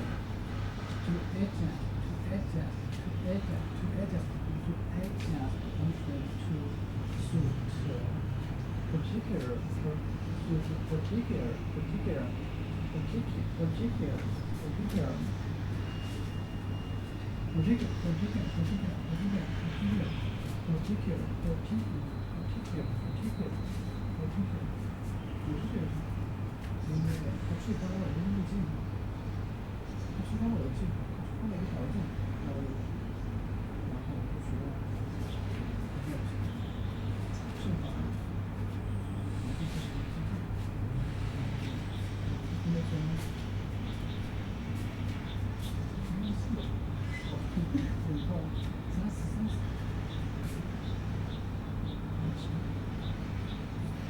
一个人也就是说，就 adjust something 就是这个人也表示学习，是他出书的一部分。就 adjust something 就是particular need 就是学习。Your services are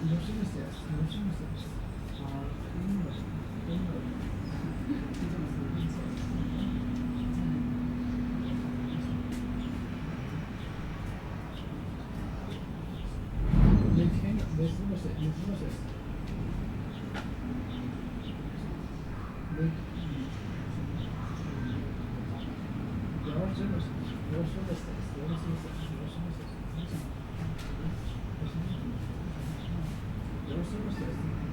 Their services are tailored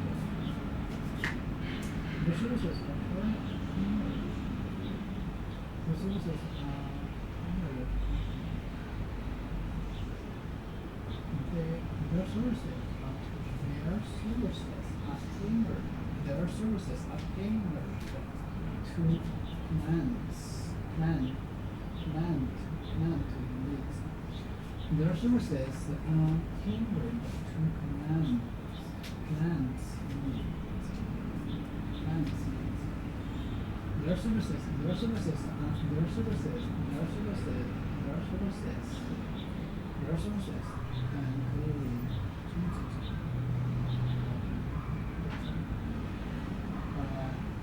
知道，你是这样的，我这里再这样呢，就再这样，到处大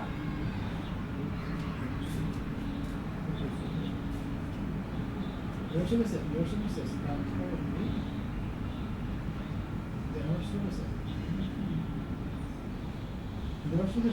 are tailored.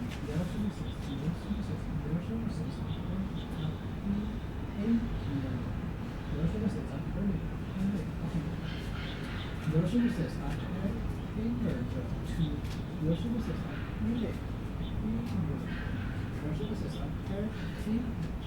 Oh my God! Your services are tailored to clients' needs.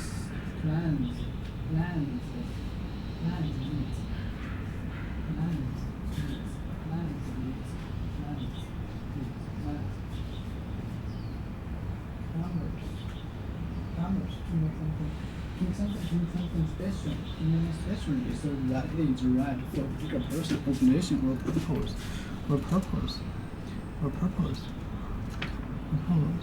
Resources, plans.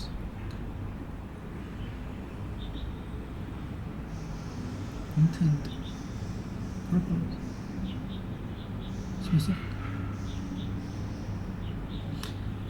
The activity involved by involved intent have as a plan or purpose. To have as a plan or purpose. To have as a plan or purpose.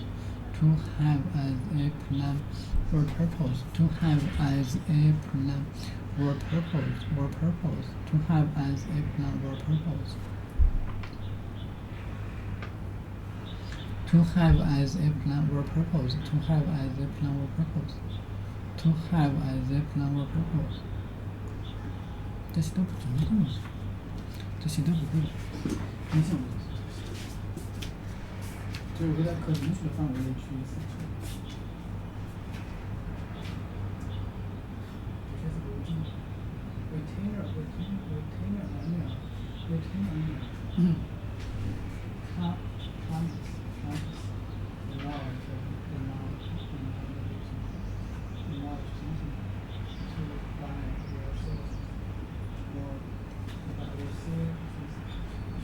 make something, to make something special, to make something.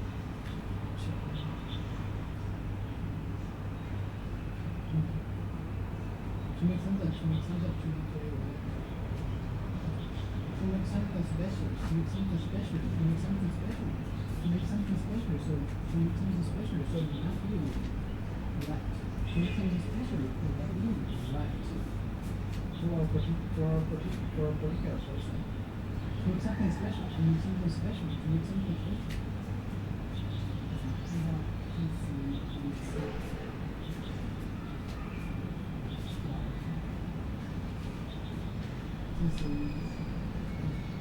To make something special, to make something special, to make something special, to make something special, to make something special. So that really right for a particular person. There is no purpose.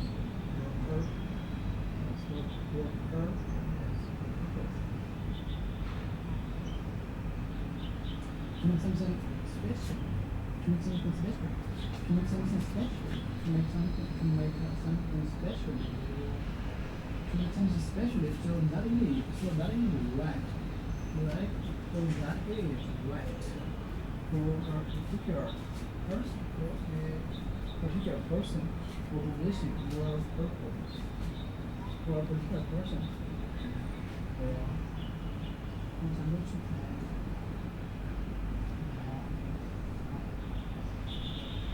so that it is right for a particular person to make something, to make something special,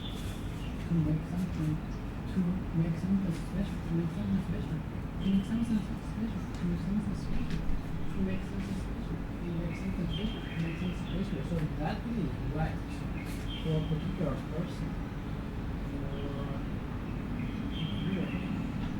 Listen for purpose.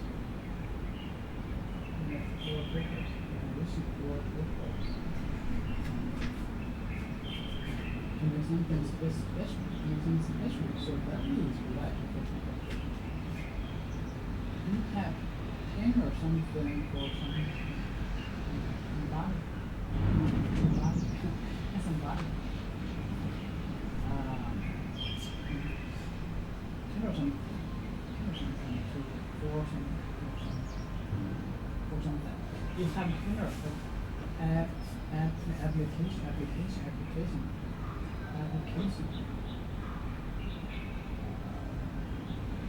Application later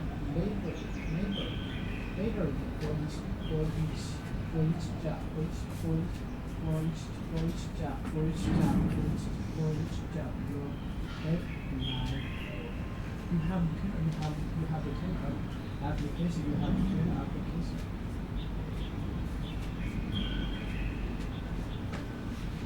You have 10 application to make something. To make something special. To make something special. To make something special. To make something special. To make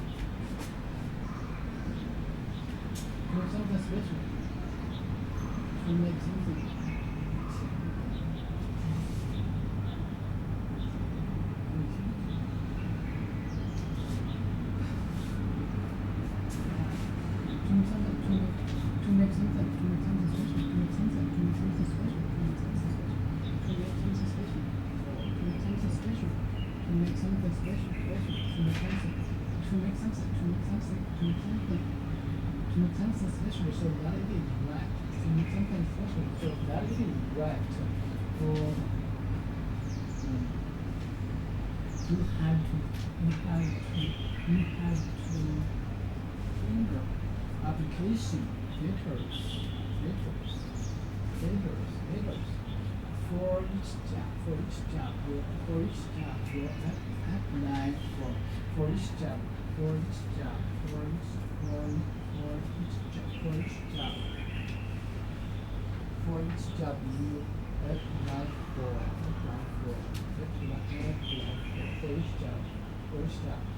for each job you apply for.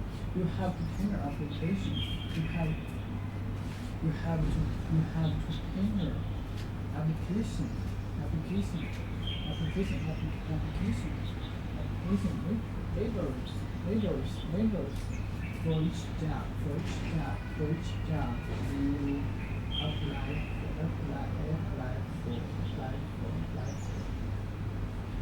have to turn on. You have to turn on. You have this.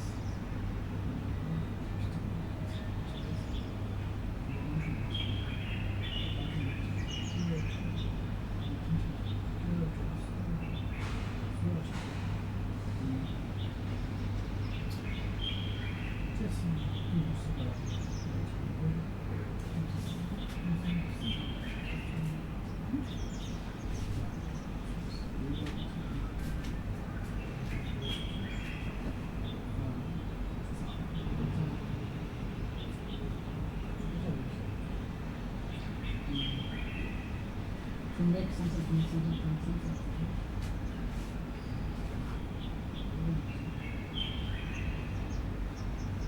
Yeah.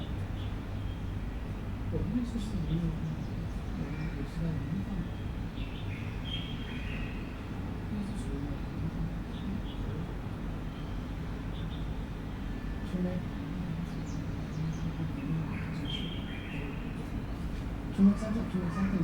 make something special, you have to turn up, you have to turn application, you have to turn application, you have to label application, you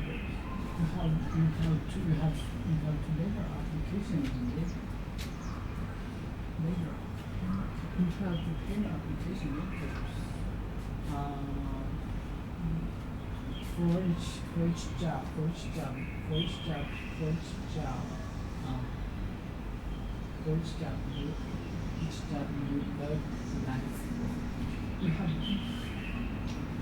to turn application labels. For each job you apply for.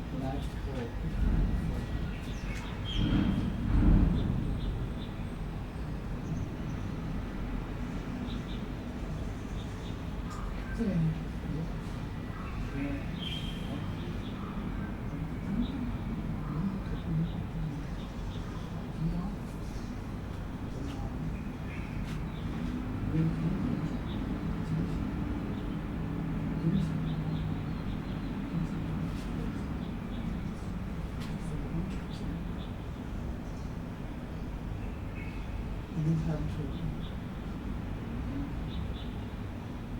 You have to turn application.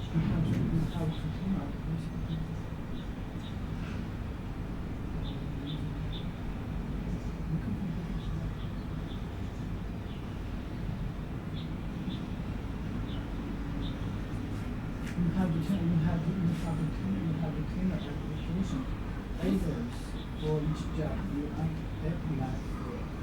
The company is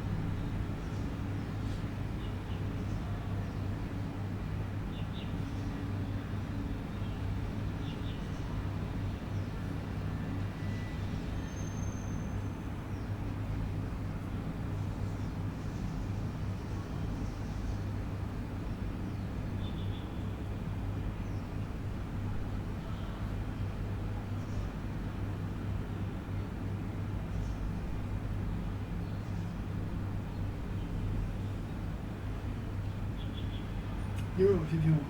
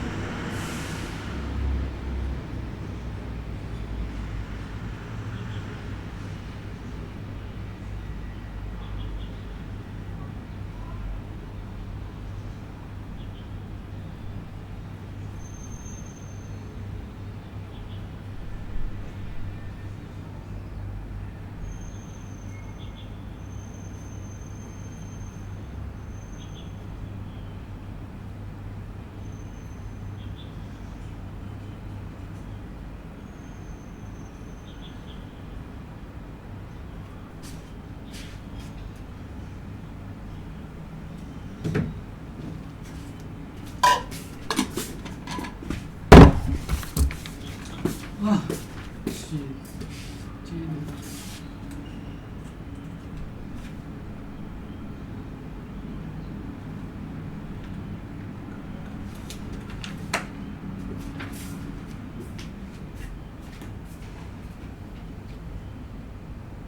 The company is tailored. The company is tailored. The company is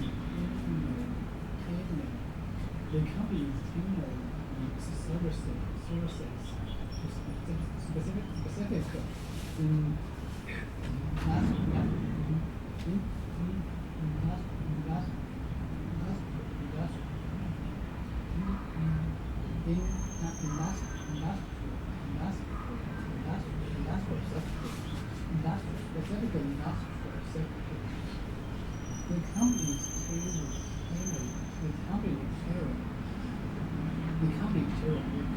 The company is tailored its services to specific The company tailored its services to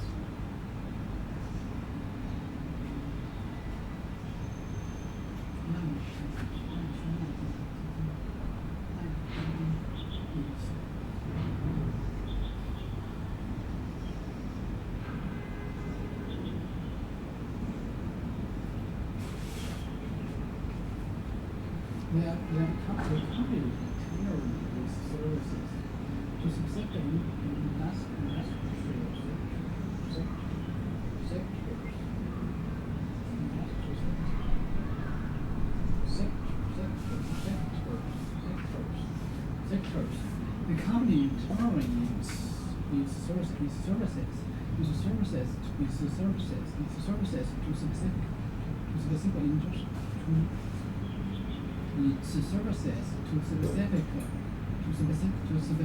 industries in industrial sectors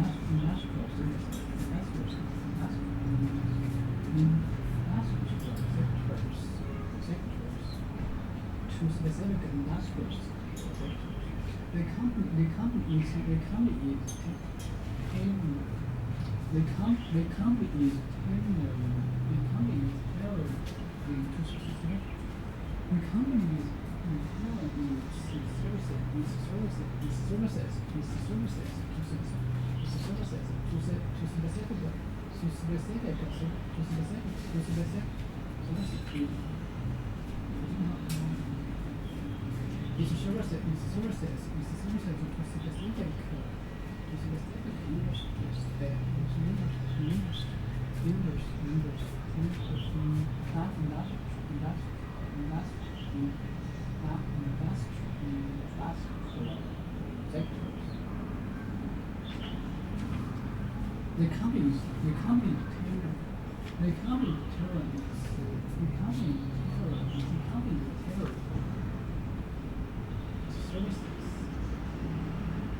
The company is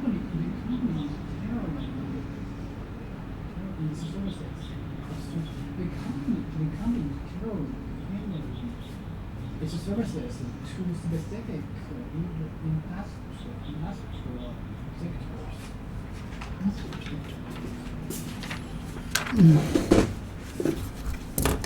industrial sectors. Industrial sector. Fit.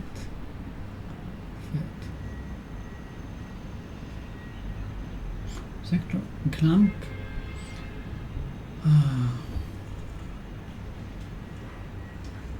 Economic area. One of the areas into which the economic activity of a country is divided.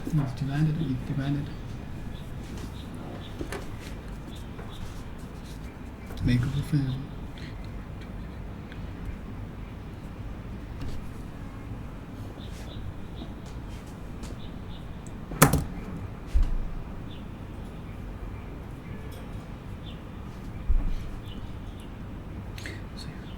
The company tailor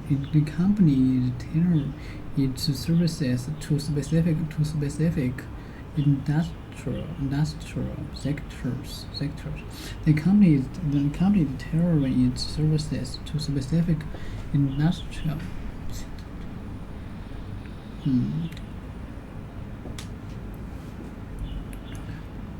In company is tailoring its services to specific industrial sectors. The company is tailoring its services to specific industrial sectors. Some of the best growth. Some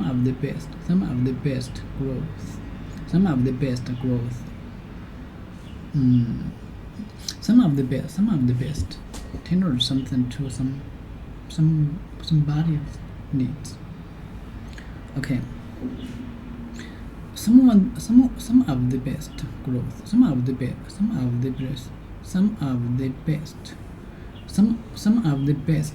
best growth. Prospects.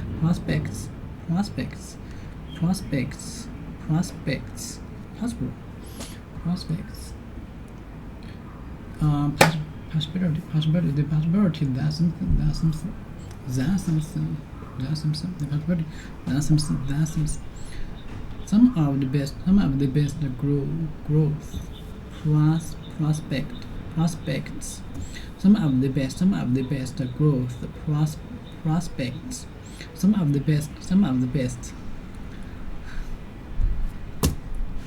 Some of the best growth prospects. Some of the best growth prospects. Nine prospects intelligent products. Intelligent products.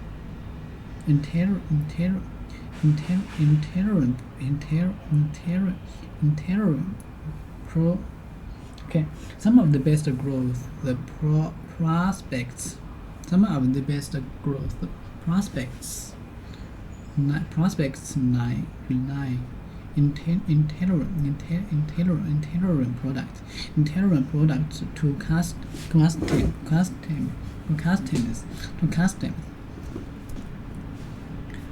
customers. Nine. Intelligent products to customers. 好的，去写这个，我喜欢走去研究非对称。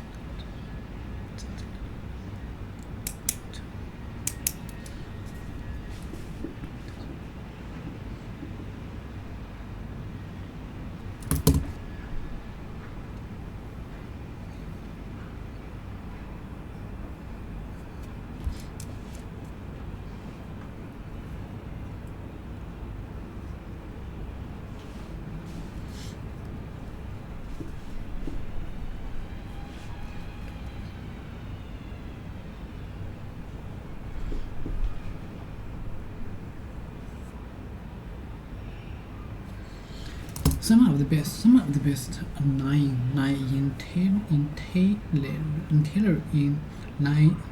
intelligent products to customers needs. Okay, to customers needs. Some of the best growth. Some of some of the best growth products prospects 9 in tailoring products to customers' needs. Okay, some of the best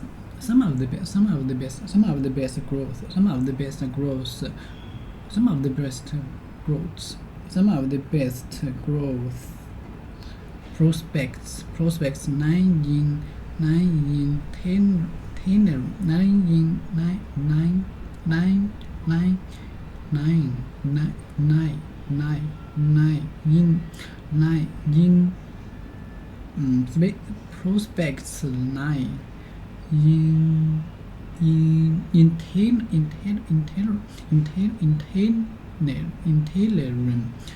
tailoring products to customers' needs. Tailor something to do something. Tailor something to do something. Tailor something to do something. Tailor something to do something. Tailor something to do something. Tailor something to do something. Tailor something to do something.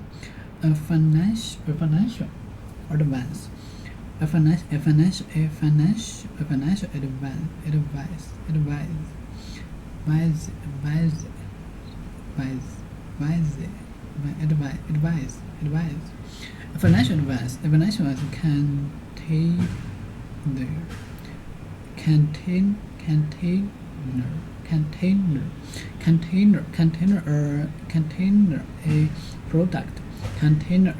container a product.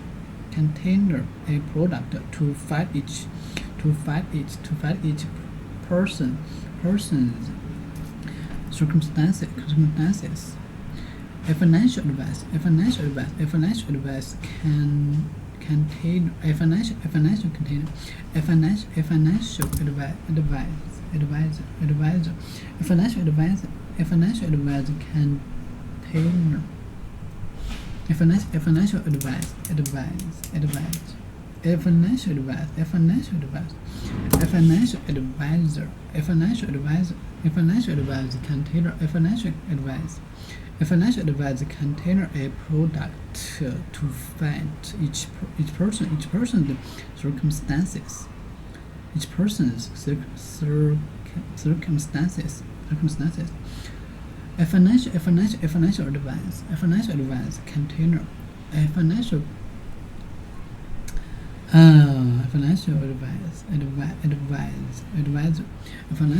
container a product to fit each person's circumstances. A financial advice container a financial advisor. A financial advisor container a product to fit each person to fit each person's circumstances. To fit each person's circumstances. A financial container a product. Container product. Container product. Container a product. A financial service advice. A financial advice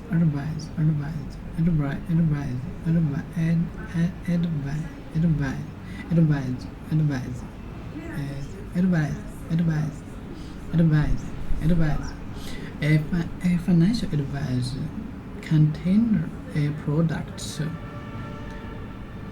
to fit each person's circumstances. A product. A financial advisor container a product.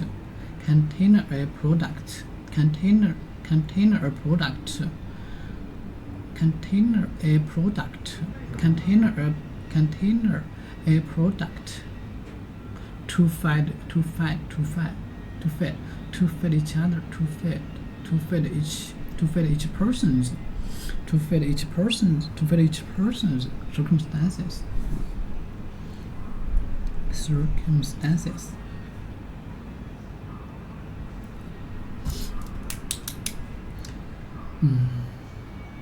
有没有用过？我就不清楚。I want to know financial. Is what? Container a product to fit each person's circumstances. Some of the best. One of the financial. Okay. The company is. Okay, can you tell me more about specific, special, and particular? That's three words. That's three words with different. Okay. A little bit. A 并不能去听懂，因为有些没有，我只能大脑搜这个信，Some of the best. A financial advice container a product to fit each person's circumstances. Instructions. Sector.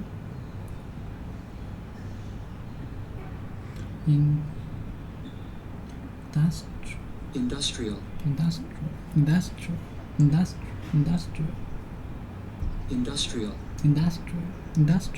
它不是浊化，它是央，它是一种，它不是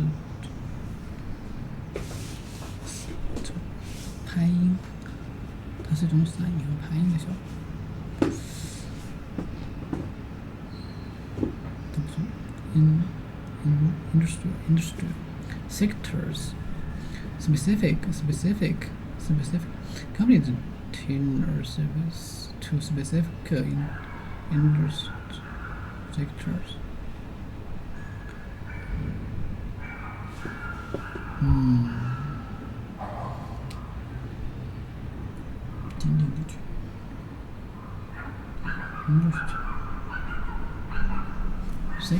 Sector industry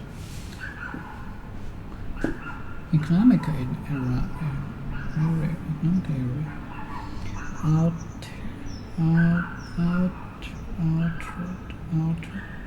okay outer.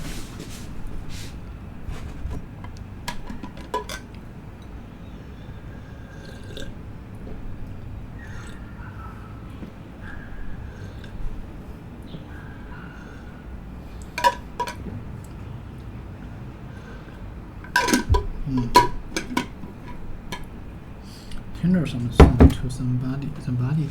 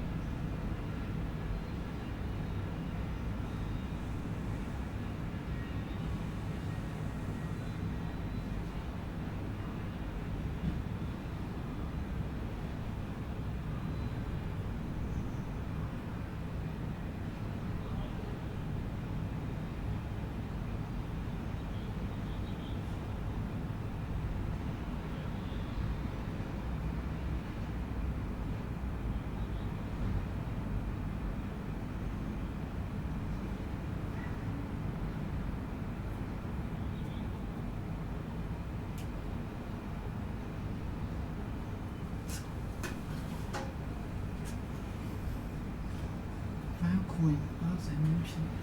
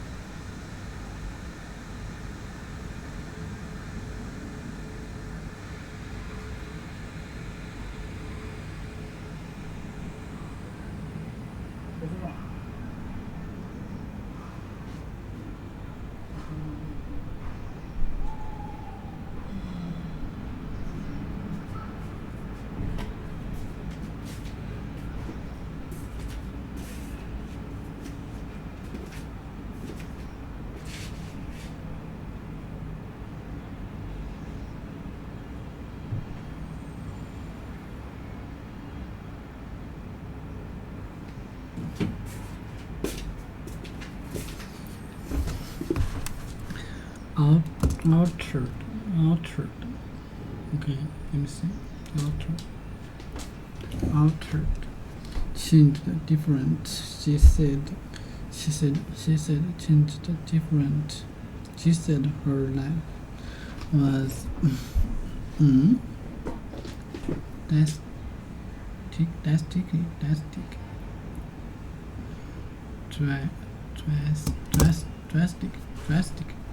drastic.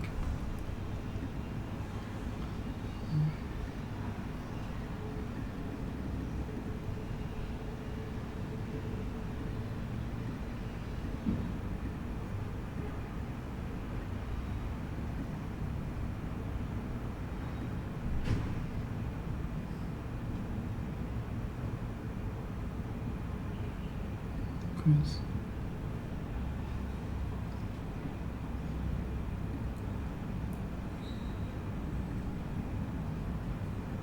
Fit. Quit.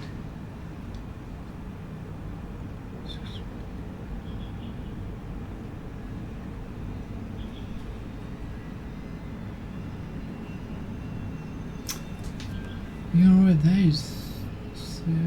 Silver and sudden has were noticeable effects.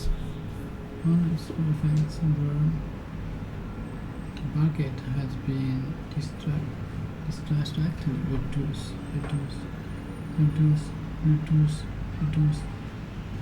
The robot has been our communication. You know what that is?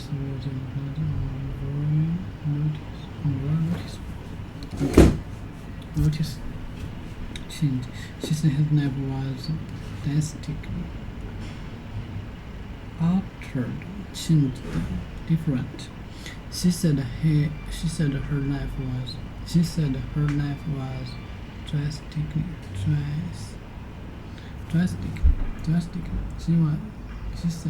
She said her life was drastic. She said her life was drastic. She said her life was drastic. She said her life was drastic. She said her life was drastic. She said her life was drastically altered. Drastically. She said her life was drastic. She said her life was drastically altered.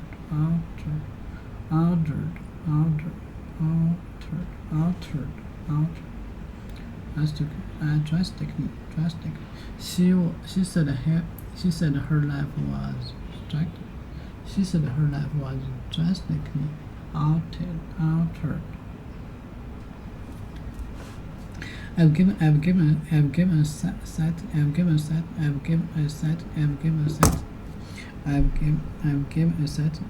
set me altered baking time. I've given certainly altered baking time in the recipe. I'll give a set in the recipe. Okay. I've given a set altered baking time in this recipe. I'll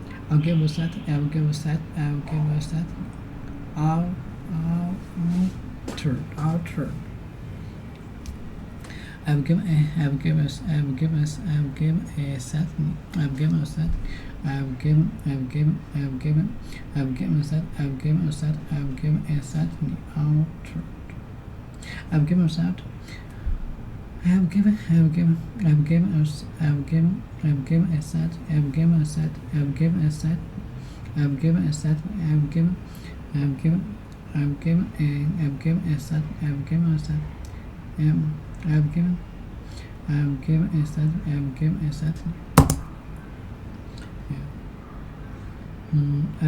set altered.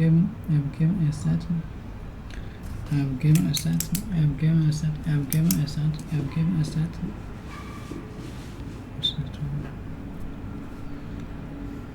I've given a sentence. I've given a sentence altered. I've given a sentence altered. I've given a sentence. I've given a sentence altered. Altered baking time in this recipe. In this recipe, baking time. I've given a set. I've given a sentence altered baking time in this recipe. In this recipe. Everything seemed altered when I returned. Everything seemed altered when I returned. Everything seemed altered when I returned.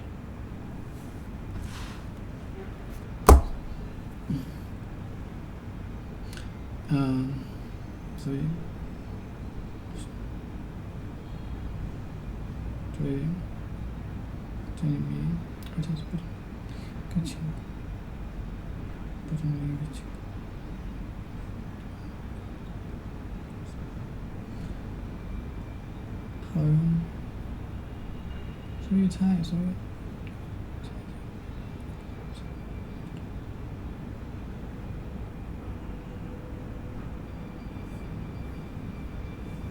它的方向是不变。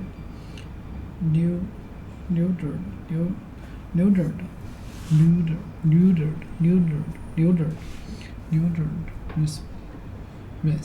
recipe.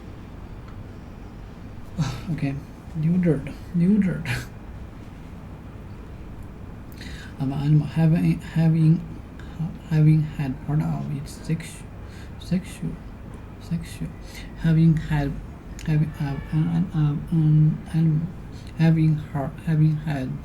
of its sexual organs.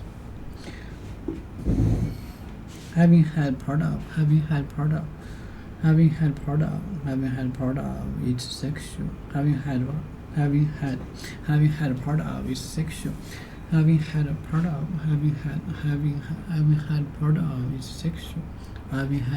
its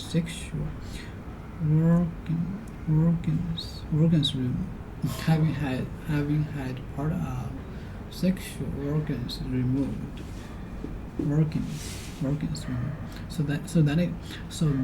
So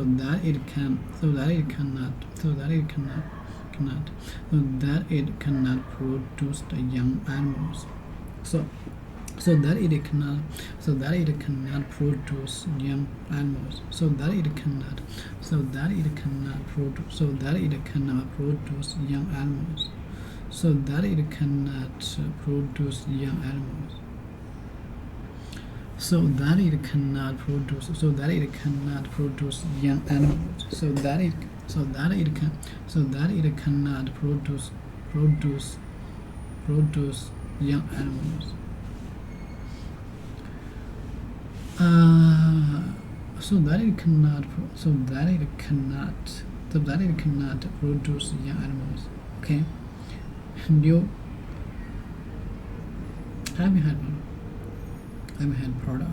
Having had.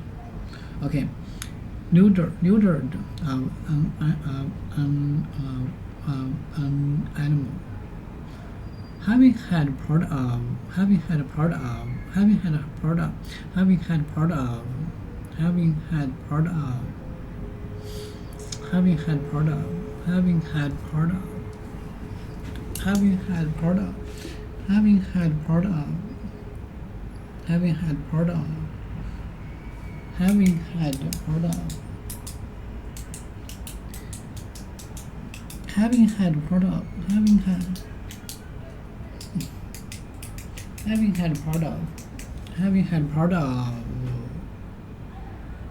part of sexual organs removed, so that it cannot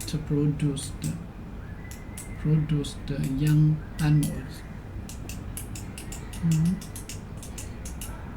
Okay. Having had part of part of its sexual organs removed, so that it cannot produce the young animals. So that it cannot produce young animals. So that it cannot produce young animals. Having had part of its sexual organs, so having had part of its sexual organs removed, so they cannot be reproduced. The permit cast organs. Permit allow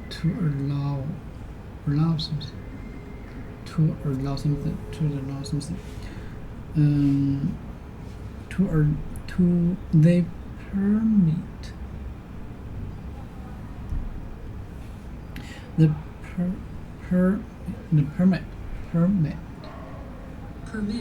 permit. Okay, the permit casts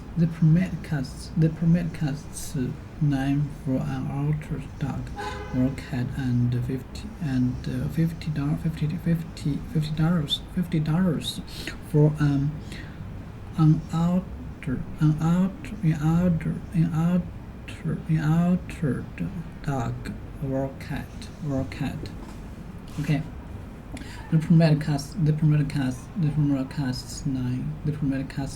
for an altered dog. The permit cast altered.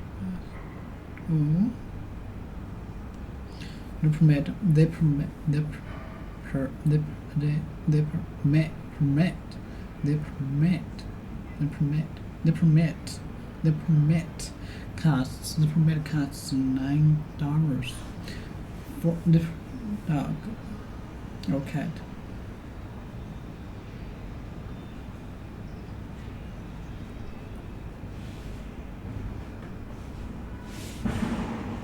And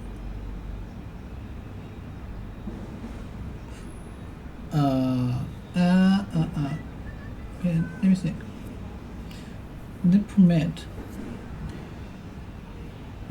casts $9 for an altered dog or cat and dog or cat for altered. The permit costs $9 for an altered dog or cat and $50 for an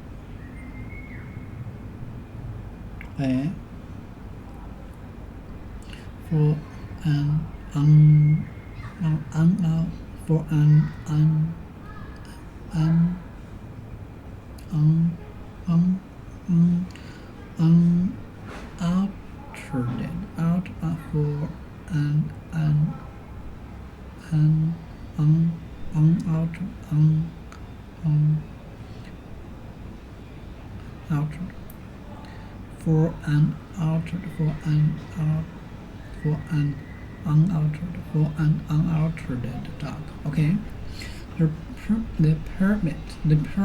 the permit costs 9 for an altered dog or cat and $50 for an outdoor dog. Okay, the permit costs $9 for an out. Okay, the permit costs $9 for an altered a dog or cat and $50 for an unaltered dog or cat.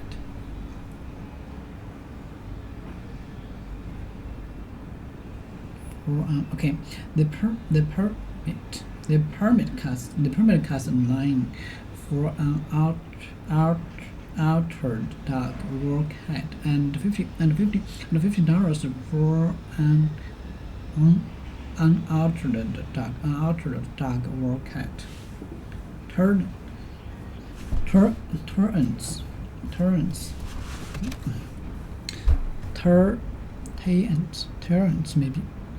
maybe cats.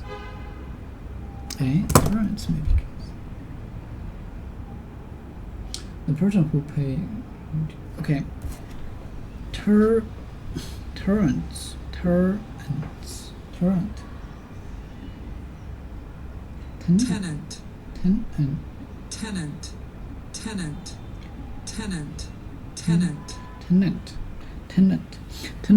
Tenants maybe keep pets.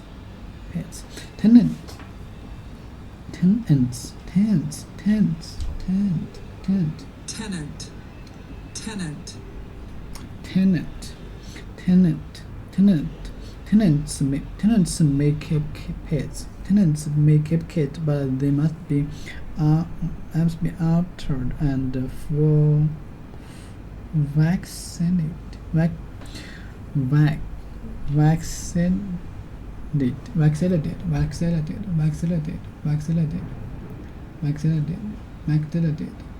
vaccinated. To give some time a vaccine. Oh, I know. Vaccinated.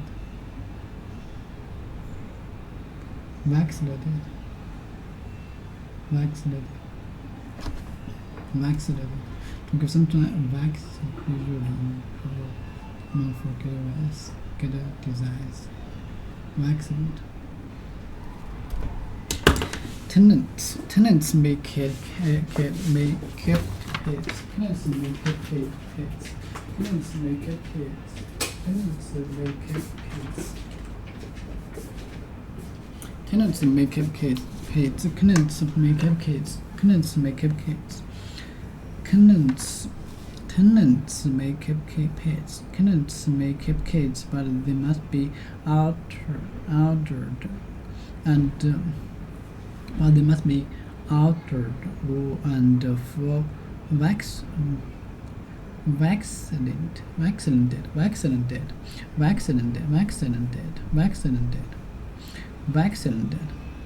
所以这个肯定是越来越差。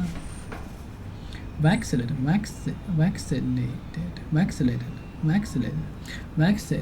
May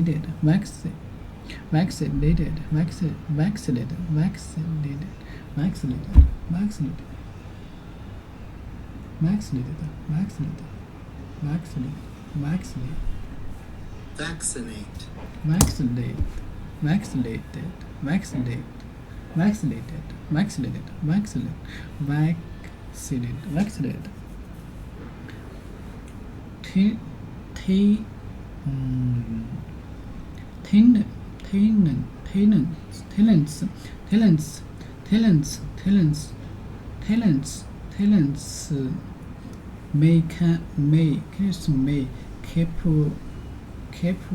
pets and tenants may keep pets. Tenants may keep pets.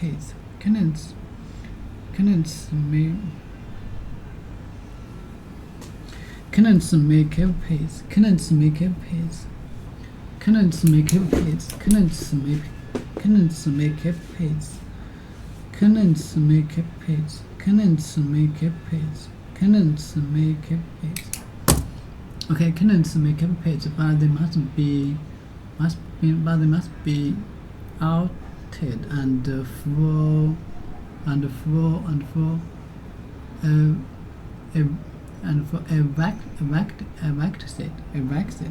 vaccinated. But they must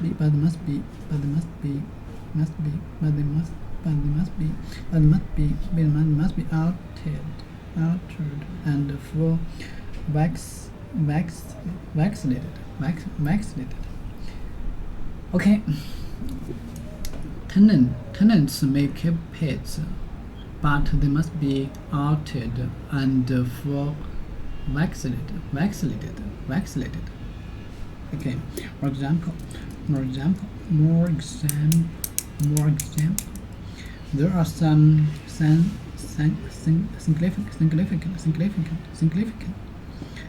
There are some significant. There are some significant. There are some significant.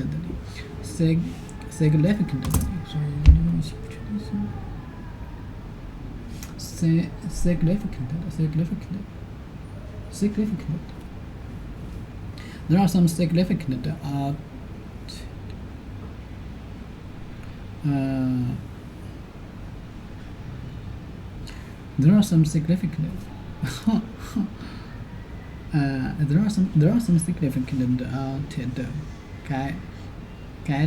guidelines in the new report. There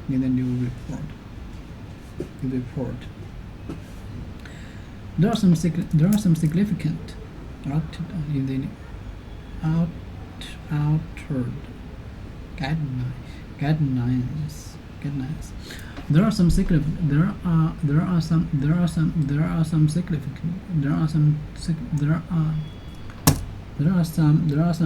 significant. There are some significant. There are some significant. There are some significant. There are some significant. There are some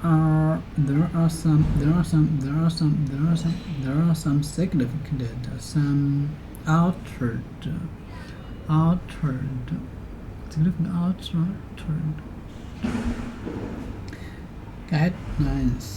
guidelines in the new airport. There are some significant. There are some significant.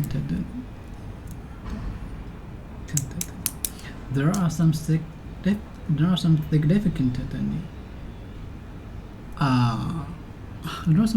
There are some significant. There are some significant. There are some significant. There are some significant. There are some significant. There are some significant. There are some significant. There are some significant. There are some significant. There are some significant. There are some significant. There are some significant. There are some significant. There are some significant altered guidelines in the new report. Altered guidelines in the new report. 这样的吗？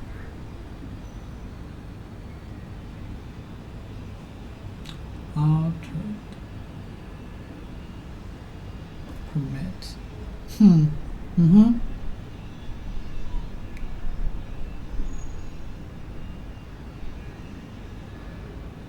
Circumstances.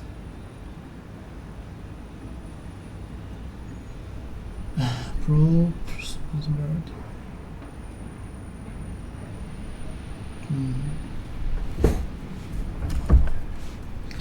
So it is what? 进攻的是。进攻。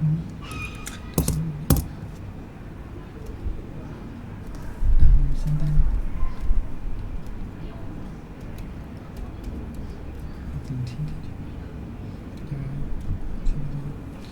听进去吧，读到手上。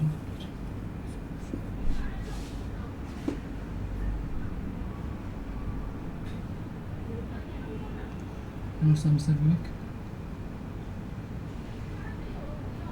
哎，不对。Different. There are some significant different guidelines in the new report. Okay, the things.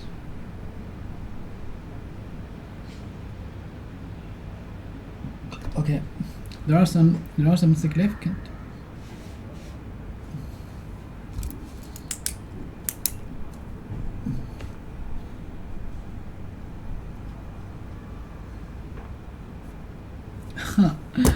There are some significant. There are some significant by a large amount. Change by a large amount. are some significant suddenly and serious. There are some significantly altered guidelines in the new report. He might be in a trance. He might be in a trance. He might be in a trance. He might be in a trance. He might be in a trance. He might be in a trance. He might be in a trance or state. He might be in a trance. He might be in a trance.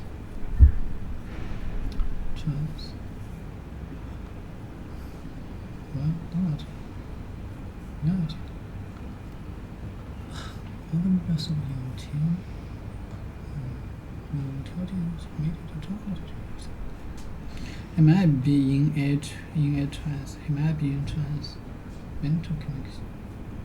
He might be in a trance or stated of altered consciousness.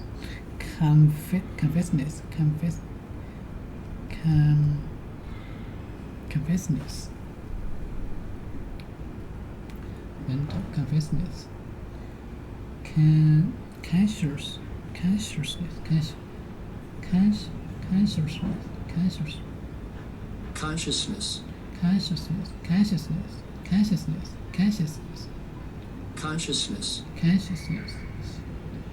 Consciousness. Mental condition, consciousness. Relikement. Understanding and it might be in trance. Understand how different. He might be in a trance. He might be in a trance. He might be in a trance. He might be. He might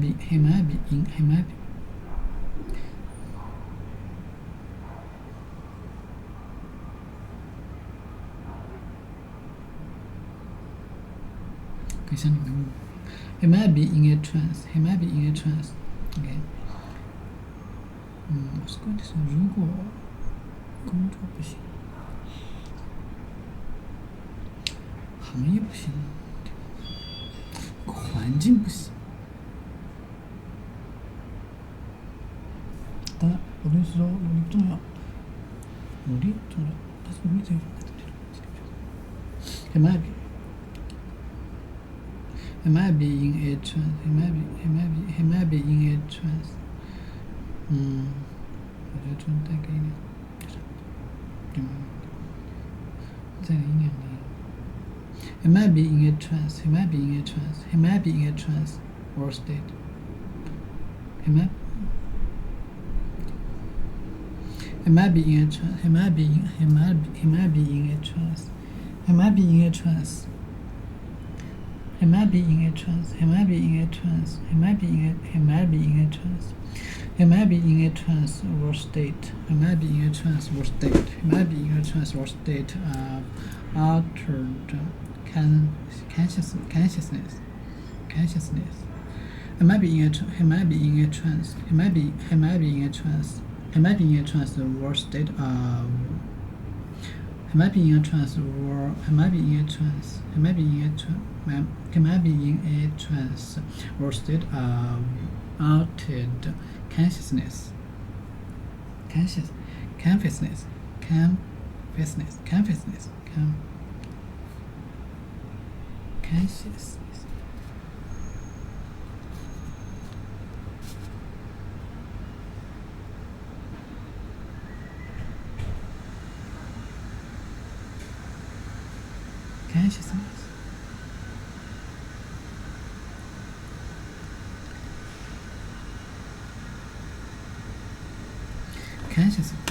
He might be in a trance or state of altered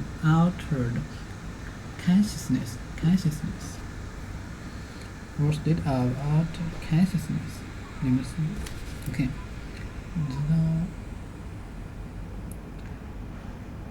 那我们需要不要解释？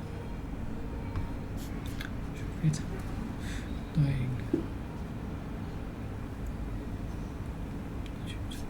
你只有多不同的。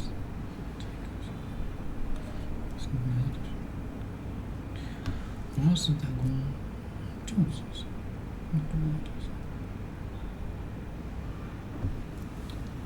下怎么样？来下，你听到分享了 ？List the act of everything of information is list. We calculate.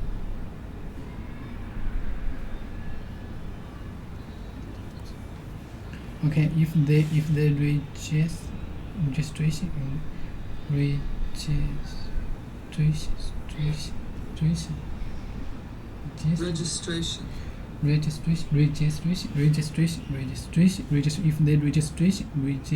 registration number, if the registration number appears out, that is wording sign. If the registration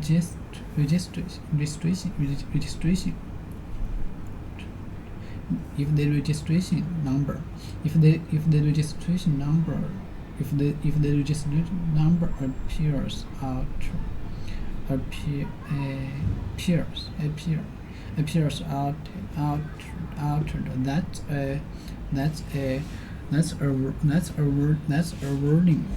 That's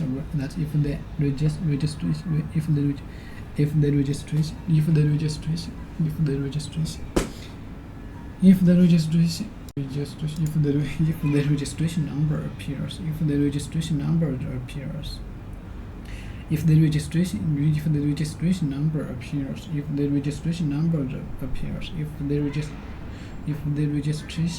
if the registration numbers appears, if the registration number appears altered, if the registration number appears altered, that's a warning sign. That's a warning sign.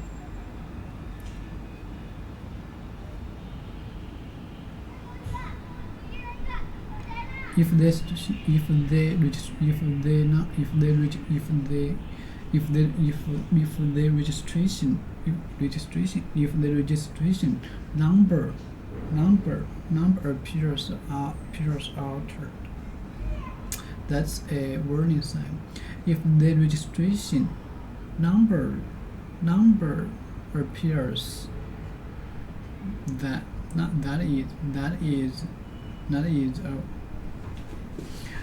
appears altered, that's a warning sign.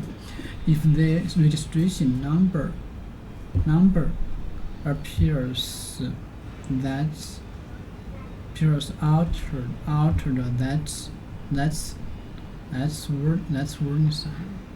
that's a warning sign. If the registration number appears altered, that's warning sign.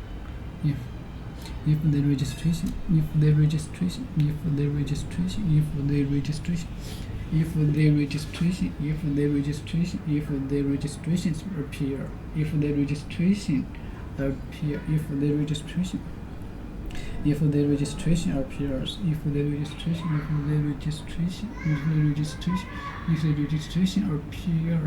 If the registration number appears altered, that's a warning sign. That's a warning sign. Breeders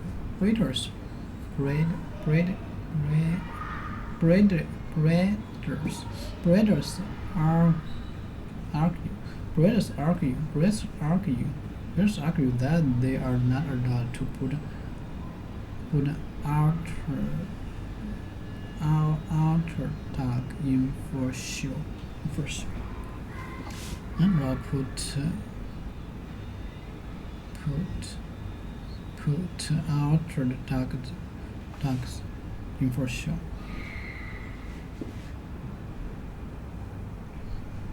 That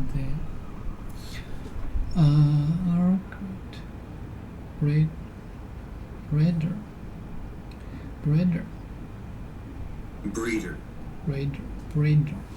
Breeder. Disagree. Breeder argue. Breeders argue.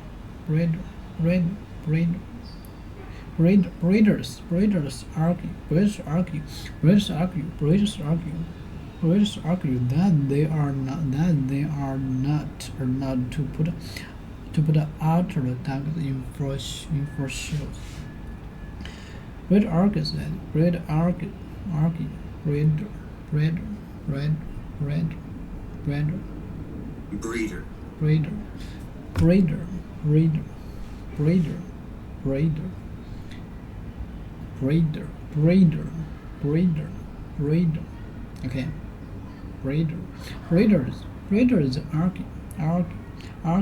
Breeders argue that they are not allowed to put outer dogs in for shows. To put outer dogs in for show.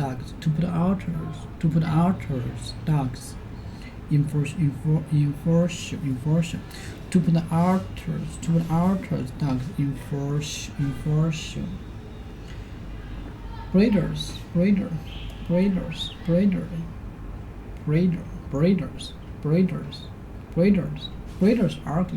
argue they are not allowed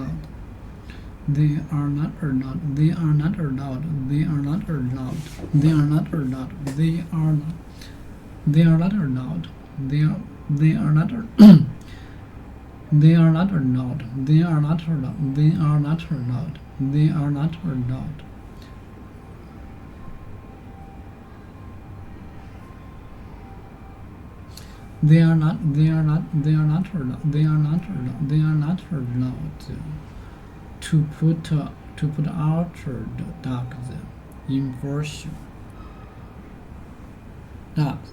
show. Oh.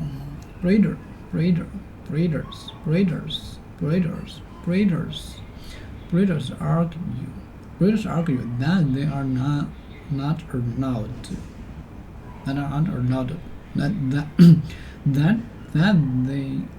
that they are not allowed to put outer dogs in for shows.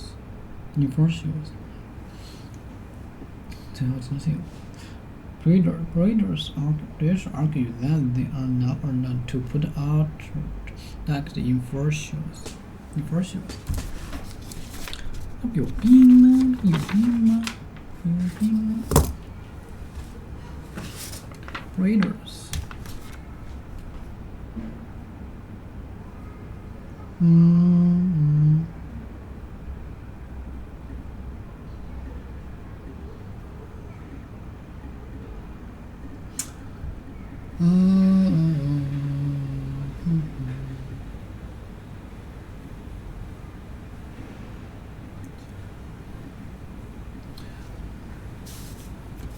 那我决定这是一件是需要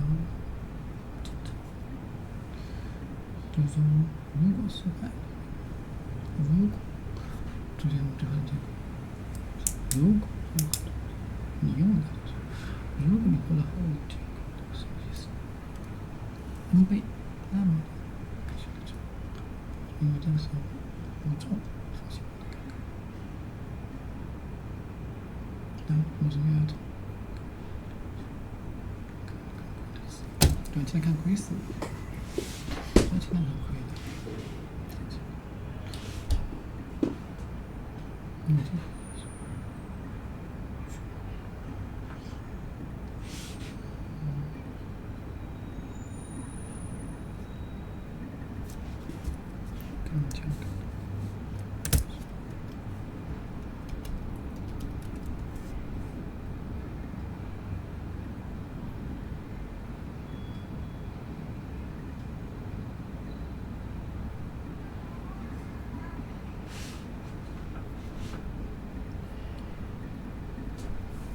明白这是公司的事，客户自己，所以我什么地的，因为仓库，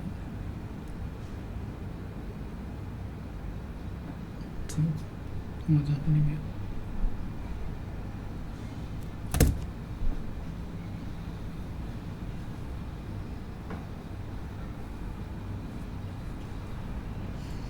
Readers are best.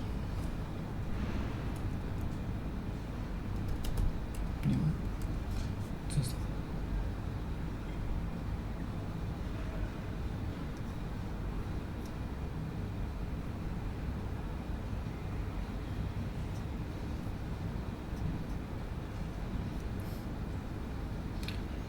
真是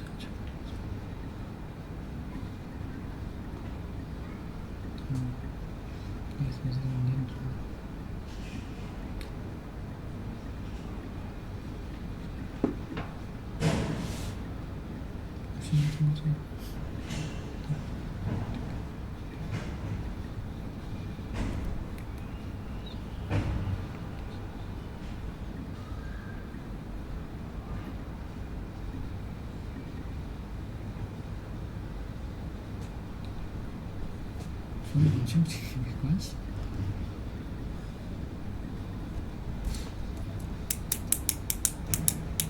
我是你们的。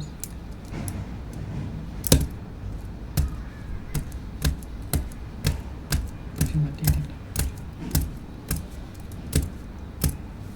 怎么的？现在不讲。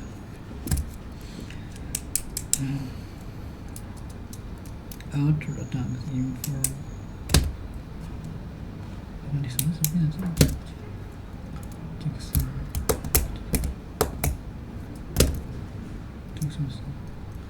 这个是，什么时候变正的？什么时候变成这样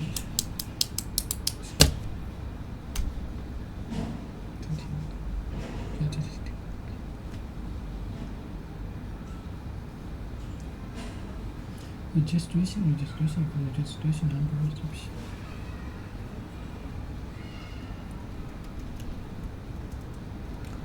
Altered.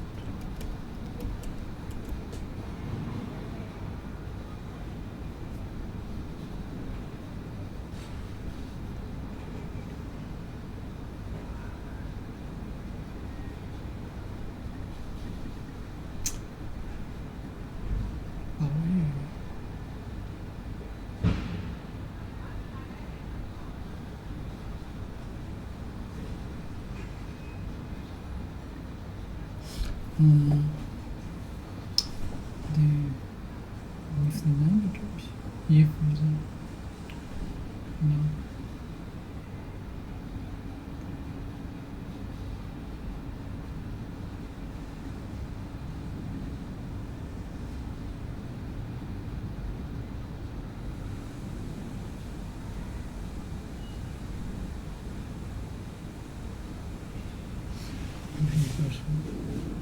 That's it.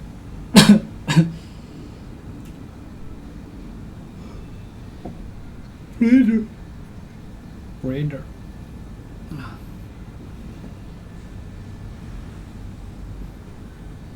That's not it. Monday. Readers. That person has to get everything right. They have to have great judgment, they have to pick the right thing to work on, they have to recruit the right team, and they have to work crazy hard because they're basically engaged in a competitive sprint. So if getting wealthy is your goal, you are going to have to work as hard as you can. But hard work is absolutely no substitute for who you work with and what you work on.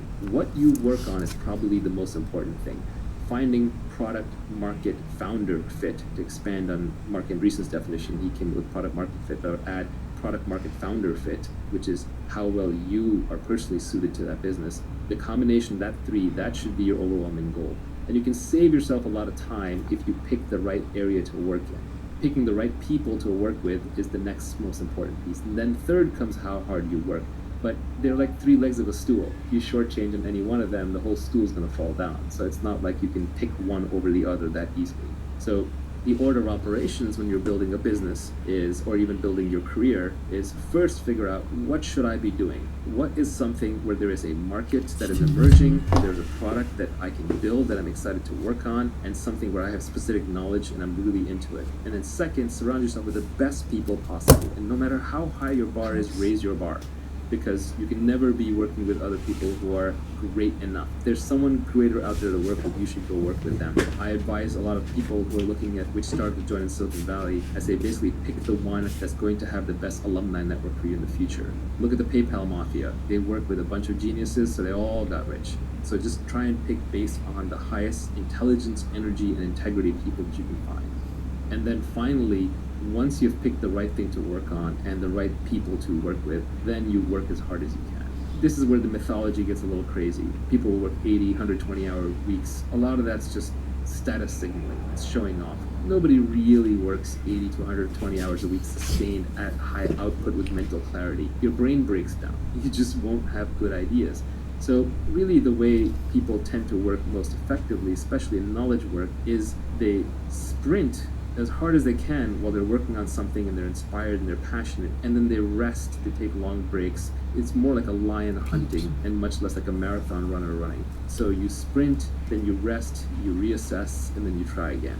And what you end up doing is you end up building a marathon of sprints. Nivi just made the point to me on the side that inspiration is perishable, which is a very good point. When you have your inspiration, do it right then and there. This happens to me a lot with my tweet storms. I've actually come up with a whole bunch of additional tweet storms besides the ones that are already out there, but sometimes I just hesitate or I just pause and then it just dies. And what I've learned is if I'm inspired to write a blog post or to publish a tweet storm, I should probably do it right away. Otherwise it's not going to get out there. I won't come back to it. So inspiration is a beautiful and powerful thing, and when you have it, just seize it. So people talk about impatience. When do you know to be impatient? When do you know to be patient? My glib tweet on this was impatience with actions and patience with results. And I think that's actually a good philosophy for life.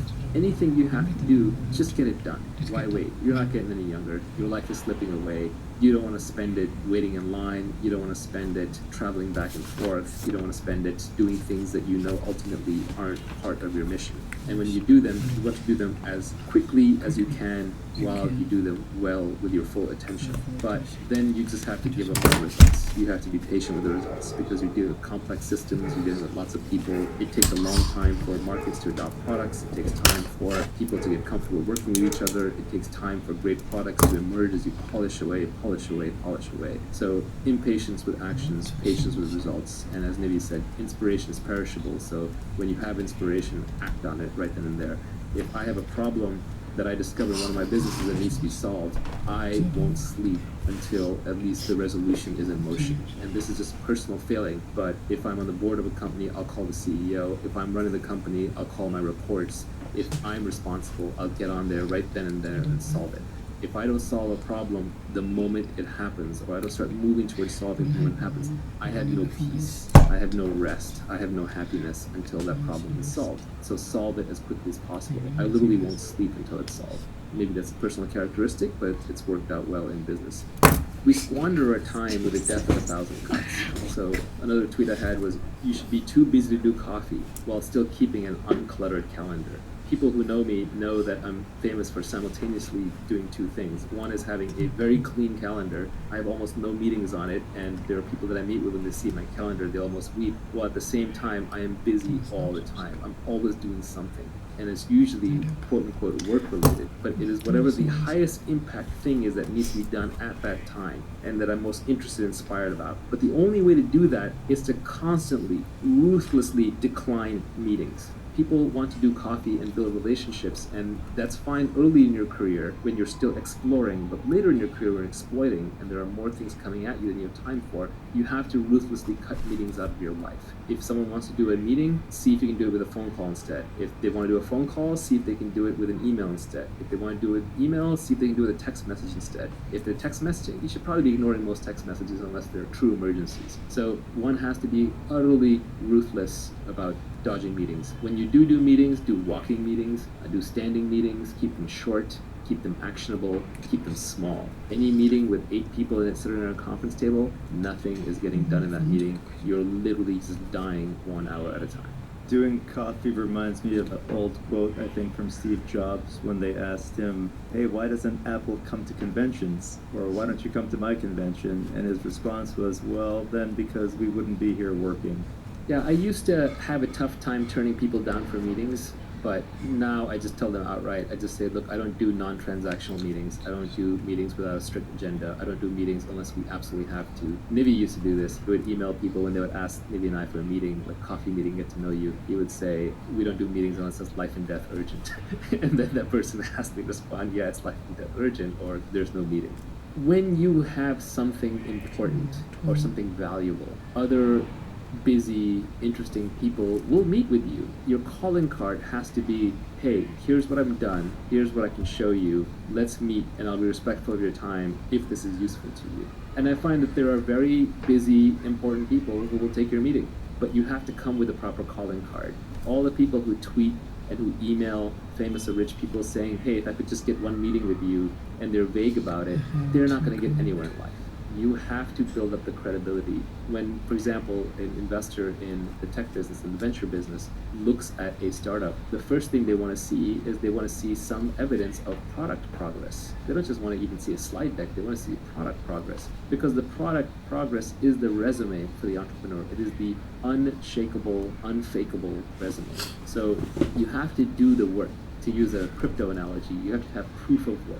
If you have proof of work and you truly have something interesting, then you shouldn't hesitate to put it together in an email and send it to somebody. But even then, when you're asking for a meeting, you want to be super actionable about it. But I would say even the other side, even if you yourself haven't made it yet, if you think you're going to make it by going out and networking and doing a whole bunch of meetings, you're probably incorrect.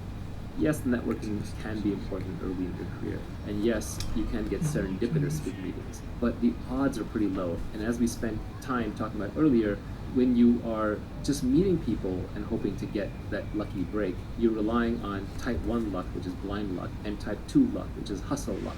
But what you're not getting is type 3 or type 4 luck, which are the better kinds, where you spend time developing a reputation, working on something, developing a unique point of view, and being able to spot opportunities that others can't. A busy calendar and a busy mind will destroy your ability to do great things in this world. If you want to be able to do great things, whether you're a musician or whether you are an entrepreneur or whether you're an investor, you need free time and you need a free mind. We just finished talking about the importance of working hard and valuing your time. Next, there's a few tweets on the topic of working for the long term. The first tweet is, become the best in the world at what you do. Keep redefining what you do until this is true. If you really want to get paid in this world, you want to be number one at whatever it is that you're doing. And it can be niche, that's the point. It can literally be you're getting paid for just being you. You know, at this point, some of the more successful people in the world are that way. Oprah gets paid for being Oprah. Joe Rogan gets paid for being Joe Rogan. And they're being authentic to themselves. So what this tweet is trying to say simultaneously is that you want to be number one, but you want to keep changing what you do until you're number one. You can't just pick something arbitrary. You can't say, I'm going to be the fastest runner in the world, and now you got to beat Usain Bolt. That's too hard of a problem. But what you can do is you can keep changing what your objective is until it arrives to your specific knowledge, your skill sets, your position, your capabilities, your location, your interests, and then converges to making you number one. So when you're searching for what to do, you actually have two different foci that you have to keep in mind at all points. And one of those is, I want to be the best at what I do. And the second is, what I do is flexible so that I am the best at it, until you arrive at a comfortable place where you're like, yes, this is something I can be amazing at while still being authentic to who I am. And this is not going to be an overnight discovery. It's going to be a long journey, but at least you know how to think about it. The most important thing for companies to find product market fit, I would say the most important thing for an entrepreneur is to find founder product market fit, where you are naturally inclined to build the right product which has a market. And that's the three focus problem, which is you got to make all three of those work at once. If you want to be successful in life, you just have to get comfortable managing multivariate problems, multiple objective functions at once. And this is one of those cases where you have to map at least two or three at once. This reminds me of your tweet about escaping competition through authenticity. It sounds like part of this is a search for who you are. It's both a search and a recognition, because sometimes when we search our egos, we want to be something that we aren't, and our friends and family are better at telling us actually who we are, or looking back at what we've done is a better indicator of who we are. Peter Thiel talks a lot about how competition is besides the point, it's counterproductive. We're highly mimetic creatures. We copy what everybody else is doing around us. We copy our desires from them. Everyone around me is a great artist. I want to be an artist. If everyone around me is a great business person, I want to be a business person. Everybody around me is a social activist. I want to be a social activist. That's where my self-esteem will come from. You have to be a little careful when you get caught up in these status games that you end up competing over things that aren't worth competing over. So Peter Thiel talks about how he was going to be a law clerk because he was in law school and everybody around him wanted to be a law clerk for a Supreme Court justice or some famous judge, and he got rejected, and that's what made him go into business. So it helped him break out of a lesser game into a greater game. So sometimes you just get trapped in the wrong game because you're competing. And the best way to escape competition, to get away from the specter of competition, which is not just stressful and nerve-wracking, but will often drive you to just the wrong answer. The way to escape competition is to just be authentic to yourself. If you are fundamentally building and marketing something that is just an extension of who you are, no one can compete with you on that. Who's going to compete with Joe Rogan or Scott Adams? It's impossible. Is somebody else going to come along and write a better Dilbert? No. Is someone going to compete with Bill Watterson and create a better Calvin and Hobbes? No. They're being authentic. This is easiest to see in art. Artists are by definition all naturally authentic. But even entrepreneurs are authentic. Who's going to be Elon Musk? Who's going to be Jack Dorsey? These people are authentic, and the businesses and products that they create are authentic to their desires and their means. If somebody else came along and started launching rockets, I don't think it would faze Elon one bit. He's still going to get to Mars because that's his mission, insane as it seems, that's the one he set for himself, and he's going to accomplish it. So authenticity naturally gets you away from competition. It doesn't mean that you necessarily want to be authentic to the point where there's no product market fit. It may turn out you're the best juggler on a unicycle, but maybe there just isn't that much of a market for that even with YouTube videos. So you got to adjust that somehow until you find product market fit, but at least lean towards authenticity, towards getting away from competition, and competition automatically leads towards copycatting and often towards just playing completely the wrong game. Especially in entrepreneurship, the masses are never right. If you see a lot of people tweeting about what a great market to enter is, or you see journalists talking about a company is terrible, they don't know anything. If the masses knew how to build great things and create great wealth, we'd all already be done. We'd all already be rich by now. So in a sense, when you see a lot of competition, sometimes that indicates to you that the masses are already here, so it's already competed over too much and there's nothing here, or it's in the wrong trend to begin with. On the other hand, if it's completely empty, if the whole market is empty and no one's there, that can also be a warning indicator that you've gone too authentic and not enough on the product market fit part of founder product market fit. So there's a balance, you have to find it. But generally, most people will make the mistake of paying too much attention to the competition and being too much like the competition and not being authentic enough. And the great founders tend to be authentic iconoclasts. I hate to bring up the Scott Adams skill stack one more time, but I'll still bring it up. Do you think one way of getting to authenticity is not necessarily adding some random skills that you think might be important, but just really finding 5 or 6 various skills that you already authentically do and just stacking them on top of each other? And not even in any purposeful way. If you are expressing who you are, you're going to be expressing all these little 5 or 6 different skills anyway. That's really where life is going to lead you anyway. Long term, if you are good and successful at what you do, you will find that whatever your hobbies were, you're almost doing them for a living. as Robert Frost said, combine your vocation and your avocation, what you love to do and what you do. So I think you'll find yourself there anyway. And you're right about the skill stack, and that everyone's got multiple skills. We aren't all one-dimensional creatures, even though that's how we have to portray ourselves in our online profiles to get employed. You meet somebody and they say, I'm a banker, or I'm a bartender, or I'm a barber, or what have you, all the B's. But people are multivariate. They have a lot of skills. One banker might be good at finance, another one might be good at sales, a third one might be just good at macroeconomic trends and have a feel for the markets. Another one might be really good at picking individual stocks. Another one might just be good at maintaining relationships rather than selling new relationships. So everyone's going to have their various niches, and you're going to have multiple niches. It's not going to be just one. So over time, you will find, as you go through your career, both you will gravitate towards the things that you're good at, which by definition are almost the things you enjoy doing, otherwise you wouldn't be good at them, you wouldn't have put in the time. And other people will push you towards the things that you're good at, because your smart bosses and your smart coworkers and your smart investors will realize, okay, you're really world-class in this thing, and you recruit somebody else for that other thing. So ideally, you want to end up specializing in being you. I think when you're being authentic, you don't really mind competition that much. Yeah, it pisses you off and it inspires some fear and jealousy and all the other emotions that come along with it, but also you don't really mind because you're more oriented towards the goal and the mission, and worst case, you get some ideas from them, and there's often ways to work with the competition in a positive way, and it ends up increasing the size of the market for you. Yeah, sometimes it depends on the nature of the business. Silicon Valley tech industry businesses tend to be winner take all, at least the good ones. And so when you see competition, it can make you fly into a rage because it really does endanger everything you've built. Whereas if I was opening a restaurant and a more interesting version of the same restaurant opens up in a different town, that's fantastic. I'm just going to lift from them what's working and drop what I can see that they have already figured out is not working. So it does depend to some extent on the nature of the business.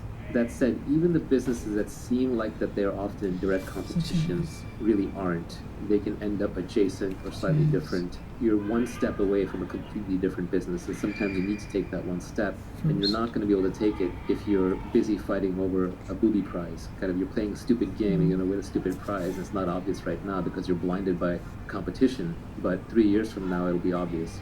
To give a simple example, when I was first starting companies, one of my first ones was called Epinions, which was an online product review site for all the products out there that was independent of Amazon. And that space eventually turned into TripAdvisor and Yelp, which is where we should have gone.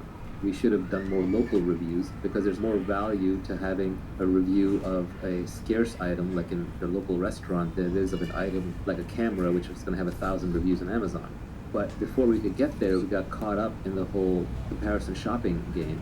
And so we ended up merging with Deal Time, and we competed with MySimon and BizRate, which became Shopzilla, and Price Grabber and Nextag, and a whole bunch of these price comparison engines. And we're all caught in fierce competition with each other, and that whole space went to zero because it turns out Amazon won e-tail completely.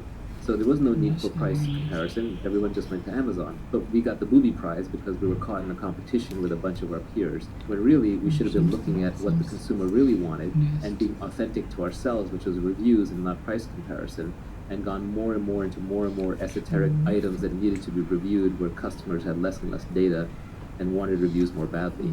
So if we'd stayed authentic to ourselves, we would have done better. We're still talking about working for the long term. The next tweet on that topic is apply specific knowledge with leverage, and eventually you will get what you deserve. I would also add to that, apply judgment, apply accountability, and apply the skill of reading. This one is just a glib way of saying that it takes time. Even once you have all of these pieces in place, there is an indeterminate amount of time that you're going to have to put in. And if you're counting, you need a lot of patience before it actually arrives. So you just have to make sure that you give these things a proper time. Life is long. Charlie Munger had some line on this. Somebody asked him about making money, and he reinterpreted that. He said, what the questioner is actually asking is, how do I get rich like you but faster before I end up as a really old guy? And everybody wants it immediately, but the world is an efficient place. Immediate doesn't work. You do have to put in the time. You do have to put in the hours. And so I think you just have to put yourself in the position with the specific knowledge, with the accountability, with the leverage, with the authentic skill set that you have to be the best in the world at what you do, and then you have to enjoy it and just keep doing it and keep doing it and keep doing it, and don't keep track and don't keep count, because if you do, you will run out of time. I can look back at my career and the people 2 decades ago that I had identified as brilliant and hardworking but hadn't thought much more about it, they're all successful now, almost without exception. On a long enough time scale, you do get paid, but it can easily be 10 or 20 years. Sometimes it's 5, and if it's 5 or 3 and a friend of yours got there, it can drive you insane. But those are exceptions, and for every winner, there's multiple failures. One thing that's important in entrepreneurship is you just have to be right once. You get many, many shots on goal. You can take a shot on goal every 3 to 5 years, maybe every 10 at the slowest, or once every year at the fastest, depending on how you're iterating with startups, but you really only have to be right once. My little equation is that your eventual outcome will be equal to something like the distinctiveness of your specific knowledge times how much leverage you can apply to that knowledge times how often your judgment is correct times how singularly accountable you are for the outcome times how much society values what you're doing. And then you compound all of that with how long you can keep doing it and how long you can keep improving it through reading and learning. That's actually a really good way to summarize it. It's probably worth even trying to sketch that equation out. That said, people try to then apply mathematics to what is really philosophy. So I've seen this happen in the past where I say one thing and then I say another thing that seems contradictory if you treat it as a math equation, but it's obviously in a different context. And then people will say, well, you say that desire is suffering, it's the Buddhist saying, and then you say that all greatness comes from suffering, so does that mean all greatness comes from desire? It's like, well, this isn't math, people. You can't just start carrying variables around and forming absolute logical outputs. You have to know when to apply things. So I think that is very useful to understand, but at the same time, one can't get too analytical about it. It's what a physicist would call false precision. When you take 2 made-up estimates and you multiply them together and you get 4 degrees of precision, those decimal points don't actually count. You don't have that data, you don't have that knowledge. In a model, the more estimated variables you have, the greater the error in the model. So just adding more and more complexity to your decision-making process actually gets you a worse answer. You're better off just picking the single biggest thing or 2. For example, what am I really good at according to observation and according to people that I trust, that the market values? Like that alone, those 2 variables alone are probably good enough. Because if you're good at it, you'll keep it up. And if you're good at it, you'll develop the judgment. And if you're good at it and you like to do it, eventually people will give you the resources and you won't be afraid to take on accountability. So all the other pieces will fall in place. Product market fit is inevitable if you're doing something you love to do and the market wants it. Regarding the guy that gets rich in 5 years, one of the tweets that you had on the cutting room floor was, avoid people who got rich quickly. They're just giving you the winning lottery ticket numbers. This is generally true of advice anyway, which is, it's back to Scott Adams' systems, not goals. If you ask a specific person what worked for them, very often it's just like they're reading out the exact set of things that work for them, which may not be applicable for you. They're just reading you their winning lottery ticket numbers. It's a little glitch. There is something to be learned from them, but you can't just take their exact circumstance and map it onto yours. The best founders I know, they listen and read to everyone, but then they ignore everybody and they make up their own mind.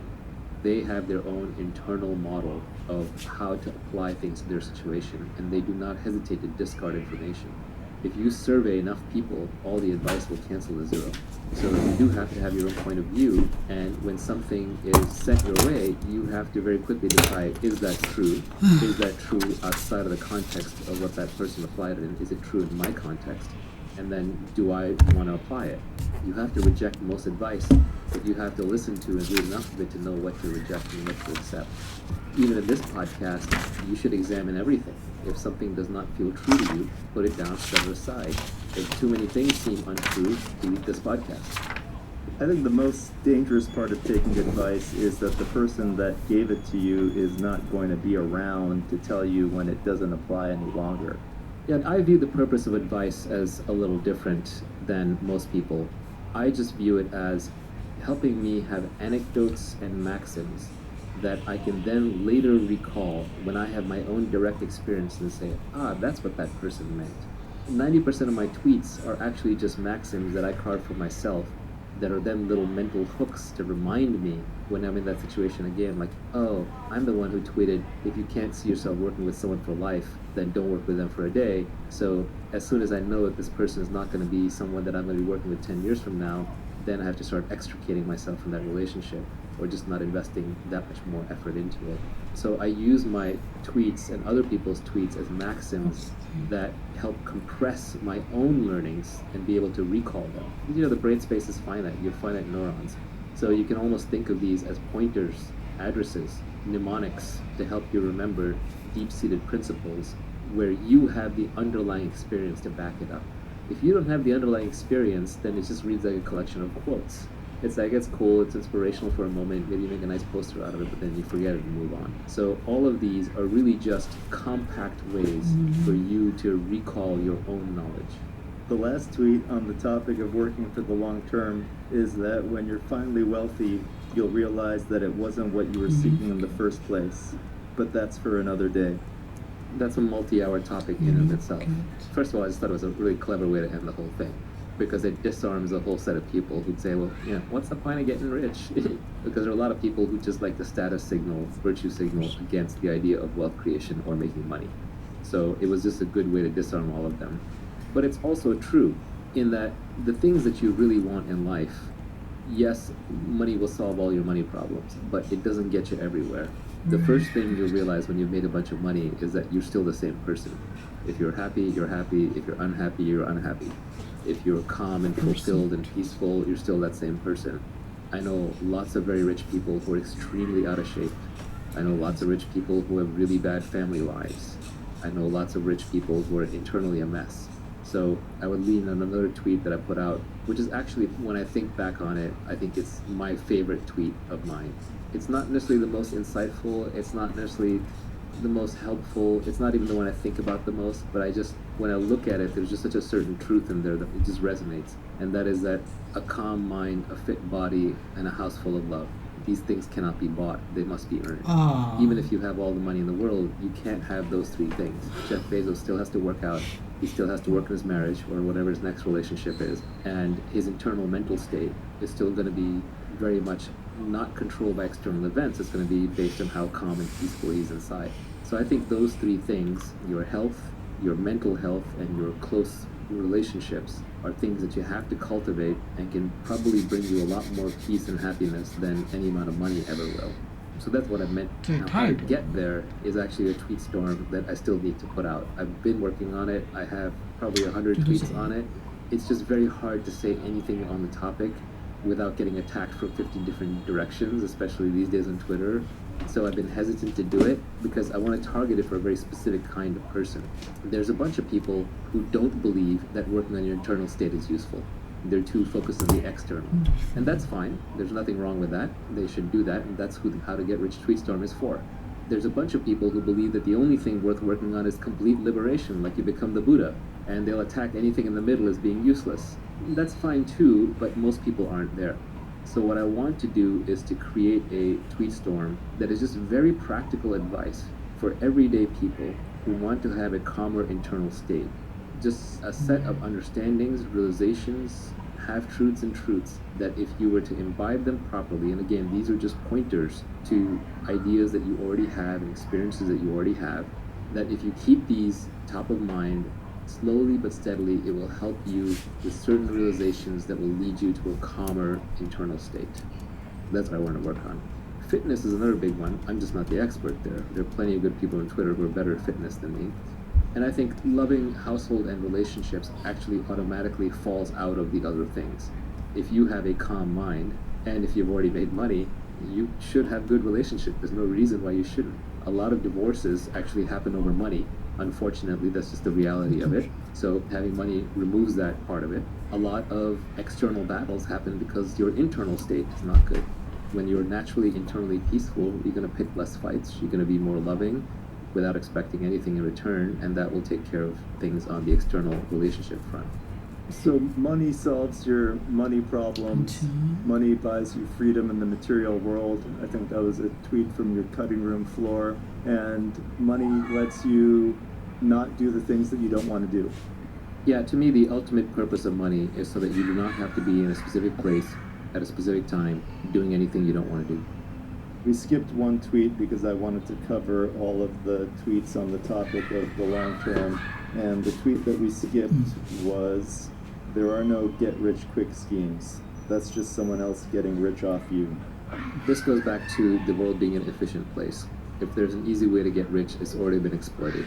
And there are a lot of people who will sell you ideas and schemes on how to make money, but they're just always selling you some $79.95 course or some audiobook or some seminar, which is fine. Everyone needs to eat. People need to make a living. They might actually have really good tips. But if they're giving you actionable, high-quality advice that acknowledges that it's a difficult journey and will take a lot of time, then I think that's realistic. But if they're selling you some get-rich-quick scheme, whether it's crypto or whether it's an online business or seminar, they're just making money off you. That's their get-rich-quick scheme. It's not going to necessarily work for you. One of the things about this whole Tweetstorm and podcast is that we don't have ads on here. We don't charge for anything. We don't sell anything. Not because I don't want to make more money. It's always nice to make more money. We're doing work here. But because it would completely destroy the credibility of the enterprise. If I'm saying, hey, I know how to get rich and I'm going to sell that to you, it ruins it. When I was young and I was kind of studying up on the topic, one of my favorite books on the topic was actually called How to Get Rich by Felix Dennis, the founder of Maxim magazine, billionaire who passed away. And he had a lot of crazy stuff in there, but he had some really good insights too.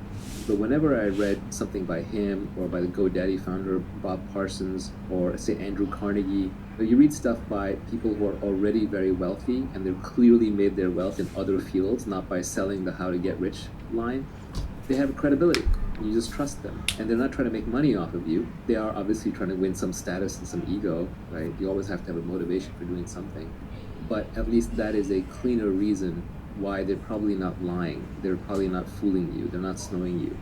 At some level, every founder has to lie to every employee of the company that they have, where they have to convince them that it's better for you to work for me than it is to do what I did and go work for yourself. So I've always had a hard time with that, which is why the only honest way in my companies, I've recruited entrepreneurs. And I tell them, you're going to get to be entrepreneurial in this company. And the day you're ready to go start your own next thing, I'm going to support you. I'm never going to get in the way of you starting a company, but this can be a good place for you to learn how to build a good team and build a good culture, how to find product market fit, to perfect your skills and meet some amazing people while you figure out exactly what it is you're going to do, because positioning, timing, deliberation are very important when starting a company. But what I've never been able to do is look them in the face and say, you must be at your desk by 8 a.m. because I'm not going to be at my desk by 8 a.m. I want my freedom. Or say to them that you're great at being a director today and you'll be a VP tomorrow, putting them in that career path track, because I don't believe in it myself. If anyone is giving advice on how to get rich and they're also making money off of it, they should have made their money elsewhere. Like, you don't want to learn how to be fit from a fat person. You don't want to learn how to be happy from a depressed person. So you don't want to learn how to be rich from a poor person, but you also don't want to learn how to be rich from somebody who makes their money by telling people how to be rich. It's suspect. Anytime you see somebody who's actually gotten rich following some guru's advice on getting rich, just remember that in any random process, if you run it long enough and if enough people participate in it, you will always get every single possible outcome with probability 1. There's a lot of random error in there, and then also this is why you have to absolutely and completely ignore business journalists and economists, academics, when they talk about private companies. I won't even name names, but like when a famous economist rails on Bitcoin, or when a business journalist attacks the latest company that's IPOing, it's complete nonsense. Those people have never built anything. They're professional critics. They don't know anything about making money. All they know is how to criticize and get page views, and you're literally becoming dumber by reading them. You're burning neurons. I'll leave you with a quote from Nassim Taleb that I liked, where he said, if you want to be a philosopher king, first become a king and then become a philosopher, not first become a philosopher and then become a king. I'm glad you brought up Taleb, because I was going to finish this by saying just remember the title of his first book, which is Fooled by Randomness. One of the reasons why we're a little vague in this podcast is because we're trying to lay down principles that are timeless, as opposed to just giving you the winning lottery ticket numbers from yesterday. You summarized this entire tweet storm with 2 words: productize yourself. Productize and yourself. Yourself has uniqueness. Productize has leverage yourself has accountability, productize has specific knowledge. Yourself also has specific knowledge in there. So all of these pieces, you can combine them into these two words. Whenever you're doing anything in business, if you're looking towards the long term of getting wealthy, you should ask yourself, is this authentic to me? Is it myself that I'm projecting? And then am I productizing it? Am I scaling it? Am I scaling with labor or with capital or with code or with media? So it's a very handy, simple mnemonic. I mean, what is this podcast? This is a podcast called Naval. I'm literally productizing myself with a podcast. You want to figure out what you're uniquely good at or what you uniquely are and apply as much leverage as possible. So making money isn't even something you do. It's not a skill. It's who you are stamped out a million times. Making money should be a function of your identity and what you like to do. Another tweet that I really liked was, this was not mine, somebody else put this up. They said, find 3 hobbies. One that makes you money, one that keeps you fit, and one that makes you creative. I would change that slightly. So I would say one that makes you money, one that makes you fit, and one that makes you smarter. So in my case, my hobbies would be reading, making money. Is I love working with startups, either investing in them, brainstorming them, starting them. I just love that ideation and initial creation phase around startups. And then on the hobby that keeps you fit, I don't really have one. Closest thing I have is yoga, but that's where I fell apart. And I think people who early in life discover something like surfing or swimming or tennis or some sport that they continue doing throughout most of their life are very lucky because they found a hobby that would make them fit. We finished discussing the tweet storm, and we're going to spend some time on Q&A and discussing some of the tweets on the cutting room floor that didn't make it into the tweet storm. My first question is, do you think there are some common failure modes or typical things that people do wrong when they're trying to apply this advice? A lot of people don't understand what specific knowledge really is or how to quote-unquote obtain it. People don't understand what accountability really entails. They think that accountability means being successfully accountable. No, it means that you have to stick your neck out and fail with your name out there publicly and be willing to let people hate on you. One of the reasons I'm less active on Twitter lately is because every tweet summons an army of nitpickers and haters, and it gets exhausting. But on the other hand, you have to learn how to ignore them, otherwise you can't survive on Twitter. A lot of people try to reconcile it with like, should I quit my 9-to-5 job or not? That can be a very hard decision. I don't think you need to go that extreme. You can start applying accountability and leverage and specific knowledge even within your existing career. It doesn't have to necessarily be fork off and do something else completely. A lot of people will use it as a way to agree and disagree with their existing biases. They'll say, oh yeah, I agree with that part, or that part you're completely wrong. The most interesting parts should be the ones that you disagree with. So clearly have proven that I know a few things. So if you disagree with it, then maybe that is an area where you can improve your thinking. I've definitely improved my thinking all the time, but I will tell you that in this tweet storm, I put down the minimum viable principles. I did not put down the whole universe of what I know about how to make money, because 90%